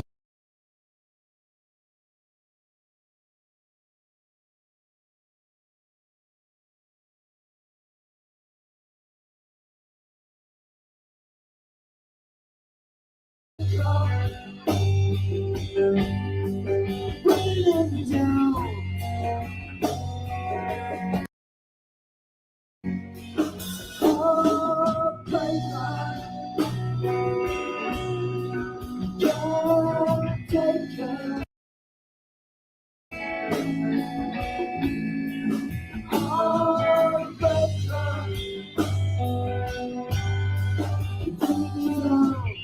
What's up, John?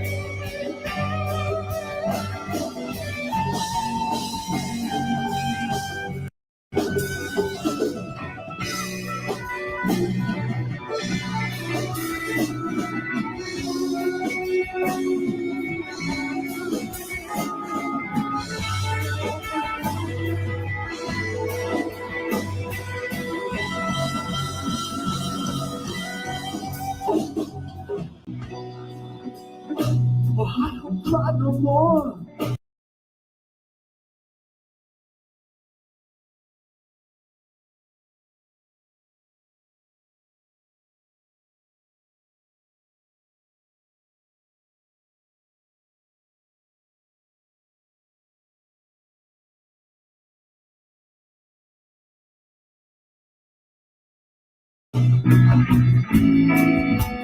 When I'm flying, but you can go back, but you can hear me say, heartbreaker,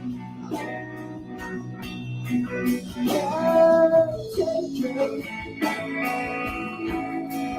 heartbreaker, bring me down, heartbreaker.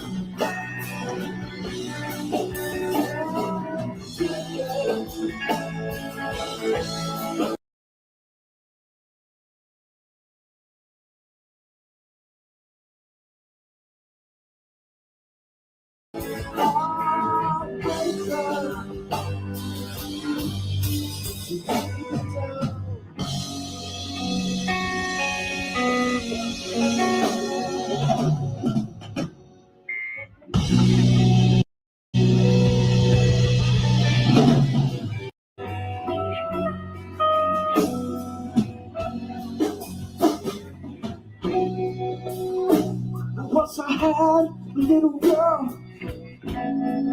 Sometimes I think about her.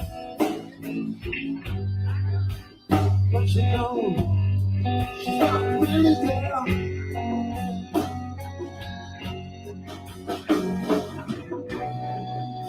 When memories gone, I just can't think about her. Crying all the time, it's so hard to bear. Heartbreaker, can't take it. Heartbreaker, weighing me down. Heartbreaker, can't take it.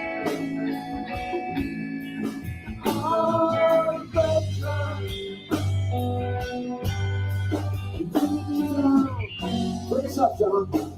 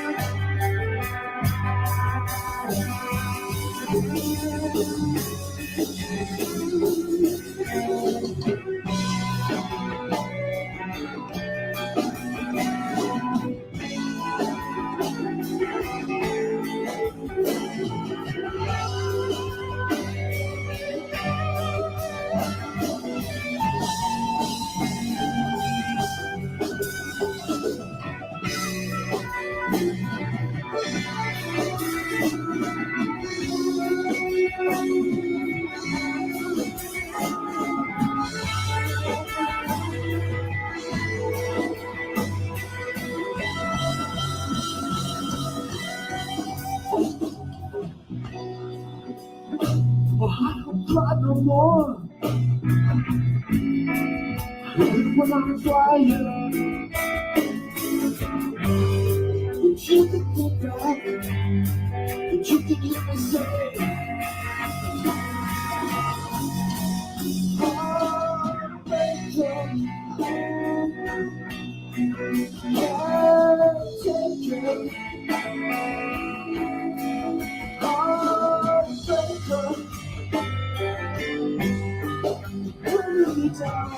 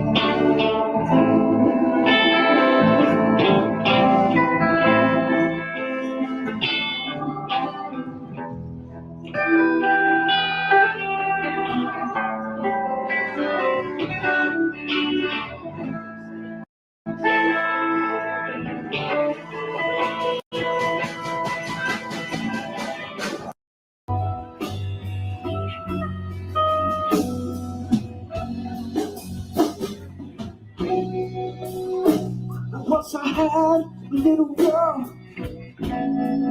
Sometimes I think about her, but you know, she's not really there.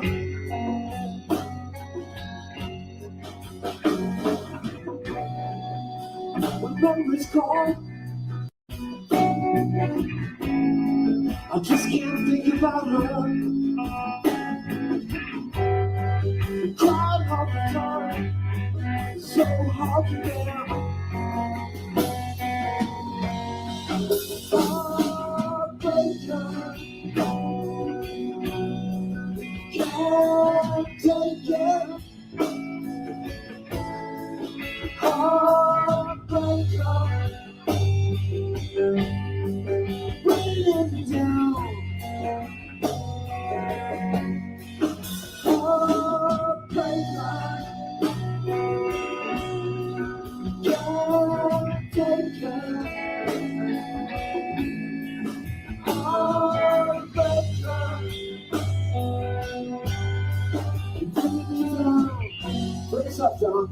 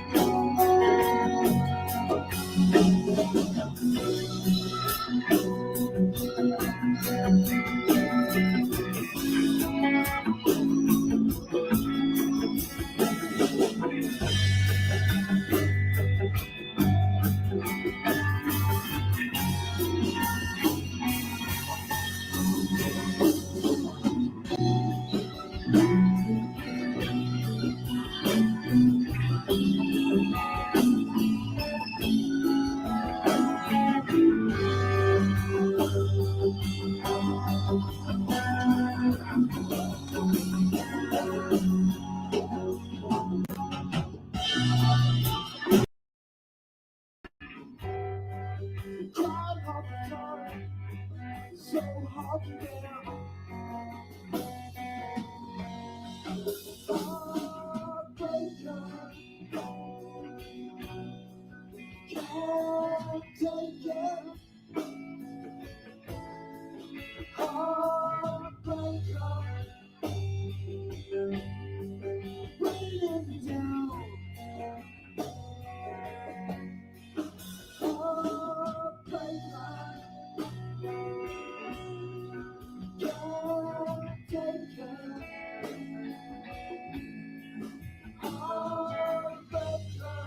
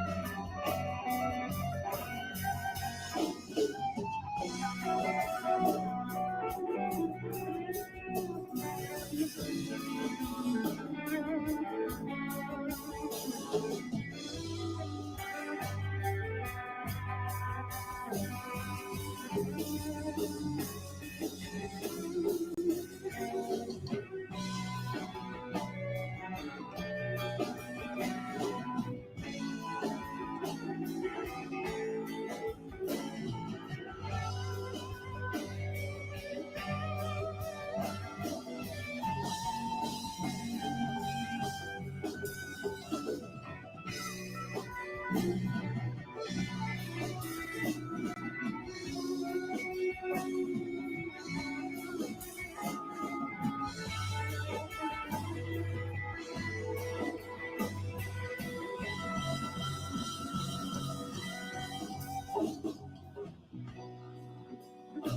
I don't cry no more. When I'm crying, but you can go back, but you can hear me say,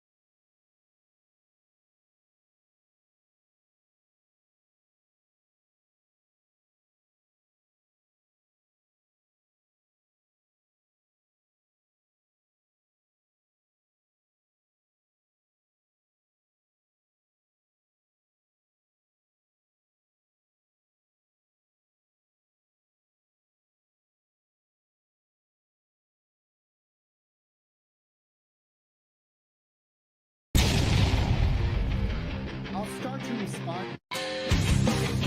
Good morning to the chaos we ride. So when I get texts, my own ideas,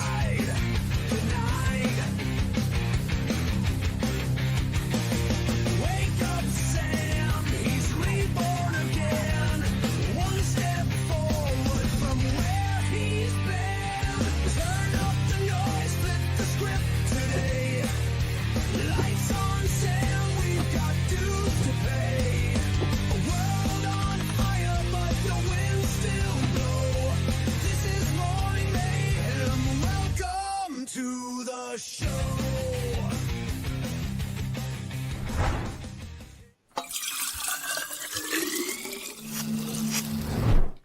well, hopefully it should be any minute now.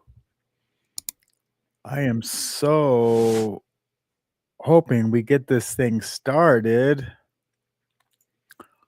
That would be nice. I thank you so much. Yeah, I love that intro too. They're taking a little extra lunch. The lawyers might be wrangling in the back. Who knows? That's speculation. I played a little Gratefuls during the break. A little bit of Grateful 1111's husband's band. They're called Whiskey Stomp, and they covered Heartbreaker by Grand Funk. Grand Funk Railroad's out of Michigan, Pontiac, Michigan. We're really close to where my dad lives. I just remember as a kid, everyone talking about Mark Farner, who's the guitar player, and they're just like a super killer jam band. They have this song called TNUC, and it's, what it spells the other way. And that song, I just remember my dad playing that song all the time. Probably for my mom, but they were divorced at the time. But super lot of fun. I don't want to chew in the microphone. These things are sloppy. But yeah, I mean, I feel like the Jen McCabe testimony has not left us disappointed so far. And the judge saved her and gave her an hour to get her wits about her. Now she can be coached. I mean, granted, it was lunchtime, but yeah, that's okay. All's fair in love and war. It's just crazy. I don't know where John is, Danette. I'm so glad a few of you guys made it back.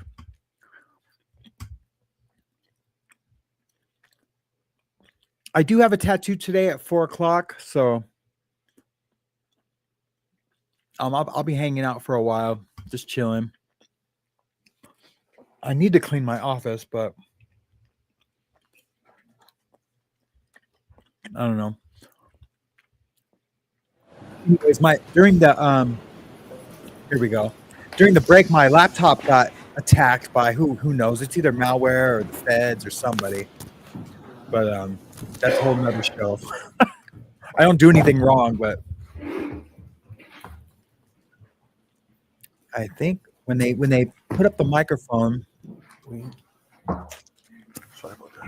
Court is in session. Please be seated. All right, can we have All right. Ms. McCabe back, please? Woo-hoo! Can I give a 5x5? You guys hear I know you can hear me, but can you hear the court? Not now, it's muted, but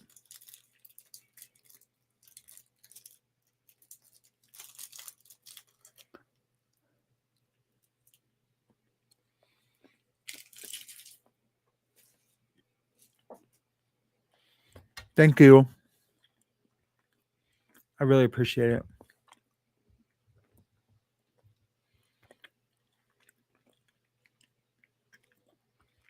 Thank you, Grateful.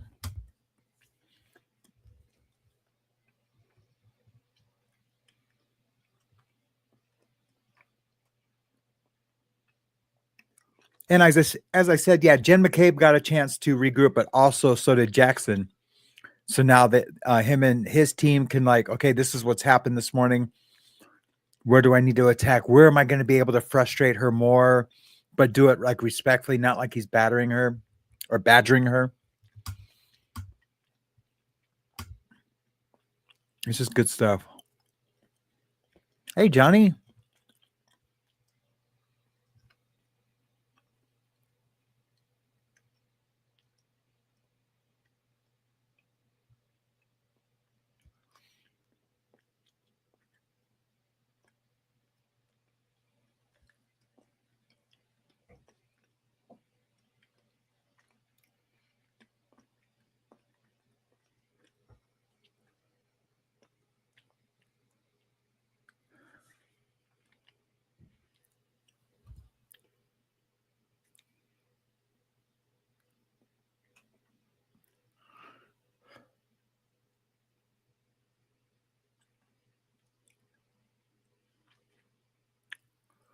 Come on.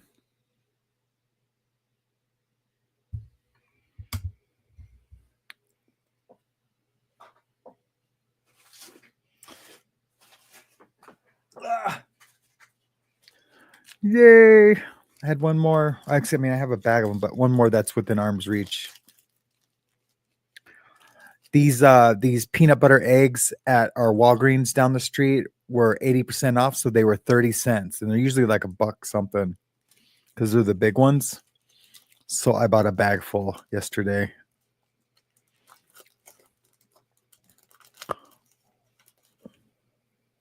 Okay, sounds good, John.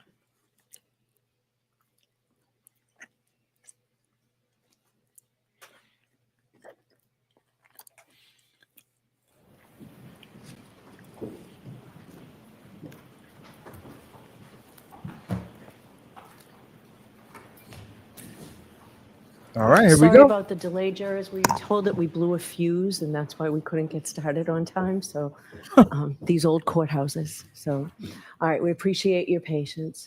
Go ahead, Mr. Jackson. Thank you, Your Honor. Ms. McCabe, when you first saw Ms. Reed's SUV pull up, very shortly thereafter, you sent a text to John O'Keefe, correct? I walked to the door, saw the car, and that's when I sent him a text. Yes. That's what he just So said, you walked dude. up to the door, saw the SUV outside, and then texted him something at that, basically while you're standing at the door. I believe so. Yes. What did you text him? Here? Okay.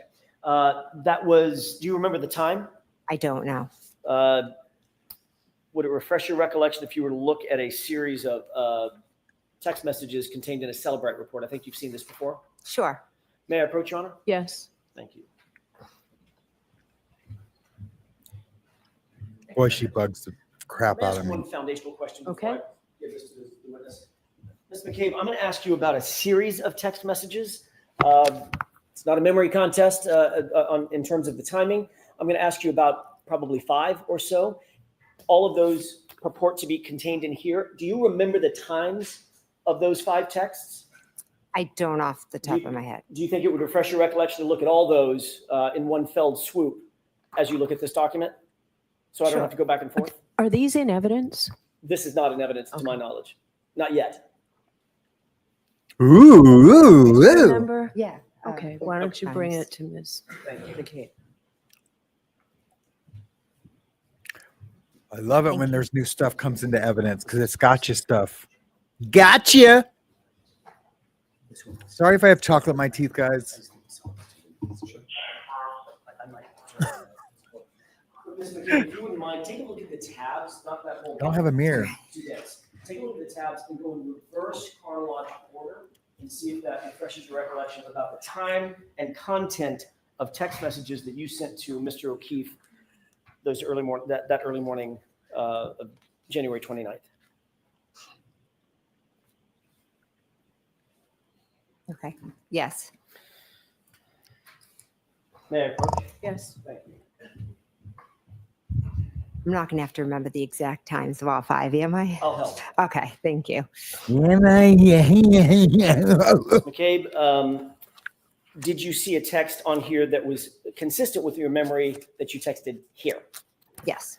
And was that Yeah, at it is Wyoming native. 12:14, I'm sorry, at 12:27 a.m.? I don't know exactly. I'm assuming if it's on that paper.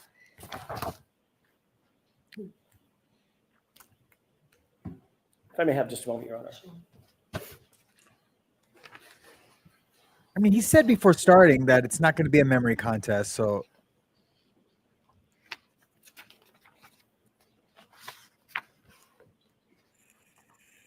Why don't I see counsel at sidebar for just a minute? bam, already? Jeez. Sheesh. Shush. She is a little skeletorish. Shush. Unless you're talking about me. I'm sure I could find a picture of me looking like Skeletor. Absolutely. I should find one.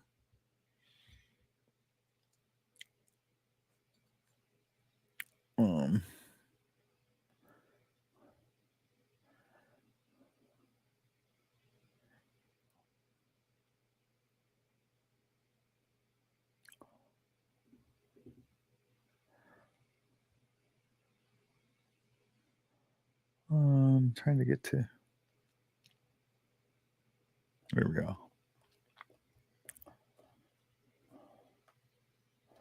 I'm looking for a Skeletor pic. No, I know, Grateful. Ms. McCabe, we're going to make it a little easier for you, okay? Thank you.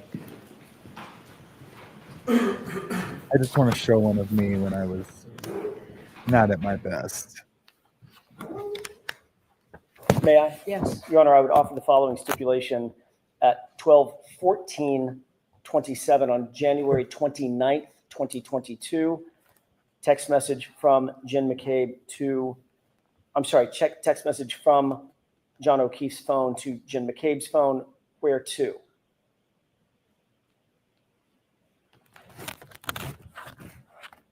At 12:20, all these are on January 29th, 2022 at 12:27:33 from Jennifer McCabe's phone to John O'Keefe's phone. Here, exclamation point, question mark. Same date, 12:31:47 from Jen McCabe's phone to John O'Keefe's phone. Pull behind me. Same date, 12:40:31 from Jen McCabe's phone to John O'Keefe's phone. Hello. 12:42:09. Text message from Jennifer McCabe's phone to John O'Keefe's phone. Where are the letter U? Okay, thank you. Finally, 12:45:53 from Jen McCabe's phone to John O'Keefe's phone. Hello. I would offer the stipulation that those are correct times and dates and contents of the text messages between John O'Keefe's phone and Jen McCabe's phone on January 29th, 2022. Yeah. All right, and that's You what can you're tell where agreeing she's to, Mr. Brennan? wearing Yes, glasses. Your Honor, is contained in the Celebrate report. Okay. All right, folks, so I told you yesterday about a stipulation when I talked about something in the front one. This is similar. So what you just heard, both lawyers agree that that's information contained in a Celebrate report. Look, there's Skeletor. That was in Venice Beach. You can tell I'm wearing my my Dogtown shirt. Yeah, I was about 210 right there. Yeah, I was about 210.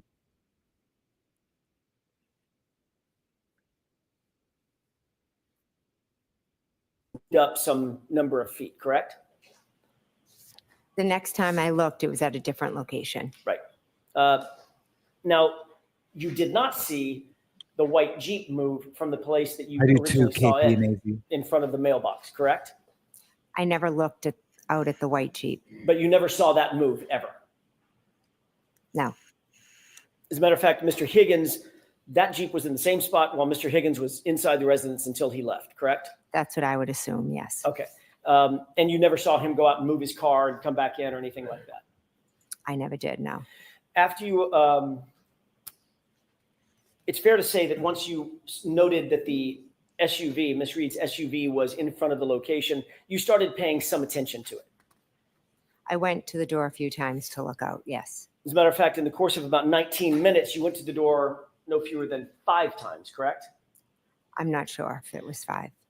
You've indicated in previously that for every time you went to the door and saw the SUV, you texted something, which are the texts contained in appreciate the that, guys. document that was just stipulated. Is that right? But I did yeah, text 5 times, you are correct. Okay. it's So pretty thin.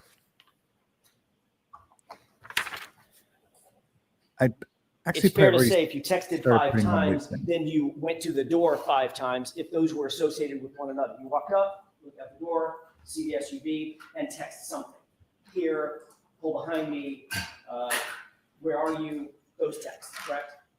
I remember going to the front door, seeing the car and texting Hey, here. Galen. When I went to the door the second time, the car had moved up towards the flagpole, and I texted, pull behind me, because I thought, did they not know where to park? Did they think they were at the wrong house? So my question is this. Every time you went to the door, you texted something. I'm not sure that I did, yes. Do you remember I'm not sure that I did, Do sorry. you remember a year ago testifying that every single time you texted, you indicated that you looked out at the SUV and saw something that prompted you to text something? Am I aware that I said that? Correct, that you Could you- testified to that. Could you show that to me, please? Sure. Thank you.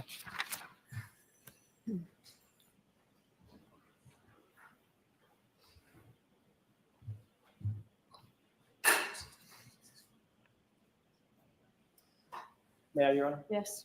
Take a look at the highlighted Sure. portion and just read that to yourself. Let me know when you're finished.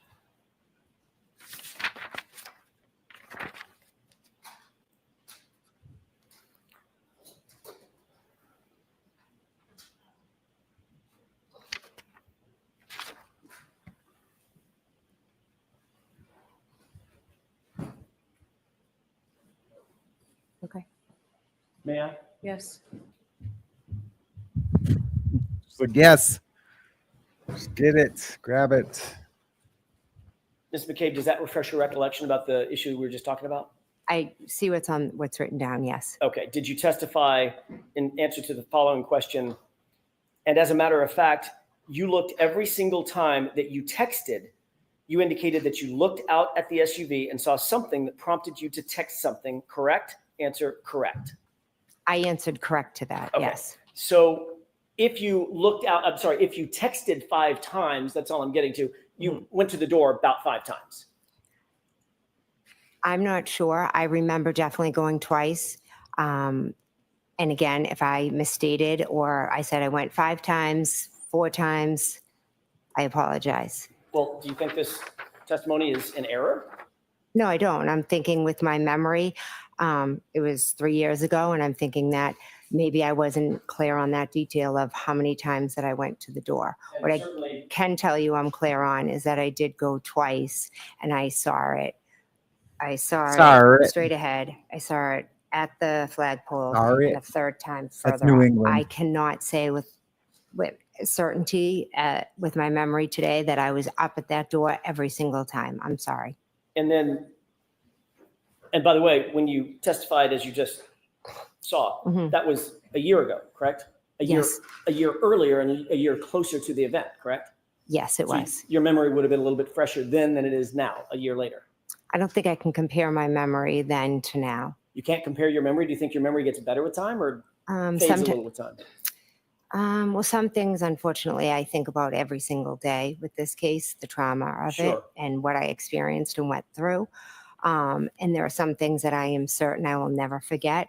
And I know for sure where the car was, and I know for sure I sent those 2 texts, but I apologize if I misstated. I went up more than I did. I'm just trying to give you what I remember today. Let's talk about those texts and and you looking out the door.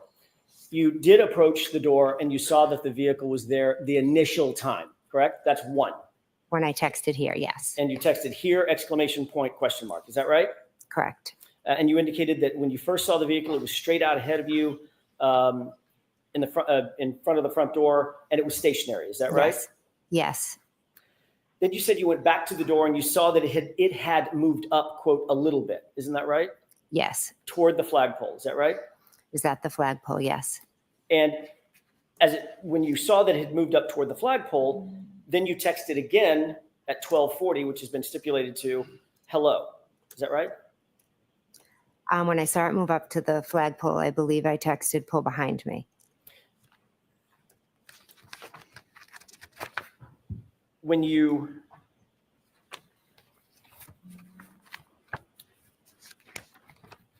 went the second time, and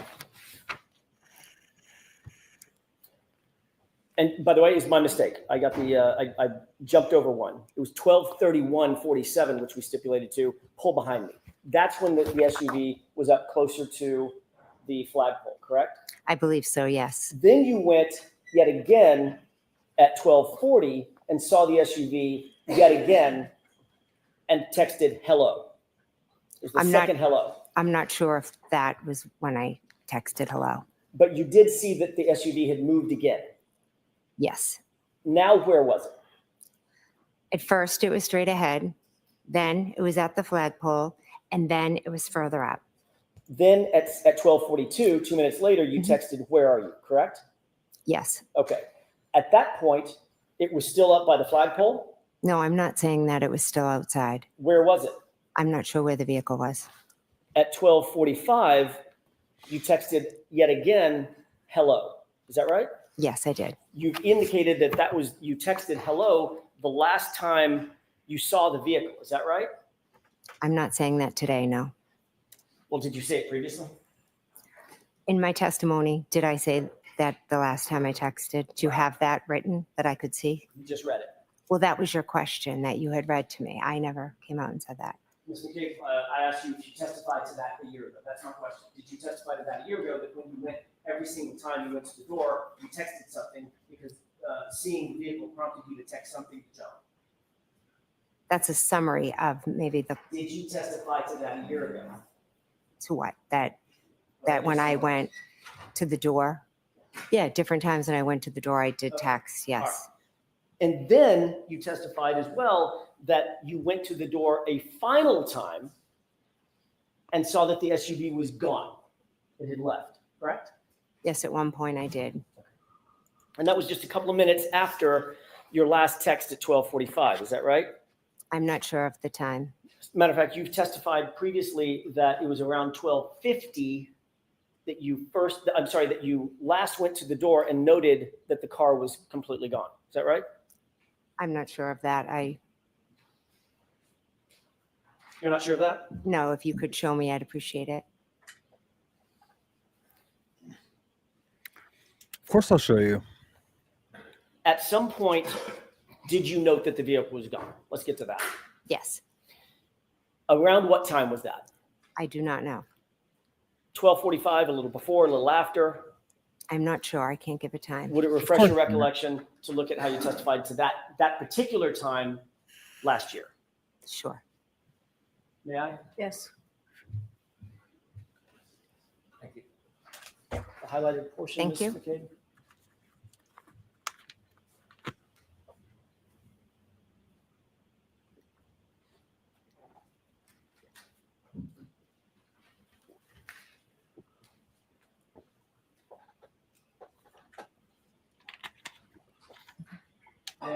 Yes. Ms. McCabe, does that refresh your recollection as to what time last year you indicated that you went to the door and saw that the SUV was gone? It says on the paper that I was asked if after 12:45 it was gone, and I answered correct. Okay, I never gave a time. all right. And that coincides with the last hello that you texted to John's phone, correct? Again, I don't have that paper in front of me. Is that the Well, that's time? the stipulation. That's what you don't need to worry about Okay. that. That's been stipulated to. Your last hello text was at 12:45. Okay. Okay, Yes. so that coincides, that testimony from last year coincides with your last text message saying, hello, you noted that the SUV at that point had gone, had left, correct? Correct. So if I hear your testimony correctly, you saw the SUV in position 1. Yes. There was a text or something, or 2 maybe. Then you saw it in position 2. You went back to the door and noted that SUV had moved and it was now closer to the flagpole, correct? We've just asked 2 questions. It had moved closer to the The flagpole. first question is, you said I saw it and I sent a text or 2. I know I just said 1 here. Okay. Then you saw it a second time Correct. and now it's closer to the flagpole. Yes, correct. And there's texting going on. I'm not getting down to the minute of the text, but there's texting going on. You're sending texts. I'm sending, yes. Then you went back to the door a third time and saw that it had moved beyond the flagpole, correct? Correct. Then, according to your testimony last year, you went back to the door at least a 4th time to see that it was gone, correct? I believe so, yes. Okay, so at bare minimum, based on your testimony today, you were at the door, looking out the window at that portion of either the yard directly in front of you, and in front of the house, or toward the flagpole, or beyond the flagpole 4 times, correct? From last year's testimony, but what I remember today No, with Ms. McCabe, that's not certainty my is question. twice. You need to let her answer the question. Answer your question, please. Go ahead. What I remember certainty is looking at it out front, at the flagpole and beyond. I don't remember how many times I went up to the door. I was back and forth. Right, but according to you, you saw the car in 3 different positions, correct? Correct. So that's at least 3 times to the door, correct? Correct. And you saw the car gone. Thank you, Wolfie. Correct. 3 plus 1 is 4, correct? Correct. So now you're telling us that you went to the door a minimum of 4 times and looked across that yard at the SUV, correct? Correct. Okay.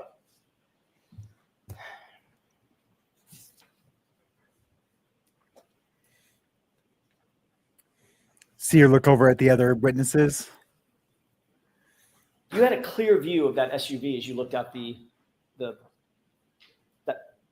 storm door every time you went to the door, didn't you? It was dark and snowing, but I could see a vehicle out there, yes. As a matter of fact, you've indicated that it was a clear view. There was nothing obstructing your vision, correct?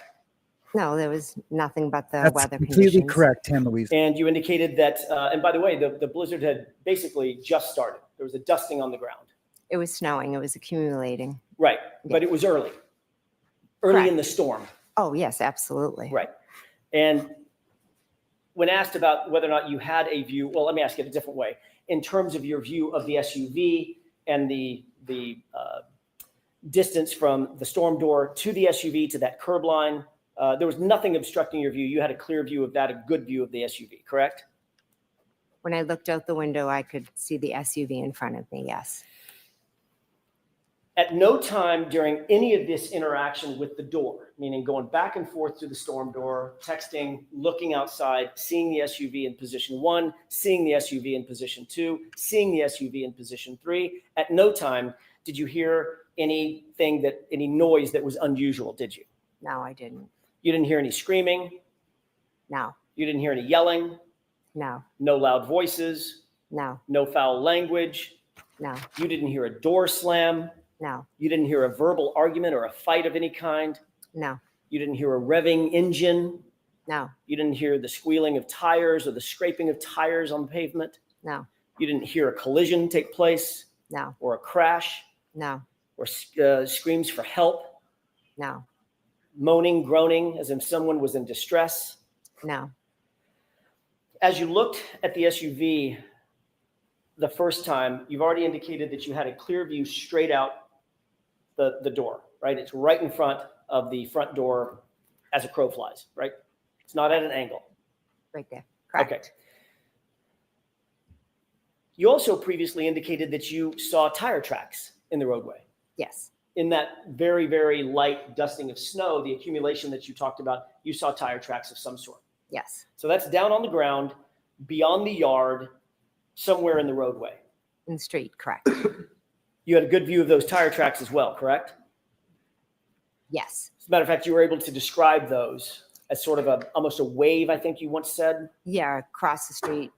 I could see it because of the street light that was across the street. Okay, and that presented at least enough illumination based on your view. You could see the tire tracks in the snow. Yes, over to the left, yes. And you've detailed not just the shape of those tire tracks as being sort of like a wave, but where those tire tracks were, correct? No, look at this, yeah. Where did you see them? I believe over to the left, if I'm looking out straight. Oh, sorry, straight. So if you're looking outside at the SUV, I'm just going to turn my back to the jurors for a second. Mhm. For perspective, if you're looking outside the door, when you say straight out, the SUV is straight outside. When you say to the left, you mean to the left of the SUV on the ground. That's where you saw the tire track. Yes, Like somebody might parallel park or something. kind of a wave, yeah. I can't really explain what it was. I just saw it. You weren't paying special attention. You weren't looking for tire tracks, were you? No, when I glanced out, I saw it. You weren't looking for anything in the roadway at that point. You just glanced out. There was something in your peripheral vision, and you made note of it. Yes.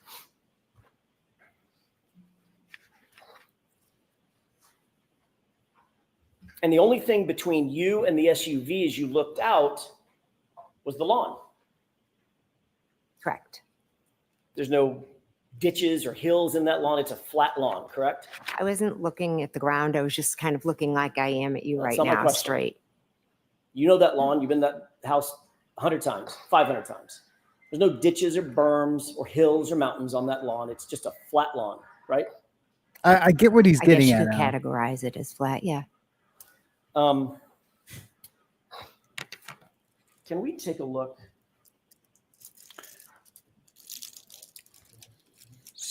He's just getting at now. He's just getting at obviously.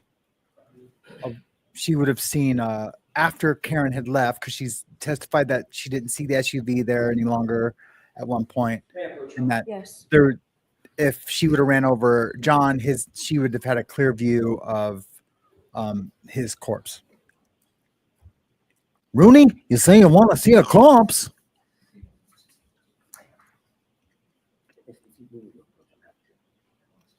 Okay. Can you take a look at that Sure. photograph for a quick second? Tell me if you recognize it. I do, yes. What do you recognize that as being? 34 Fairview. That's the same photograph with just a little modification on it that you saw a few minutes ago. Yes. Your Honor, I'd ask that that be marked as identification. Okay. Yeah. Wish to publish? Not for identification, no. I'm happy to move it into evidence. Your Honor, if I may, if it's marked for identification, I wouldn't object to showing it. Okay. All right. It's a chalk at this point. Okay. May I publish? Yes. Thank you. May I approach? Yes. I will, Wolf. Thank you. Thank you so much. Mr. Will, can you make that? There you go. Thank you. What's depicted in that photograph? 34 Fairview. Do you see the front door that you went in? I do, yes. Can you point it out for the jurors, please? Sure. Right there. Okay, the one with the brick steps leading up to it. Yes, Now, with this perspective, can you point out the side door? sure. That looks like a screen door just to the right of the hedges. Yes. With that perspective, can you point out the garage door? Or that one. Sorry. That's just to the right of the window inside that recess of the home? Yes. Okay. And does that fairly and accurately depict the lawn as it was on January 28th, 29th, other than the fact that it's different weather? The Right. shape of the lawn? Yes. Okay, thank you. We can put that down, Mr. Wolf. So what was that marked as, Madam Court It Reporter? definitely was, Wolfie. Thank you. The Your Honor, I would our ask them crew. to move that in evidence. If we need to take a minute on that, I'm happy to, but that is my request. Is there an issue? Susie is No, I want my little sister. Thank you, Your Honor.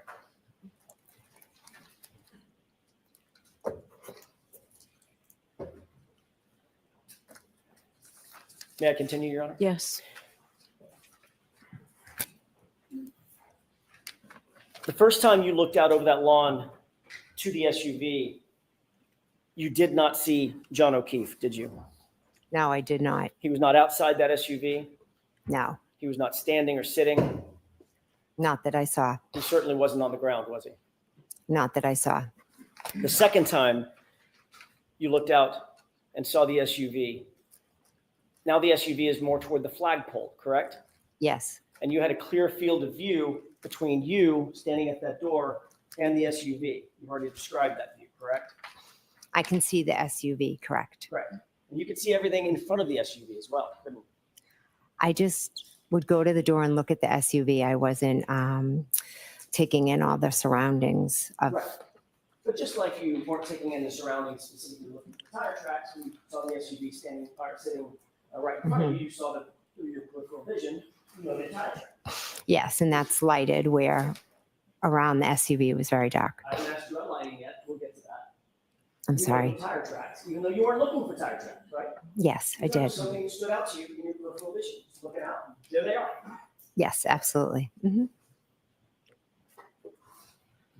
That second time you looked directly at the SUV with no obstruction between you and the SUV, you did not see John O'Keefe standing outside the SUV. No, He wasn't sitting down. no, Sorry about He that, wasn't KP. lying That's- down.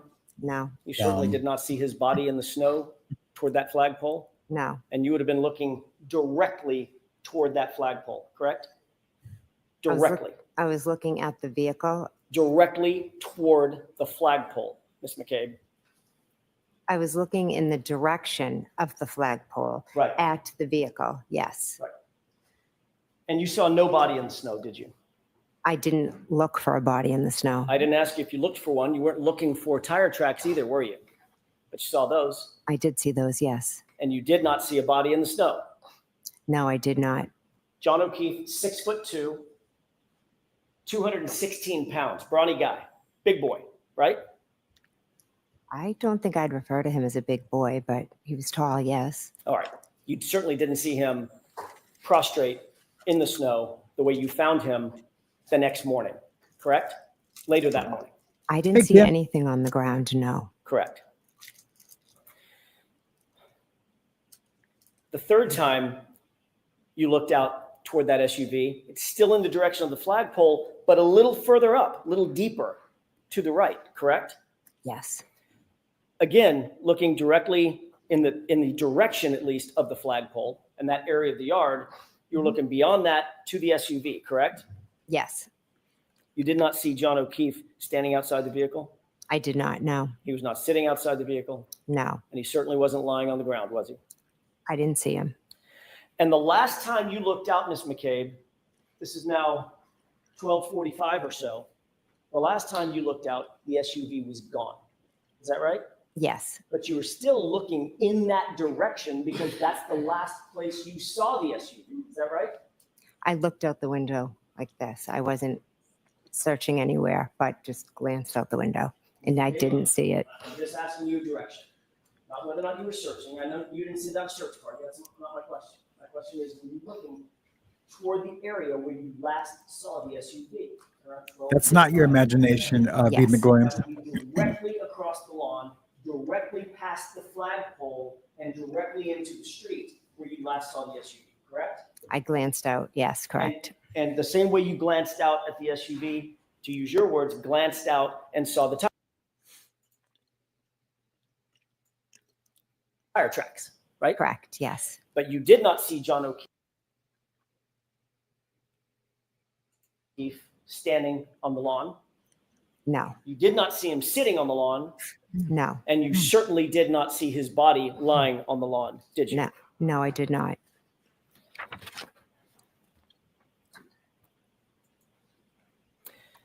Ultimately, you left the location that night, the gathering at 34 Fairview. Is that right? You didn't spend the night there? No, I went home. About what time was it that you left the location? Approximately, it was after 1:30. Approximately 1:30, 1:45. So this is maybe an hour later that later than what we've just been discussing? Yes. Seeing the SUV. Who did you leave with? I left with my husband, Matt, and Julie Nagel and Sarah Levinson. Who was driving? She's drinking water now. Sorry, my husband, Matt, was driving. And where was Sarah Levinson and Now Julie all Nagel the sitting lies really start. in that SUV? They were in the back seat. By the way, what kind of SUV were you in that night? A Yukon. Big- Four-door, yeah, big- extended seating? Yes. When the SUV pulled out of the drive, it was in the driveway? Yes. When the SUV backed out of the driveway, doing a 3-point turn, backed out of the driveway, did it go toward Chapman? Or did That's it go right. toward Cedar Crest? KPNAZ. It went towards Chapman. So as you backed out of the driveway, you would have been heading up toward the flagpole side of the property rather than back toward the driveway side of the property, correct? Correct. You would have driven directly adjacent to the area where John O'Keefe's body was later discovered at 6:04, 6:03 a.m., correct? Yes, correct. You were seated in the passenger seat of the vehicle, not the driver's seat. Correct. You were seated in the front of the vehicle, not the back seat. Correct. You would have been closest to the yard as y'all drove past, correct? Correct. That's a newer model Yukon. I'm assuming that the headlights automatically turn on at night. Yes. So the headlights were illuminated. Yes. Did your husband, Matt, did he turn on the brights or did he leave the beams on low? Or do you know? I don't know. But certainly the area in front of that SUV, that Yukon, was well lit. The lights were on, yes. You did not see anything out of the ordinary as you drove right by that location, did you? I was looking in the back seat when we were driving. Did you see anything out of the ordinary on that lawn as you drove by in that SUV? No, because I wasn't looking at the lawn. You certainly did not see John O'Keefe dressed in dark clothing laying prostrate in the lawn. No, I did not. You said that you were turned around talking to the other She's young still ladies lying. in the SUV, Julie Nagel I mean- and Sarah Levinson. Is that right? Yes. No, she didn't see a body. She's not lying about that, but You indicated that you were engaged with them about She a just looked at the conversation having witnesses to do with again. bread and maybe peanut butter or something. Yes. You didn't, as you passed by that location adjacent to where John's body was later discovered, you didn't hear Julie Nagel say anything out of the ordinary about having seen something. No. You didn't hear Sarah Levinson say anything out of the ordinary about having seen something. No. And according to you, you were turned around, directly engaged with both these young ladies as you passed by that area where John's body was later discovered. Is that right? When we pulled out, I turned around and I was talking to them about the bread and the peanut butter. I'm not sure exactly where we were driving, but it was when we pulled out, yes. You certainly never heard anybody say anything like, what was that, or anything close to that. No, I didn't.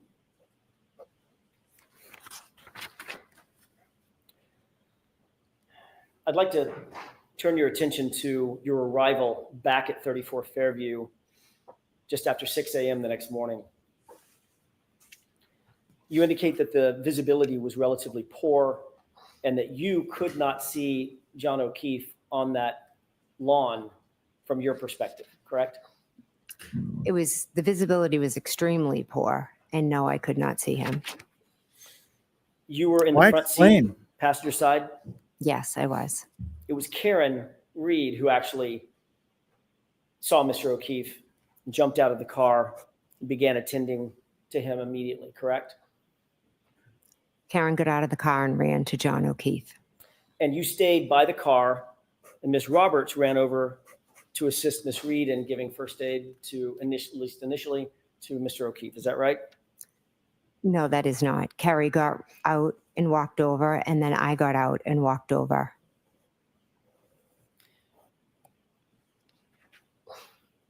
You indicated that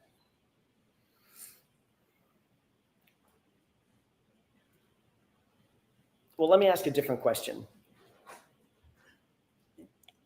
yesterday you testified in pretty significant detail that when you got out of the car, you could not see anything even close to the flagpole. More water. Visibility was very bad. Yes. She didn't drink water the whole Whiteout morning. conditions. Is that right? Yes, I did. Whiteout conditions, you basically can't see your hand in front of your face. I wouldn't say that extreme, but I used whiteout as there's just snow coming at you. You were specifically asked by Mr. Brennan, how close did you have to get before you could actually see anything of note where Miss Reed had gone? Is that right? Yes. You testified yesterday that you could see just merely shadowy figures of Miss Reed and KERRI Roberts, and it wasn't until you got very close over to them that you could see John, in your words. Correct. As a matter of fact, you followed that up by saying that was the first moment, once you got basically on top of them, that was the first moment that you realized that it was John, that there was a body on the ground, correct? I said as I got close to them, I don't think on top of them. Fair enough. It's my words, not yours. You did say, quote, very close to them, correct?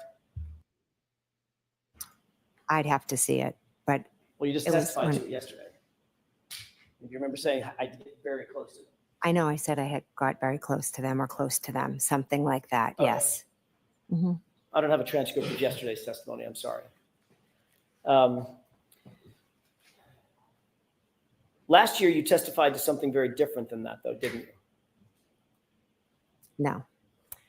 Isn't it true that last year you testified that you got out on the passenger side of the vehicle, which is, we'll agree, the furthest side from the lawn, as Ms. Roberts was driving from Chapman toward Crestview? Was that, Cedar Crest, correct? Yes. You testified that you were on the passenger side, and as you got out of the vehicle, you noted that Karen Reed was already at John. Is that right? As I got out and walked around the back of the vehicle, the shadowy figure of Karen had already gotten onto something. You further testified that as you got out of the vehicle, you noted that she straddled John, lifted up his shirt, lifted up her shirt, and went to lay on him. And Miss Roberts went over and said started removing snow from John's face. Correct? I have the page and line number. Where are you, Sure. Mr. Jackson? May 17, 2024, RT 114, lines 14 to bottom onto 115, line 4. Is that how you testified last year? I'm sorry, would you mind just repeating it? Sure. Thank you. You testified in substance that you were on the passenger side of the vehicle, and as you got out, quote, as I got out, end quote, she, Miss Reed, was already at John. You indicated that you saw her straddle him, lift up his shirt, lift up her shirt, and lay on top of him while Miss Roberts went over and removed snow from his face. That's how you testified last year, correct? Yeah. Is that how you testified last year? I'm not sure. I know Next question. Would it refresh your recollection if you were looking at a copy of your testimony from last year? I don't think looking at it would refresh my memory. I know I might have used different words, but the bottom line is I got out of the car, went behind the car, went over, and Karen had done that. Ms. McCabe, I'm asking, do you think it would refresh your, if you don't have a good recollection of how you testified last year under oath, sitting on that witness stand? I'm asking, do you think it would refresh your recollection? Under oath, yeah. I don't need to see my transcript. I know what I know and I know what I remember. So That's not my question. I'm not asking what you remember now. I'm asking how you testified a year ago, man. whether I said it was as we're fighting over Karen's silly car had words, whether I damage. said as I got out of the car, we were there. Words matter. They matter But- a lot. Okay, It so happened- remember, Mr. Jackson, no comments. Ms. It happened later in the morning. She backed into John's car, going to look for John. Do you remember exactly how it is that you testified? And then the cops spread I do not know. tail light around the yard. It's a lot.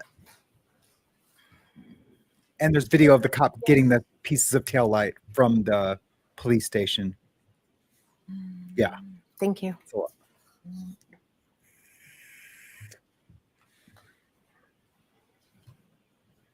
she has the crappiest memory, Tan Louise, and then she has the best memory. It's insane.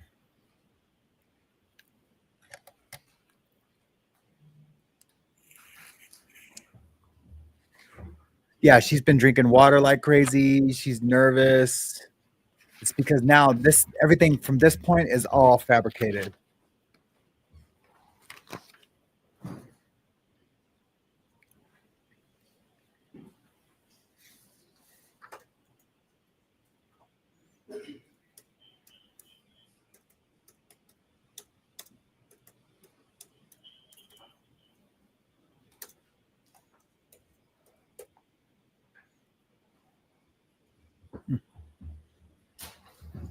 May I, Your Honor? Yes. Thank you.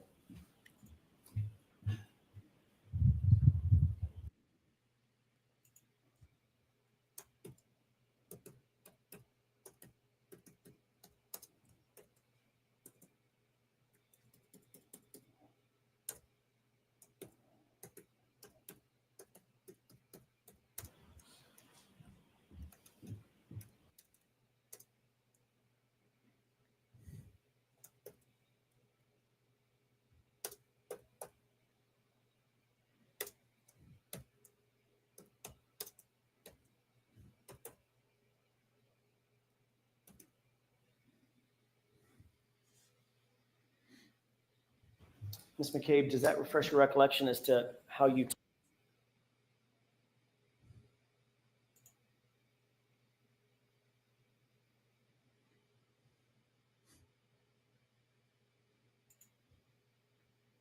testified in substance last year? I see what it says, I said, but it's a little bit different than what you stated. Okay, then let's walk through that. Did you indicate last year that as you got out of the vehicle, that's when you could see what Ms. Reed was doing with John O'Keefe, down to the detail of pulling her shirt up and pulling his shirt up to try to go skin to skin? I object. Why don't I see it sidebar? Why don't you bring it up to Mr. Jackson, please? Sidebar. Yeah, it's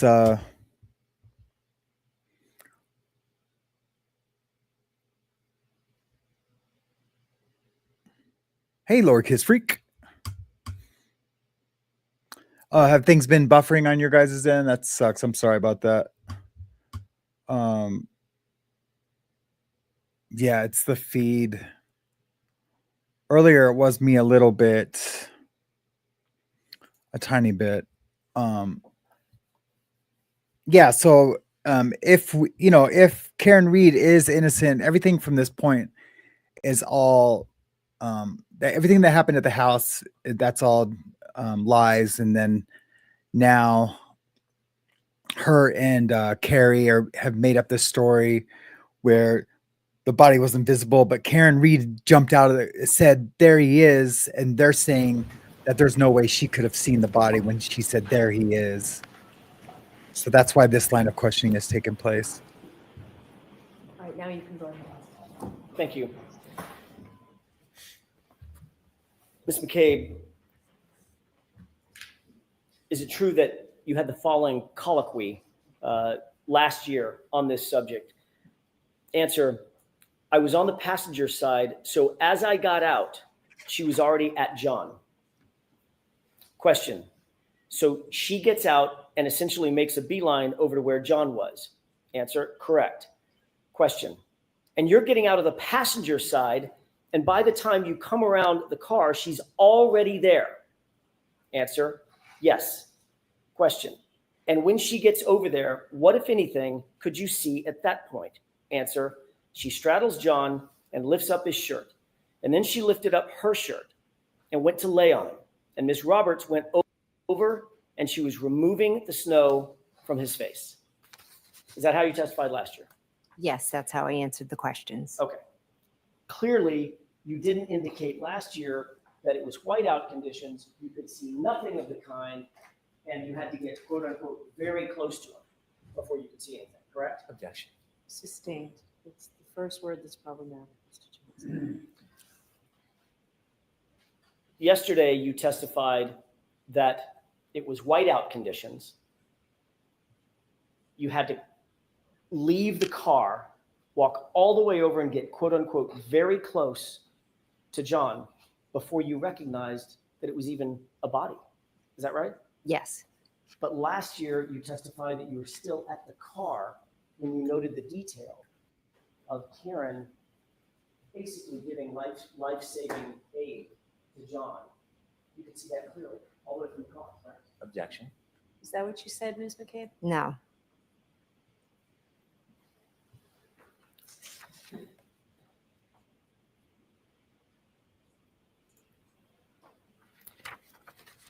Is there a reason, Ms. McCabe, that you might wish to improve your testimony this year than last year, over last year, with regard to the distance that you could see Ms. Reed engaged with Mr. O'Keefe? No. Are you trying to suggest or improve your testimony to suggest that you had no idea that there was a body Chris, there and nobody you, me, and Ben need to do a show. as you drove up? Objection. Is that what you're trying to say, Ms. Reed? Ms. McCabe. McCabe. Can you repeat the question, please? See how Not sure. that was dope. I'm sorry. She was gonna say yes, and then Improve your testimony when she said Miss Reed, she just like stopped. to suggest that She was offended. nobody could have seen where John was from the car. I'm not That's what you're trying to do. I'm not trying to improve my testimony, no. Sure you are. Sure you are.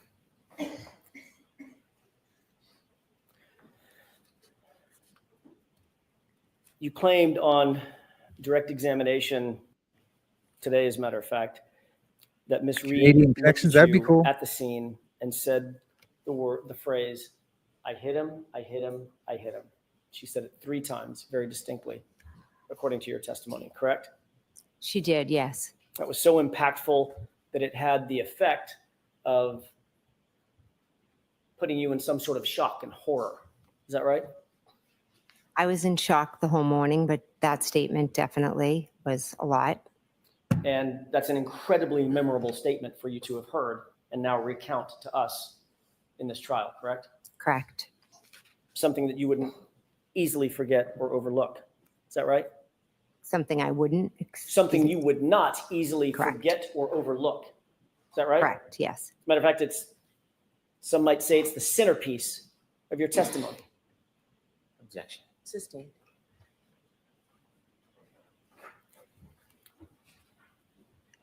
Yep, that'll be a good show, John.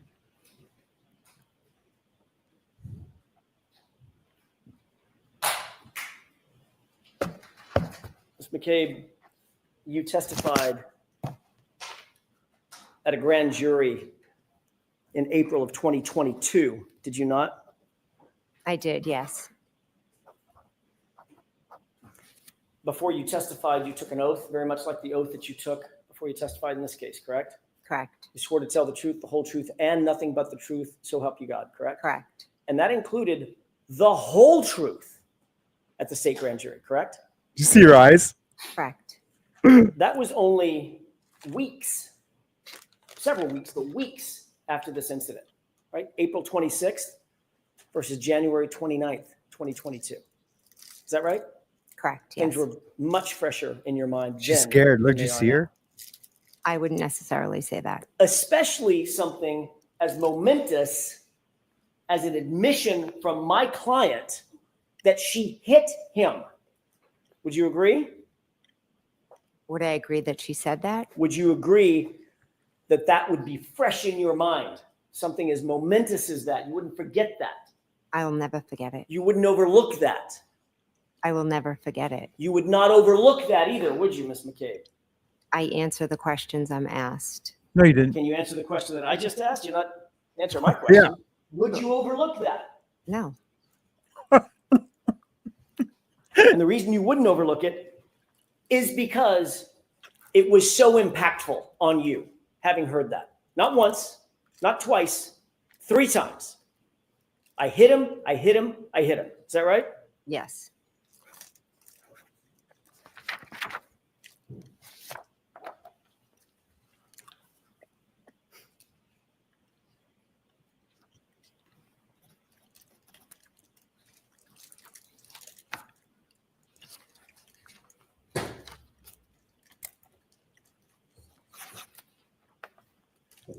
May I approach? Yes.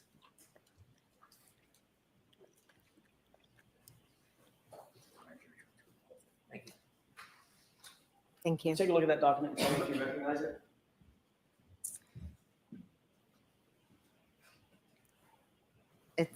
Yes, I see it.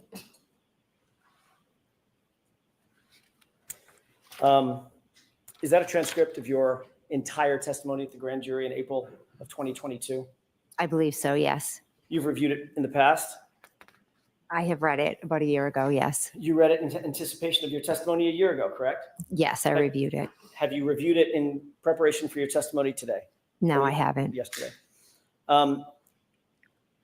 Ms. McCabe, turn to the page or pages in that transcript where you recount to the grand jurors that my client said, I hit him, I hit him, I hit him. This is over 227 pages. Take your time. How long did you say it was, Ms. McCabe? 227? I'm not going to let her read 227 pages. You reviewed it before, haven't you? I reviewed it a year ago, yes. You read the whole thing cover to cover, didn't you? I skimmed through it. One of the most important points in your testimony yesterday and today is recounting these jurors the phrase, I hit him, I hit him, I hit him. Is that right? Objection. To the form of that, I'm sustaining it. Was it important to you to tell these jurors that you heard my client say, I hit him 3 times? I answered the questions and I'm telling the Was it- jurors what I know. Was it important to you before testifying today that you recount to these jurors the phrase, I hit him, coming out of my client's mouth? Your client said she hit him, yes. That's not my question. Listen to my question, Ms. McCabe. I'm sorry. Was it important to you before you testified to tell these jurors under oath that my client said, I hit him 3 times? As a juror, as a witness, it's important to tell the truth and to answer the question you were asked. And in point of fact, in your entire grand jury testimony, you never said, my client said the words, I hit him, did you? Again, it's 227 pages. Ms. McCabe, you were there. They're your words. I'm not asking you to rehearse something. You were there. Did you tell the grand jurors that my client said I hit him? I have testified a number of times, but I was there the morning of January 29th when your client said, I hit him, I hit him, I hit him. Did you tell that to the grand jurors? I'm not sure. It's because you didn't, did you? Again, I'm not sure. Ms. McCabe, you were asked in your grand jury Such a testimony liar. no fewer than a dozen times, 12 times, 12 separate times, you were asked to repeat words that my client said both before, Yep. to, and at the scene. But when they got the story right, Correct? Objection. when the You other have an answer to detective that? said this No. is what needed to happen, You were asked multiple times. they Well, my inserted client's it into the story. You heard her say, going to and at the scene, correct? I was correct. And you recounted those words truthfully and honestly at that time, correct? Correct. Because you were under the same oath that you're under today. Correct. And things were much fresher in your mind then than they are now 3.5 years later. Would you agree with that? I hit him, I hit him, I hit him is just as fresh today as it was 3 years ago. Turn to page Then why didn't you tell the 190, grand jury if you wouldn't that? mind. She keeps saying it over and over so Court and she counsel thinks lines she's 10 and 11. pounding it into the jury. She thinks she's effing smart, man. She's not. She's lame. to Which save her lines? I'm sorry. 10 and family. 11. Oh, She okay, wants to put away an innocent woman. No, the judge doesn't like that they're asking hard questions. The judge has been in the You hat with recounted the what Ms. Reed said to you prosecution over the phone for 3 to the years. grand jurors, correct? Correct. And what she said at 4:53 a.m. was, did I hit him? Could I have hit him? Did, correct? She didn't say that. She didn't say that at 4:53. Did you testify that what Ms. Reed said to you that morning over the phone was, could Oh, I have hit him? It's not Did I? linking up. Yes, I did. May I approach? Yes. The voice isn't linking up right now. I'm going to refresh the browser.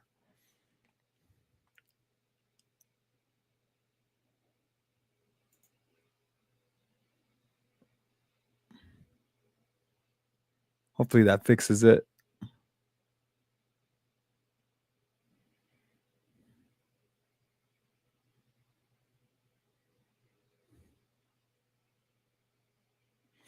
The judge doesn't want this testimony to come in. Anything that she is saying, the judge doesn't want it in.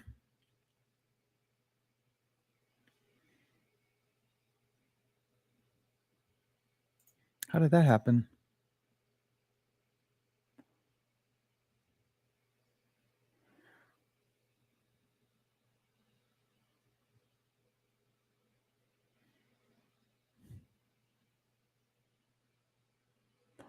Yeah, I'm waiting to see what's. I'm gonna re-add it to the.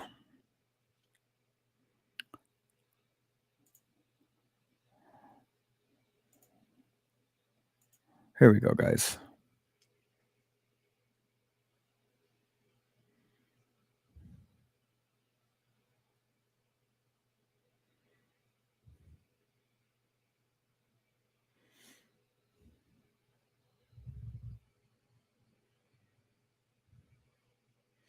The volume is.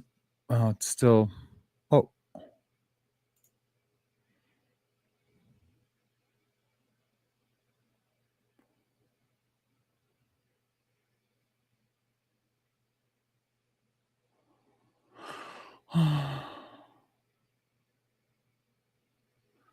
All the volumes are on.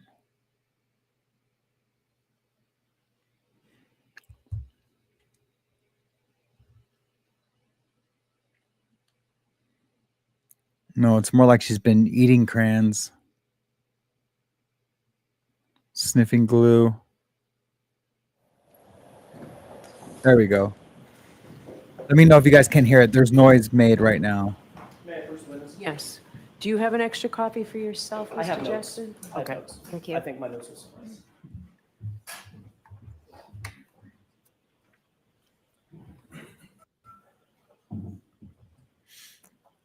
On page 192, line 4, for context, were you talking about a statement that was made in Karen's car 2x4. on that morning before you got You're to the effing scene? with me. Quit it, Kim. 192. 192, line 4.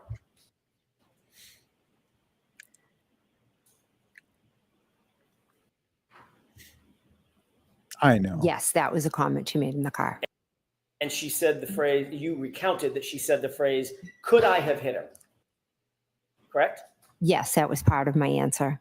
Take a look at page 193, line 1 through 2.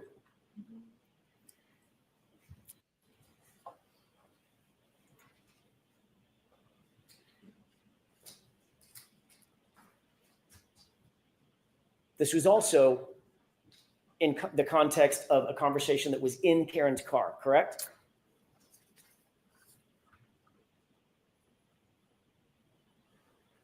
Yes. And the phrase that you attributed to my client was, could I have hit him? The question, correct? Yes. Page 193, line 23.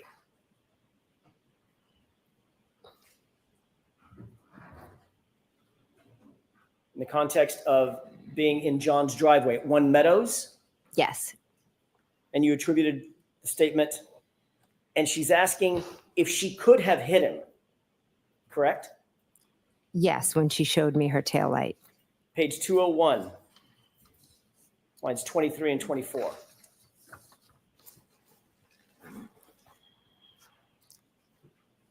This is driving to Fairview. She asked, what if I hit him? Could I have hit him? Correct? Can you tell me the lines? I'm sorry, lines 23 and 24. Page 201. Okay, sorry.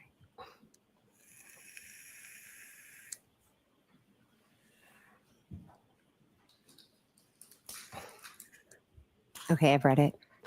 She stated, according to you, what if I hit him? Could I have hit him? Correct? Yes, she did.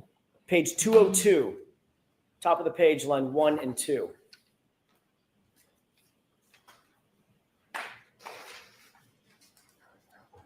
Again, in context, this is driving to Fairview before you arrived at Fairview.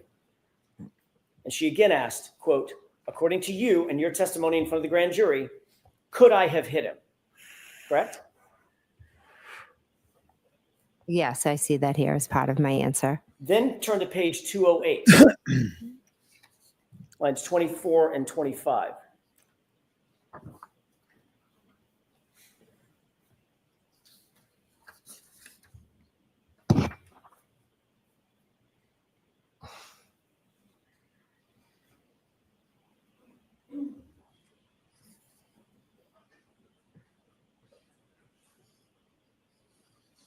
I'm sorry, what lines 24 and 25? Lines 24 and 25. Let me know when you've I've read them. Thank reviewed you. those. For context, this is at the scene outside Fairview. Yes. And you told those grand jurors under oath, she asked, did I hit him? Could I have hit him? Correct? Yes. On page 208, lines 24 and 20, I'm sorry, 208 and 209, going on to This page is what she told the 209, grand jurors lines 1 through 3. and then changed it. You actually recounted to the grand jurors a conversation that you said my client had with a female EMT standing right there, exactly as you testified to today. Female EMT. You see that? I do, yes. And what did you say my client's statements were in front of that female EMT? In this, I say that she said, could I have hit him? Is he dead? It's actually, did I hit him? Oh, sorry, I missed that part. I apologize. Did I hit him? Could I have hit him? Is he dead? Is he dead? Is he dead? And that was at the scene in front of the female EMT, exactly the scene that you're describing. You attributed the 3 statements to my client to today, correct? There was many different times when we were talking to different EMTs, the female EMT, the men, the police officers. May I approach? Yes. I mean, she's been impeached. She's saying in the grand jury that that's what she said then. And then in the testimony here and last trial, she's saying, she's instead of saying that, she said, he hit him. I hit him. I hit him. I hit him. Instead of, did I hit him? Is he dead? Could I have hit him?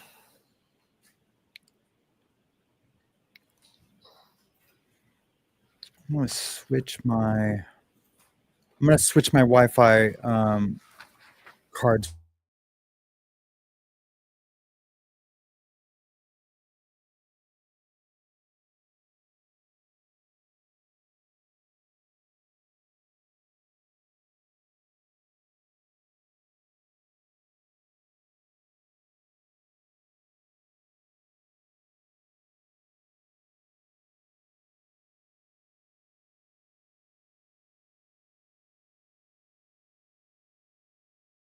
Hit him, could I have hit him? And there was, I believe, an EMT, a female, standing right next to me, listening to her yelling, did I hit him? Could I have hit him? Is he dead? Is he dead? Is he dead? It was pretty nonstop, pretty much nonstop. That was your testimony. Oh man, I thought I lost you guys. Yes, it was. That was April 26th, 2022, correct? Correct. Not one time. Not one time, Ms. McCabe, did you utter the phrase, "I hit him," as it relates to my client in front of that grand jury on April 26th, 2022, did you? Not once. I'd have to read through the 227 pages to see. As you sit here today, do you remember ever saying to those grand jurors, she said, "I hit him, I hit him, I hit him," in front of a female EMT? I've spoken to in a few grand juries. What I said specifically at different ones, I don't recall at this moment, but I do know that morning your client said, "I hit him, I hit him, I hit him" 3 times, and there was a female EMT there.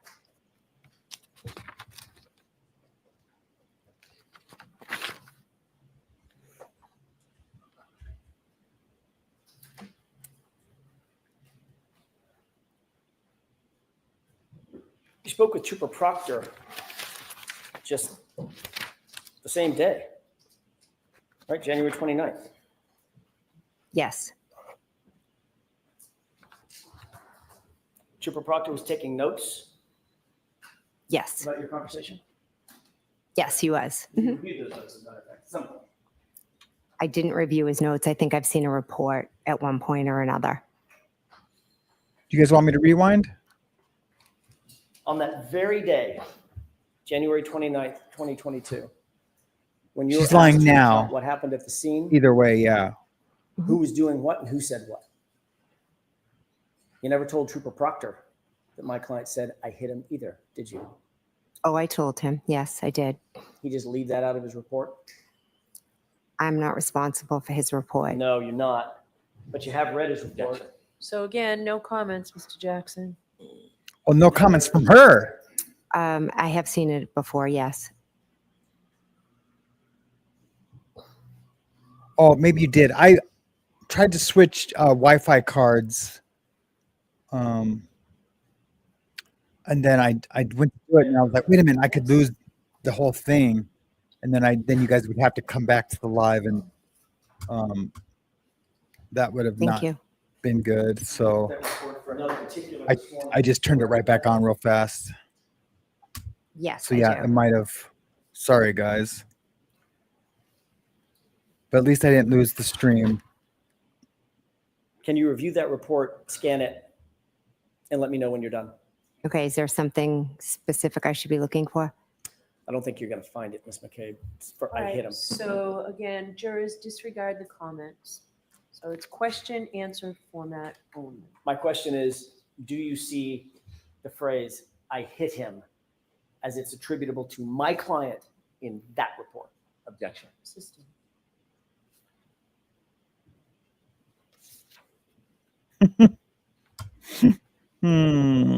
Crazy. Oh no, it's my bad, Grateful. Do you recall telling Trooper Proctor that my client said, "I hit him, I hit him, I hit him"? Objection. Do you recall that? Yes, I told him. He was taking notes at the time. He was taking notes, correct? Those notes ended up being memorialized. See, Proctor was in on it. The investigator I'm Proctor assuming was fired for what he's done Sustained. in this case. That's why he's not here at this trial. He was at the first one, but not this one. For lying, for conducting Yes, a it good does. investigation. Sorry to talk over. You said you reviewed that report in the past, Yes, in the past. and you're aware in no place in that report does the phrase "I hit him" show up anywhere, correct? Objection. Sustained. Can I approach? Yes.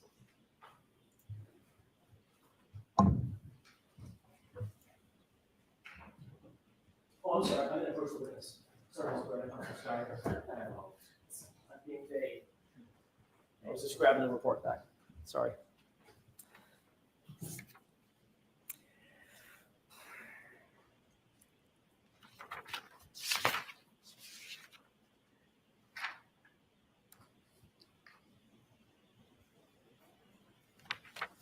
May I have just a moment, Your Honor? Sure.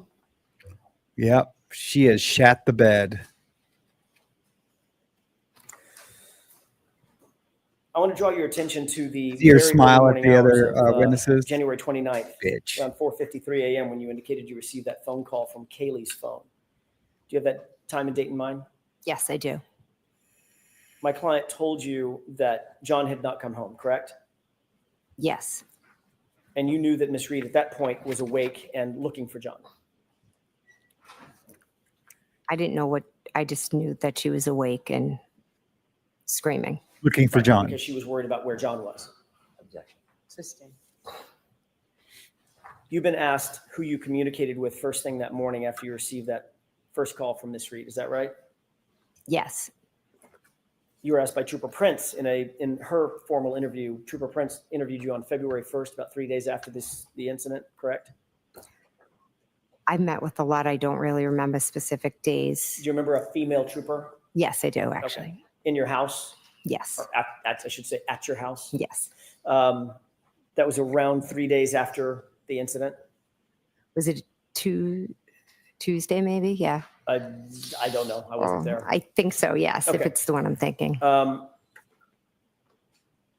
You were also asked at the same grand jury who you communicated with on the morning of January 29th. Okay. Remember that? Not specifically. Would it refresh your recollection if we were to take a look at that, a specific page of that grand jury transcript? Sure. Yeah, she was friends with the defendant for a little while.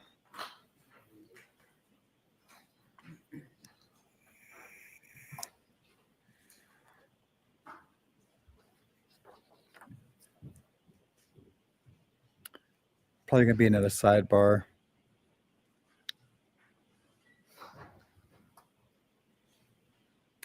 The judge is gonna give her another break.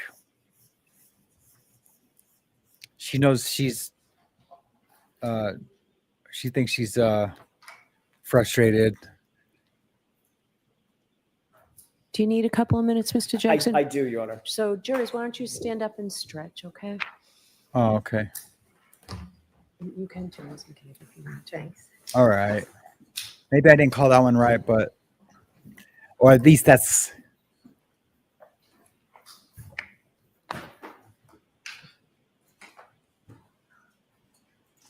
Mr. Jackson, do you want a 5-minute recess? Sure. We're still going to stop at 4, so really 5 minutes, folks. We'll have you go back and come back. so it's a 5-minute recess. They should be back shortly. I mean, 5 minutes goes by fast. That 45 minutes went by fast, but it took them actually an hour to come back. They said they'd blown a fuse. I think Miss McCabe is about to blow a fuse for sure.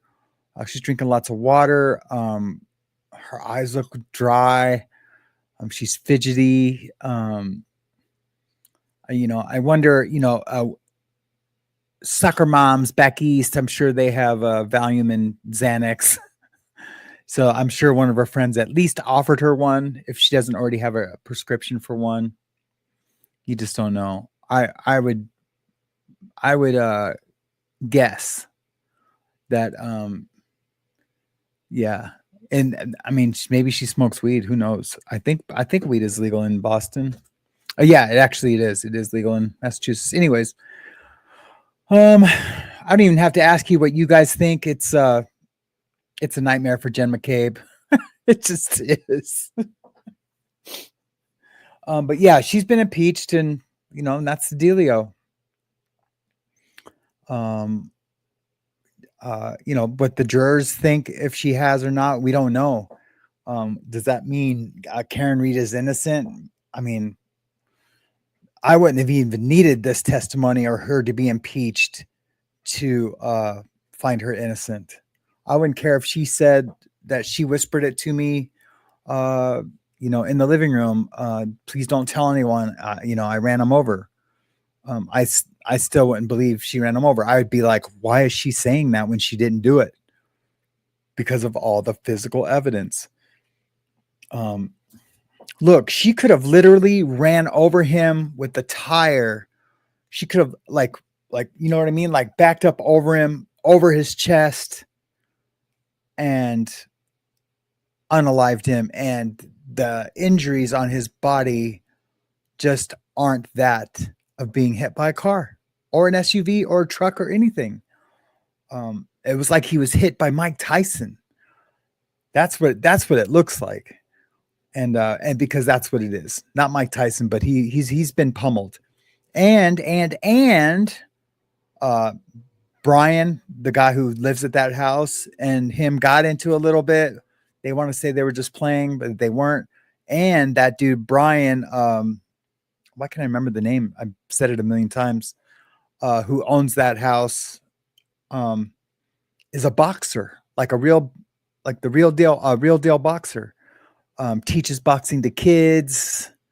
And all those face shots, all that head damage to John O'Keefe's head is like he was beat up like by a boxer.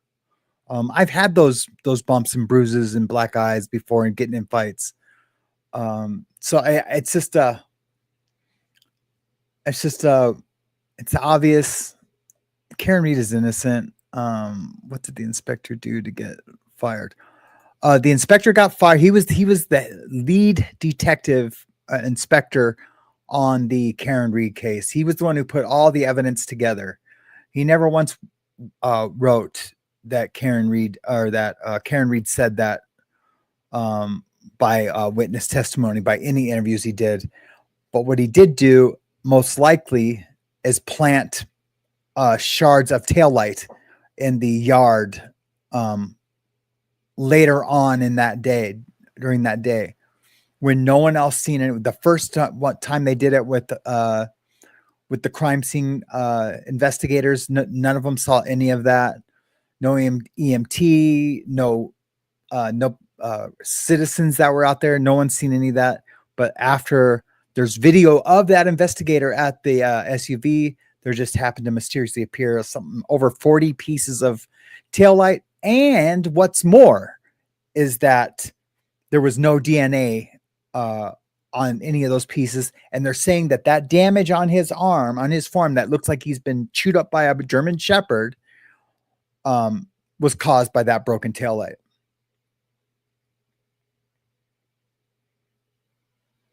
Does not compute. Does not compute. So after that, the feds came in and did a little investigation, found that it was impossible for him to be hit by the car. That testimony hopefully is going to come in this afternoon or tomorrow morning. I'm hoping for tomorrow morning because I'm going to have to leave soon. So I'm really, really hoping tomorrow morning.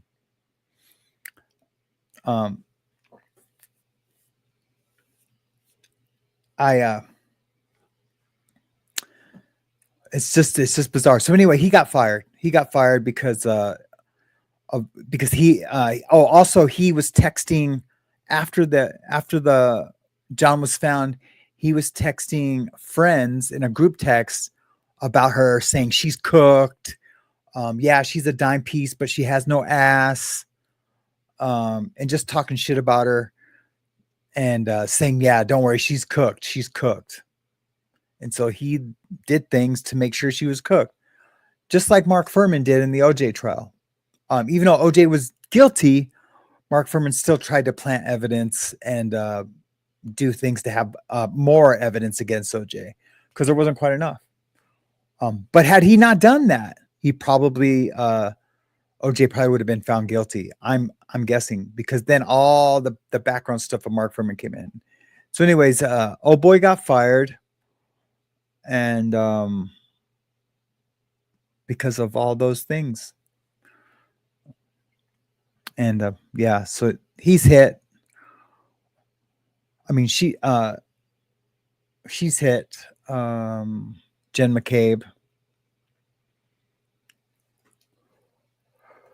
So yeah, right. Oh, that's true. Blue Bayou. Blue Bayou says, wouldn't there be dog saliva or DNA on that arm? The coroner test? No, the coroner did not test. But that would have been perfect. They have talked about exhuming the body. We should be getting back at it.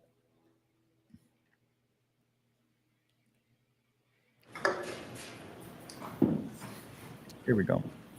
All right, guys. Goes back in session, you may be seated. All right, you all set, Mr. Jackson? I am, thank you. All right, we're bringing the jurors over. Are we still on schedule? We are. Okay.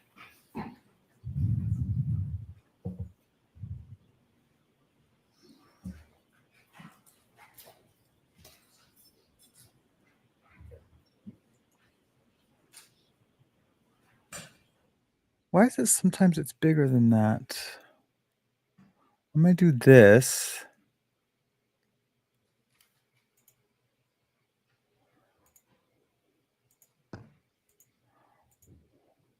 Hold on. I'm going to.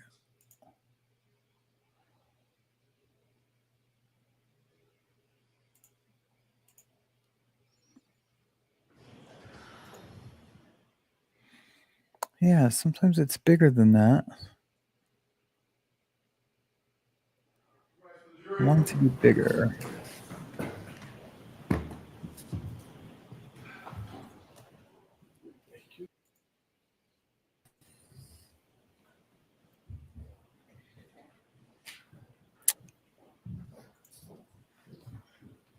Oh, well, I'm going to try this.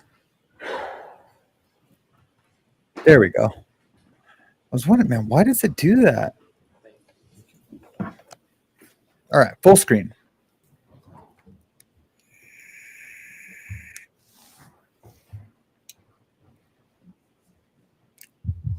Okay, they're still talking about the I hit him testimony. The school is in session, please be Oh, bye, seated. KP and AZ. Have a great day. Thank you so much.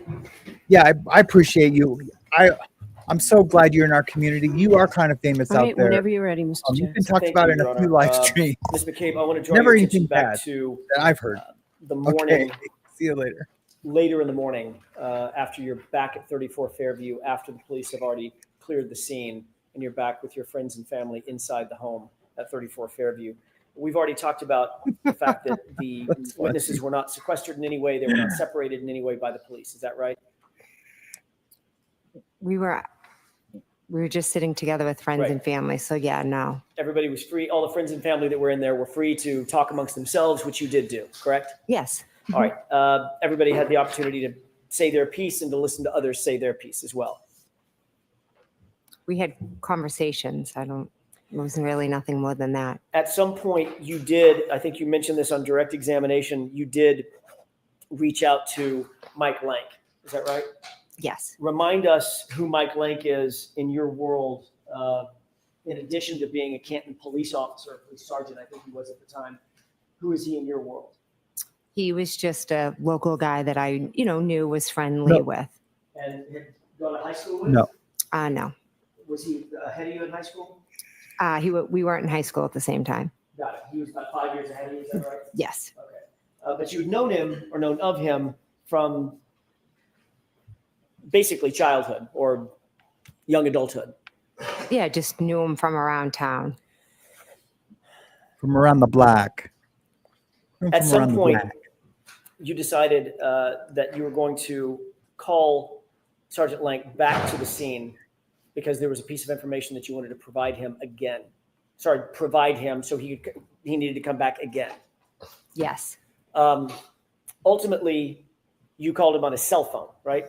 I did, yes. So you were close enough that you had his cell phone number. He had your cell phone number. No, I didn't have his cell phone number. Where'd you get that number? I asked Julie Albert for that number. So Julie had his cell phone number. Yes, she did. And Julie is Chris's wife? Yes. She was at the location? Yes. When I say the location, 34 Fairview that morning? Yes. As was Chris. He came at some point. I don't know if he was there when I called Officer Lank or not. As was Brian Higgins, correct? Yes, he was. He came back over to the location as well. Yes, he did. As a matter of fact, it was Brian Higgins who suggested that you reach out to Officer Lank. I'm not sure if it was him who suggested it. Someone suggested to you that you reach out to Officer Lank. Is that right? As I was sitting there remembering things, I believe, very coached. I can't say who did or didn't. So as you were sitting there remembering things, you weren't just remembering things, you were remembering things and then telling others things that you remembered. Oh, absolutely. So Yes. others were absorbing whatever information you were providing to them and vice versa. No one was really providing me any information because they didn't know what happened. So you were, sorry, go ahead. Okay, I'm sorry. I was just sitting there trying to recount what had transpired since I got that 4:53 phone call. And one of the things that you decided you wanted to tell Sergeant Lank was a statement by my client. Yes. So you call Sergeant Lank on his cell phone, and you're able to get a hold of him, correct? Yes. Whatever he's doing, I'm guessing he was busy at the time. I don't know what he was doing. He was the first responder on a death of a police officer case that was just hours old. So he had to be busy. I would assume Here's the deal. don't know what he was doing. But in fact, after you got your phone call, you dropped everything and headed back to 34 Fairview, correct? Sustained. So when she got together with this group of people, she told them, she's like, yeah. Then she said, did I hit him? Oh my God, did I hit him? That's when they came up with the story. No, say this. So they called the officer back so she could change her statement up to say, that's what I'm guessing. Did he come back to 34 It's Fairview? it's an easy. He was there fairly quickly, yes, I And would that's say. at your request? Yes, I called him and asked him to come back. Because you told him that you had information that was important enough that he needed to get over there so you could tell him in person what this new information was. I called him and told him that I was remembering things and asked if he could come back. And he didn't just say, "Yeah, just tell me what it is over the phone." He literally said, "Okay, I'm going to get in my car, drive in a blizzard." It was still a blizzard, right? Yes, it was. I'm going to get all my gear on, drive in a blizzard back over to 34 Fairview, get out of my cruiser, come into the house, and get ready for this new information that you're going to give me. Correct? He did not say all that, no. No, that's what he did. I have no idea what he did. I called him and then he Covering came. for the That's, owner of the house where Over his car, right? I would assume so, yes. Right. So John get in his O'Keefe was car, killed. Drive over a blizzard, get out of the car, walk through the blizzard, go to the front door. And get Her ready for brother-in-law. this new meeting that he's going to have, correct? Yes, that seems like steps one would take. which would be her brother-in-law. Whatever it was that you wanted to tell him, you let him know it was important enough to have a special additional meeting. It wasn't something that you were just going to sit on. You wanted to give him this information immediately without hesitation, correct? He said if I remembered anything to give him a call, so I did. So when he came back over, he obviously had a notepad and a pen in his hand, correct? I believe he was taking notes. And you told him, you testified this morning that what you told him was Karen Reed said, I hit him, I hit him, I hit him, right? Correct. But what he wrote in his report, you said, she said, I hope I didn't hit him. Correct? I don't have his report in front of me. Well, let me help you.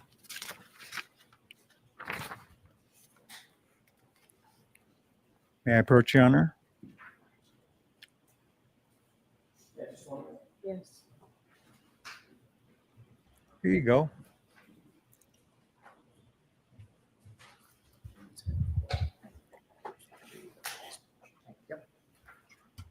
Thank you. You're welcome. De nada. You could turn to the orange tab.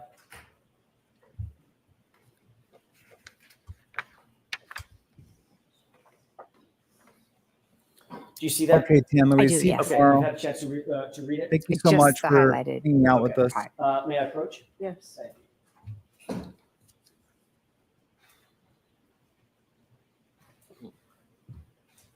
In fact, what you told Officer Lank was something to the effect of, I hope I didn't hit him. Correct? Incorrect. I told him that she said I hit him. He wrote in his report, that you just read, something to the effect of, Sustained. I hope I didn't hit him. Sustained. Is this another example of an officer getting a report wrong? Objection. Is that report right? Is this another example? Sustained. Move of on, get Mr. another off. No one wrote down what she's saying that she said. Everyone got it I hope I wrong. didn't hit him, or something to the effect of, I hope I didn't hit him. Sounds an awful lot like, did I hit him? Did I hit him? Did you hear that? It does sound similar, yeah.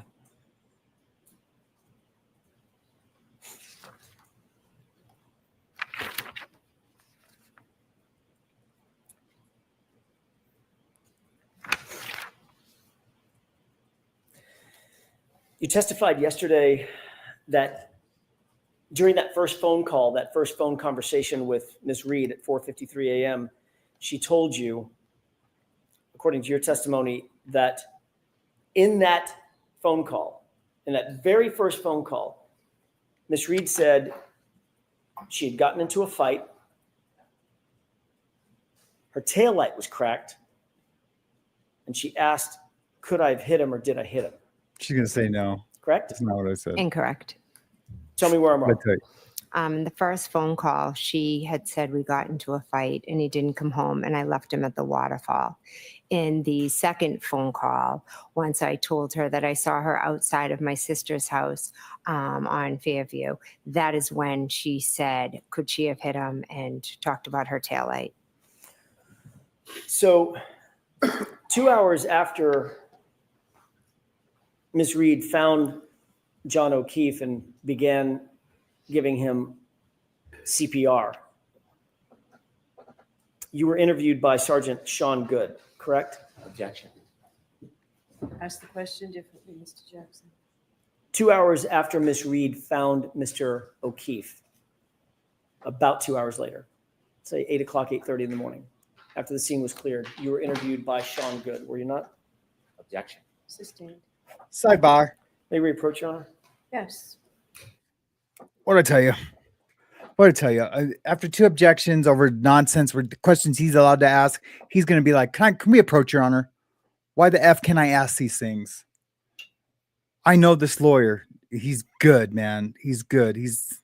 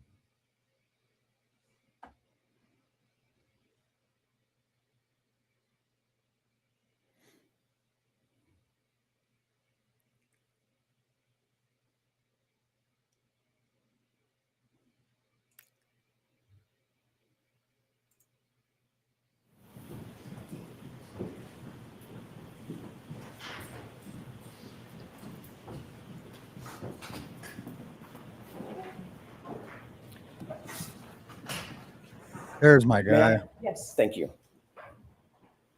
At the scene,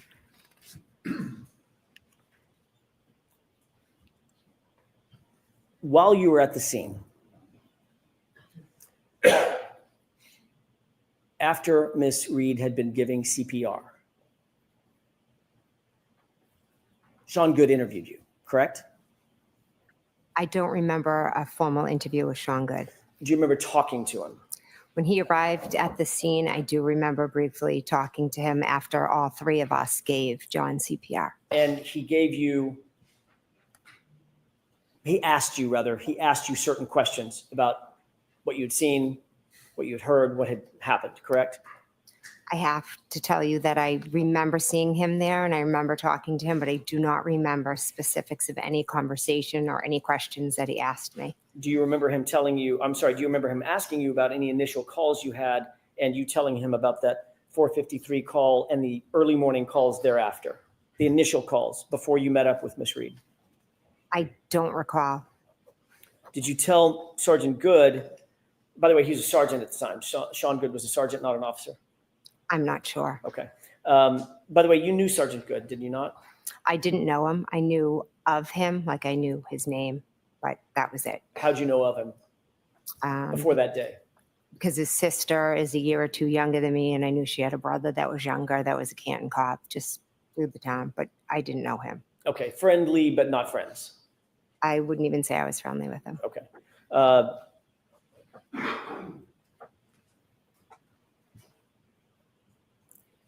You actually told Sergeant Good at the time when he asked about those first phone calls that when Miss Reed called you, she was inquiring about John's whereabouts, correct? Again, I don't recall my conversations with Sean Good. You certainly never mentioned to Sergeant Good the incessant screaming and hysteria that you've described here in court. Objection. Did you ever mention anything about an argument or a fight to Sean Good? Objection. Sustained, Mr. Jackson. She said she didn't remember. Next question. I have to go through the series of machinations. I don't know what she remembers and doesn't remember. Next question, Mr. Jackson. Did you mention anything about a cracked taillight to Sergeant Good? Objection. Sustained. Do you have no memory at all about what you talked to Sergeant Good about? There were many officers there, Right. and like I said, I know I talked to Sergeant Good, but I do not remember the specifics of my conversation during that chaotic scene. Okay. I'm Well, sorry. Let me ask a different question. There were many officers there, and many officers were asking you questions, correct? Correct. Did you did you tell any officer while at the scene that during those first few phone calls, first couple of phone calls with Miss Reed, that there was incessant screaming and hysteria? Again, there were many officers asking me questions. Most of them were regarding who John was, if he had medical issues or concerns, things like that. Right. It was a chaotic scene. I don't remember any specific questions about phone calls. I apologize. But you did tell at least one officer about the initial phone call that you received indicating that John may be missing, correct?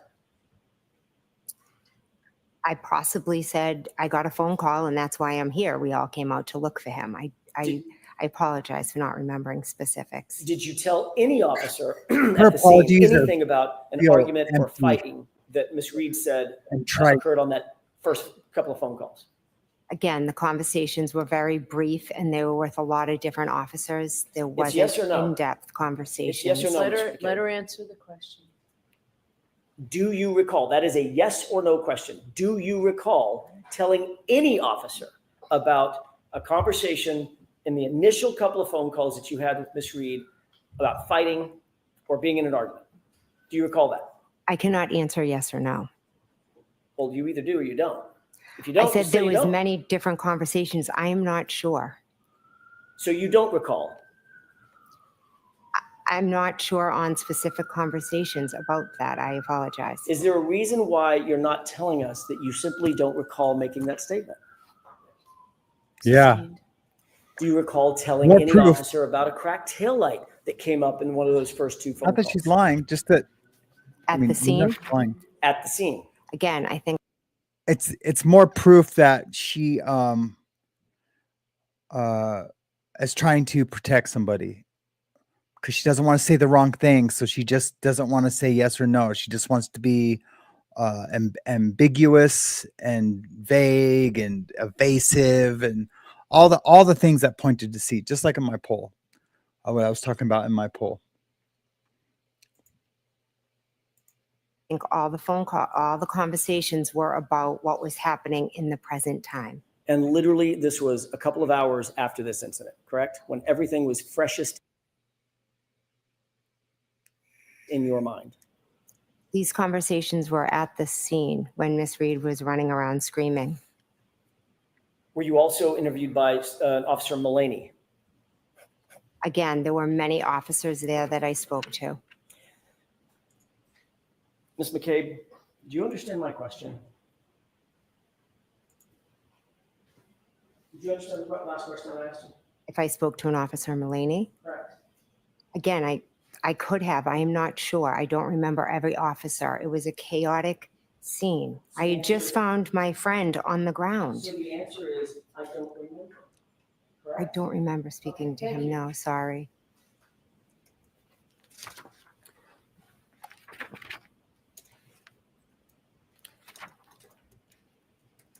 Later that morning,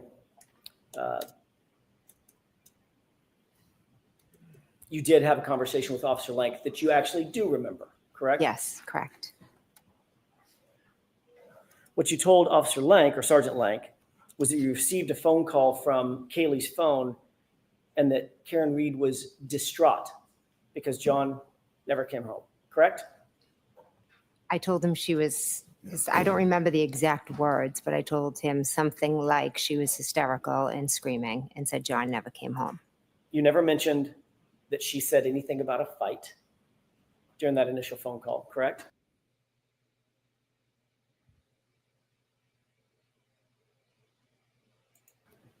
Again, I'm not sure what exactly was said during that initial phone call.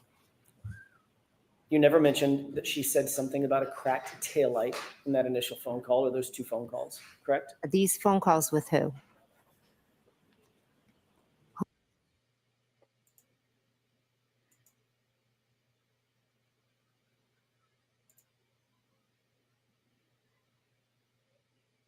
Who are these phone calls? Who am I speaking The to at this initial point? phone calls that Mhm. you had with Miss Reed, Yes. you never mentioned to Officer Lank or Sergeant Lank that Miss Reed mentioned anything about a fight or an argument, correct?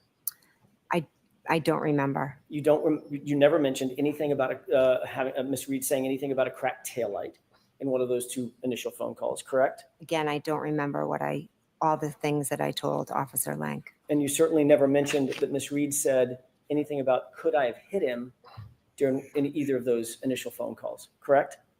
Again, I don't remember my specific conversation with Officer Lank. So you don't remember the conversation that you had with Officer Lank when it was She's clear getting light of feisty. day. You'd had a chance to take a beat and a breath, catch your breath, because it's now 11:30, 11 o'clock in the morning. You don't remember anything about that conversation, but according to your testimony, you remember in detail what my client said, waking you out of a dead sleep, correct? So I didn't speak to him at 11:30. It was earlier in the morning when he came back to Fairview. Let's call it 9 o'clock, whatever. Okay. Right? Whatever. It wasn't the same chaos as my client screaming into the phone that John never came Thank you, home. Johnny, for Waking you the out of a dead chat sleep. or super sticker Correct. chat. But when you recounted that Appreciate it. conversation or those conversations to Sergeant Lank, you didn't say a thing about Miss Reed saying that there had been an argument, did you? I'm saying I don't remember the specifics of my conversation with Officer Lank. I'm also saying that I was woken up out of a dead Thanks, sleep. Whoopi. Appreciate it. Karen showed up at my house screaming. I went out to help her look for John. And then we found one of my closest friends on the front lawn. And she was saying crazy things and acting crazy and Ms. McCabe, acting that's not my erratic. question. And so every Ms. police McCabe, that is officer not that my I question. spoke to, Let her finish. every police officer that I spoke to, I tried to answer their questions the best I could. It took me hours and in some cases Aw. days to remember Poor all lying the things ass that Miss Reed bitch, had said Jen in my McCabe. mind. I was in a state of shock. But the minute I remembered, she said, I hit him, I hit him, I hit him. Lies. I called Officer Lank. And your memory's getting better. After you were told to say it. Today, correct? There are certain things I will never forget, Mr. Jackson. Including the fact that you never, ever, ever said, she said. She would have remembered that at the grand jury. To a grand jury when you were asked about it 3 months after the incident.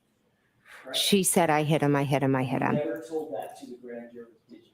I don't remember specifically that every grand jury and everything I said, but I can tell you with 100% accuracy, she screamed, I hit him, I hit him, I hit him. You never said that to the grand jurors. I don't recall if I You were did. there to get the truth, correct? The truth is, she said, I hit him, I And hit in him, fact, I hit Mr. him. McCabe, you were asked that specific question at the grand jury. What did she say? They're going to at end it for the scene day in front of soon. the female EMT? They're not going You to know let what your her. answer was? You do, because you just read it. I wasn't asked what she was said What at the was the scene. answer to that question? I'm objecting. The objection sustained. Ask one more clear question, Mr. Jackson. What was the answer you gave? Yep, it's about over. In answer to the question about what was said by Miss Reed to the EMT, the female EMT at the scene, what did you say she said? I don't know if I was asked specifically what she said to a female EMT. All right, we're going to end this now. Your Honor, I have one more question. There you go. Go ahead. I can't end it like this. Wow. You said, Okay, she jurors, said. ignore the comments of counsel. Ask one question, Mr. Jackson. You said that she said, could I have hit him? Did I hit him in the presence of the female EMT? That's what you testified to under oath at the grand jury, isn't it? Yes, because she also said that.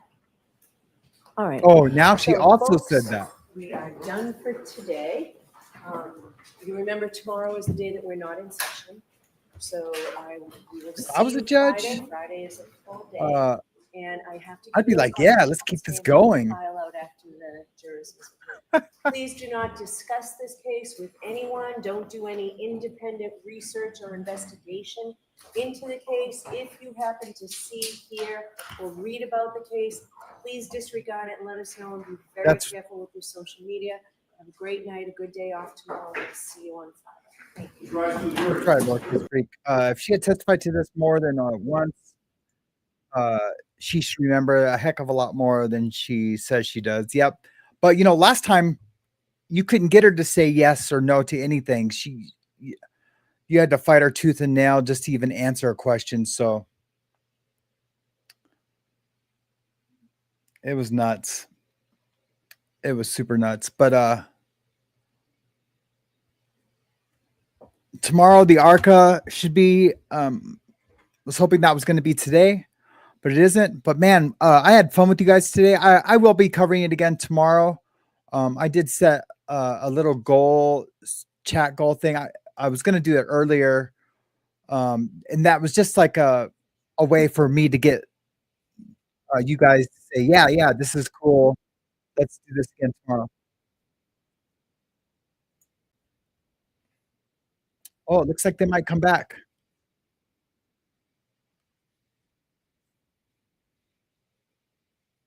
Oh, they're still talking.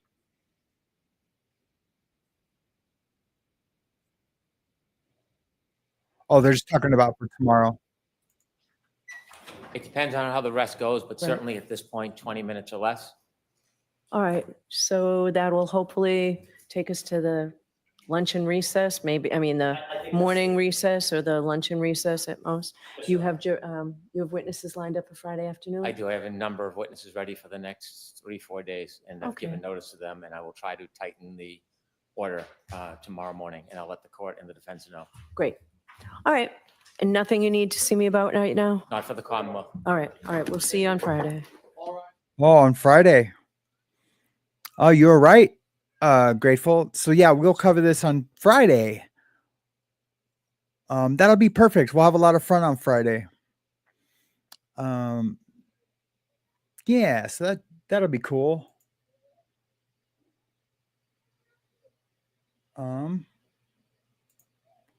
Hold on, I just want to close out some things.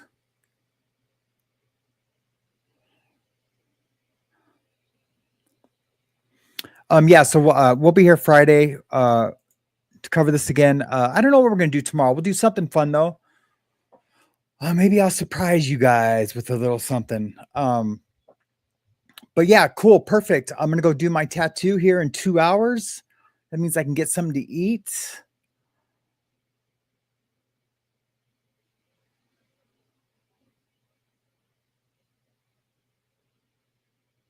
Oh yeah, thank you. Thank you, V. McWilliams. Yeah. We'll take that down. So yeah, I will see you guys tomorrow for another fun-filled morning mayhem show. Into the afternoon on Friday we will go. Doing the morning show. I'll probably start early Friday morning, probably like 7:30 or 8, probably like 7:30 Mountain Time. And yeah, it'll be sweet. It'll be sweet. Someone's at my door, so You guys have a wonderful day, and I will see you guys on tomorrow. I had some more stuff to say, but someone's ringing my doorbell. So, all right, guys, I'll see you guys later. Mahalo. Stay loud. Don't be woke. Stay wild. Stay awake. This was morning.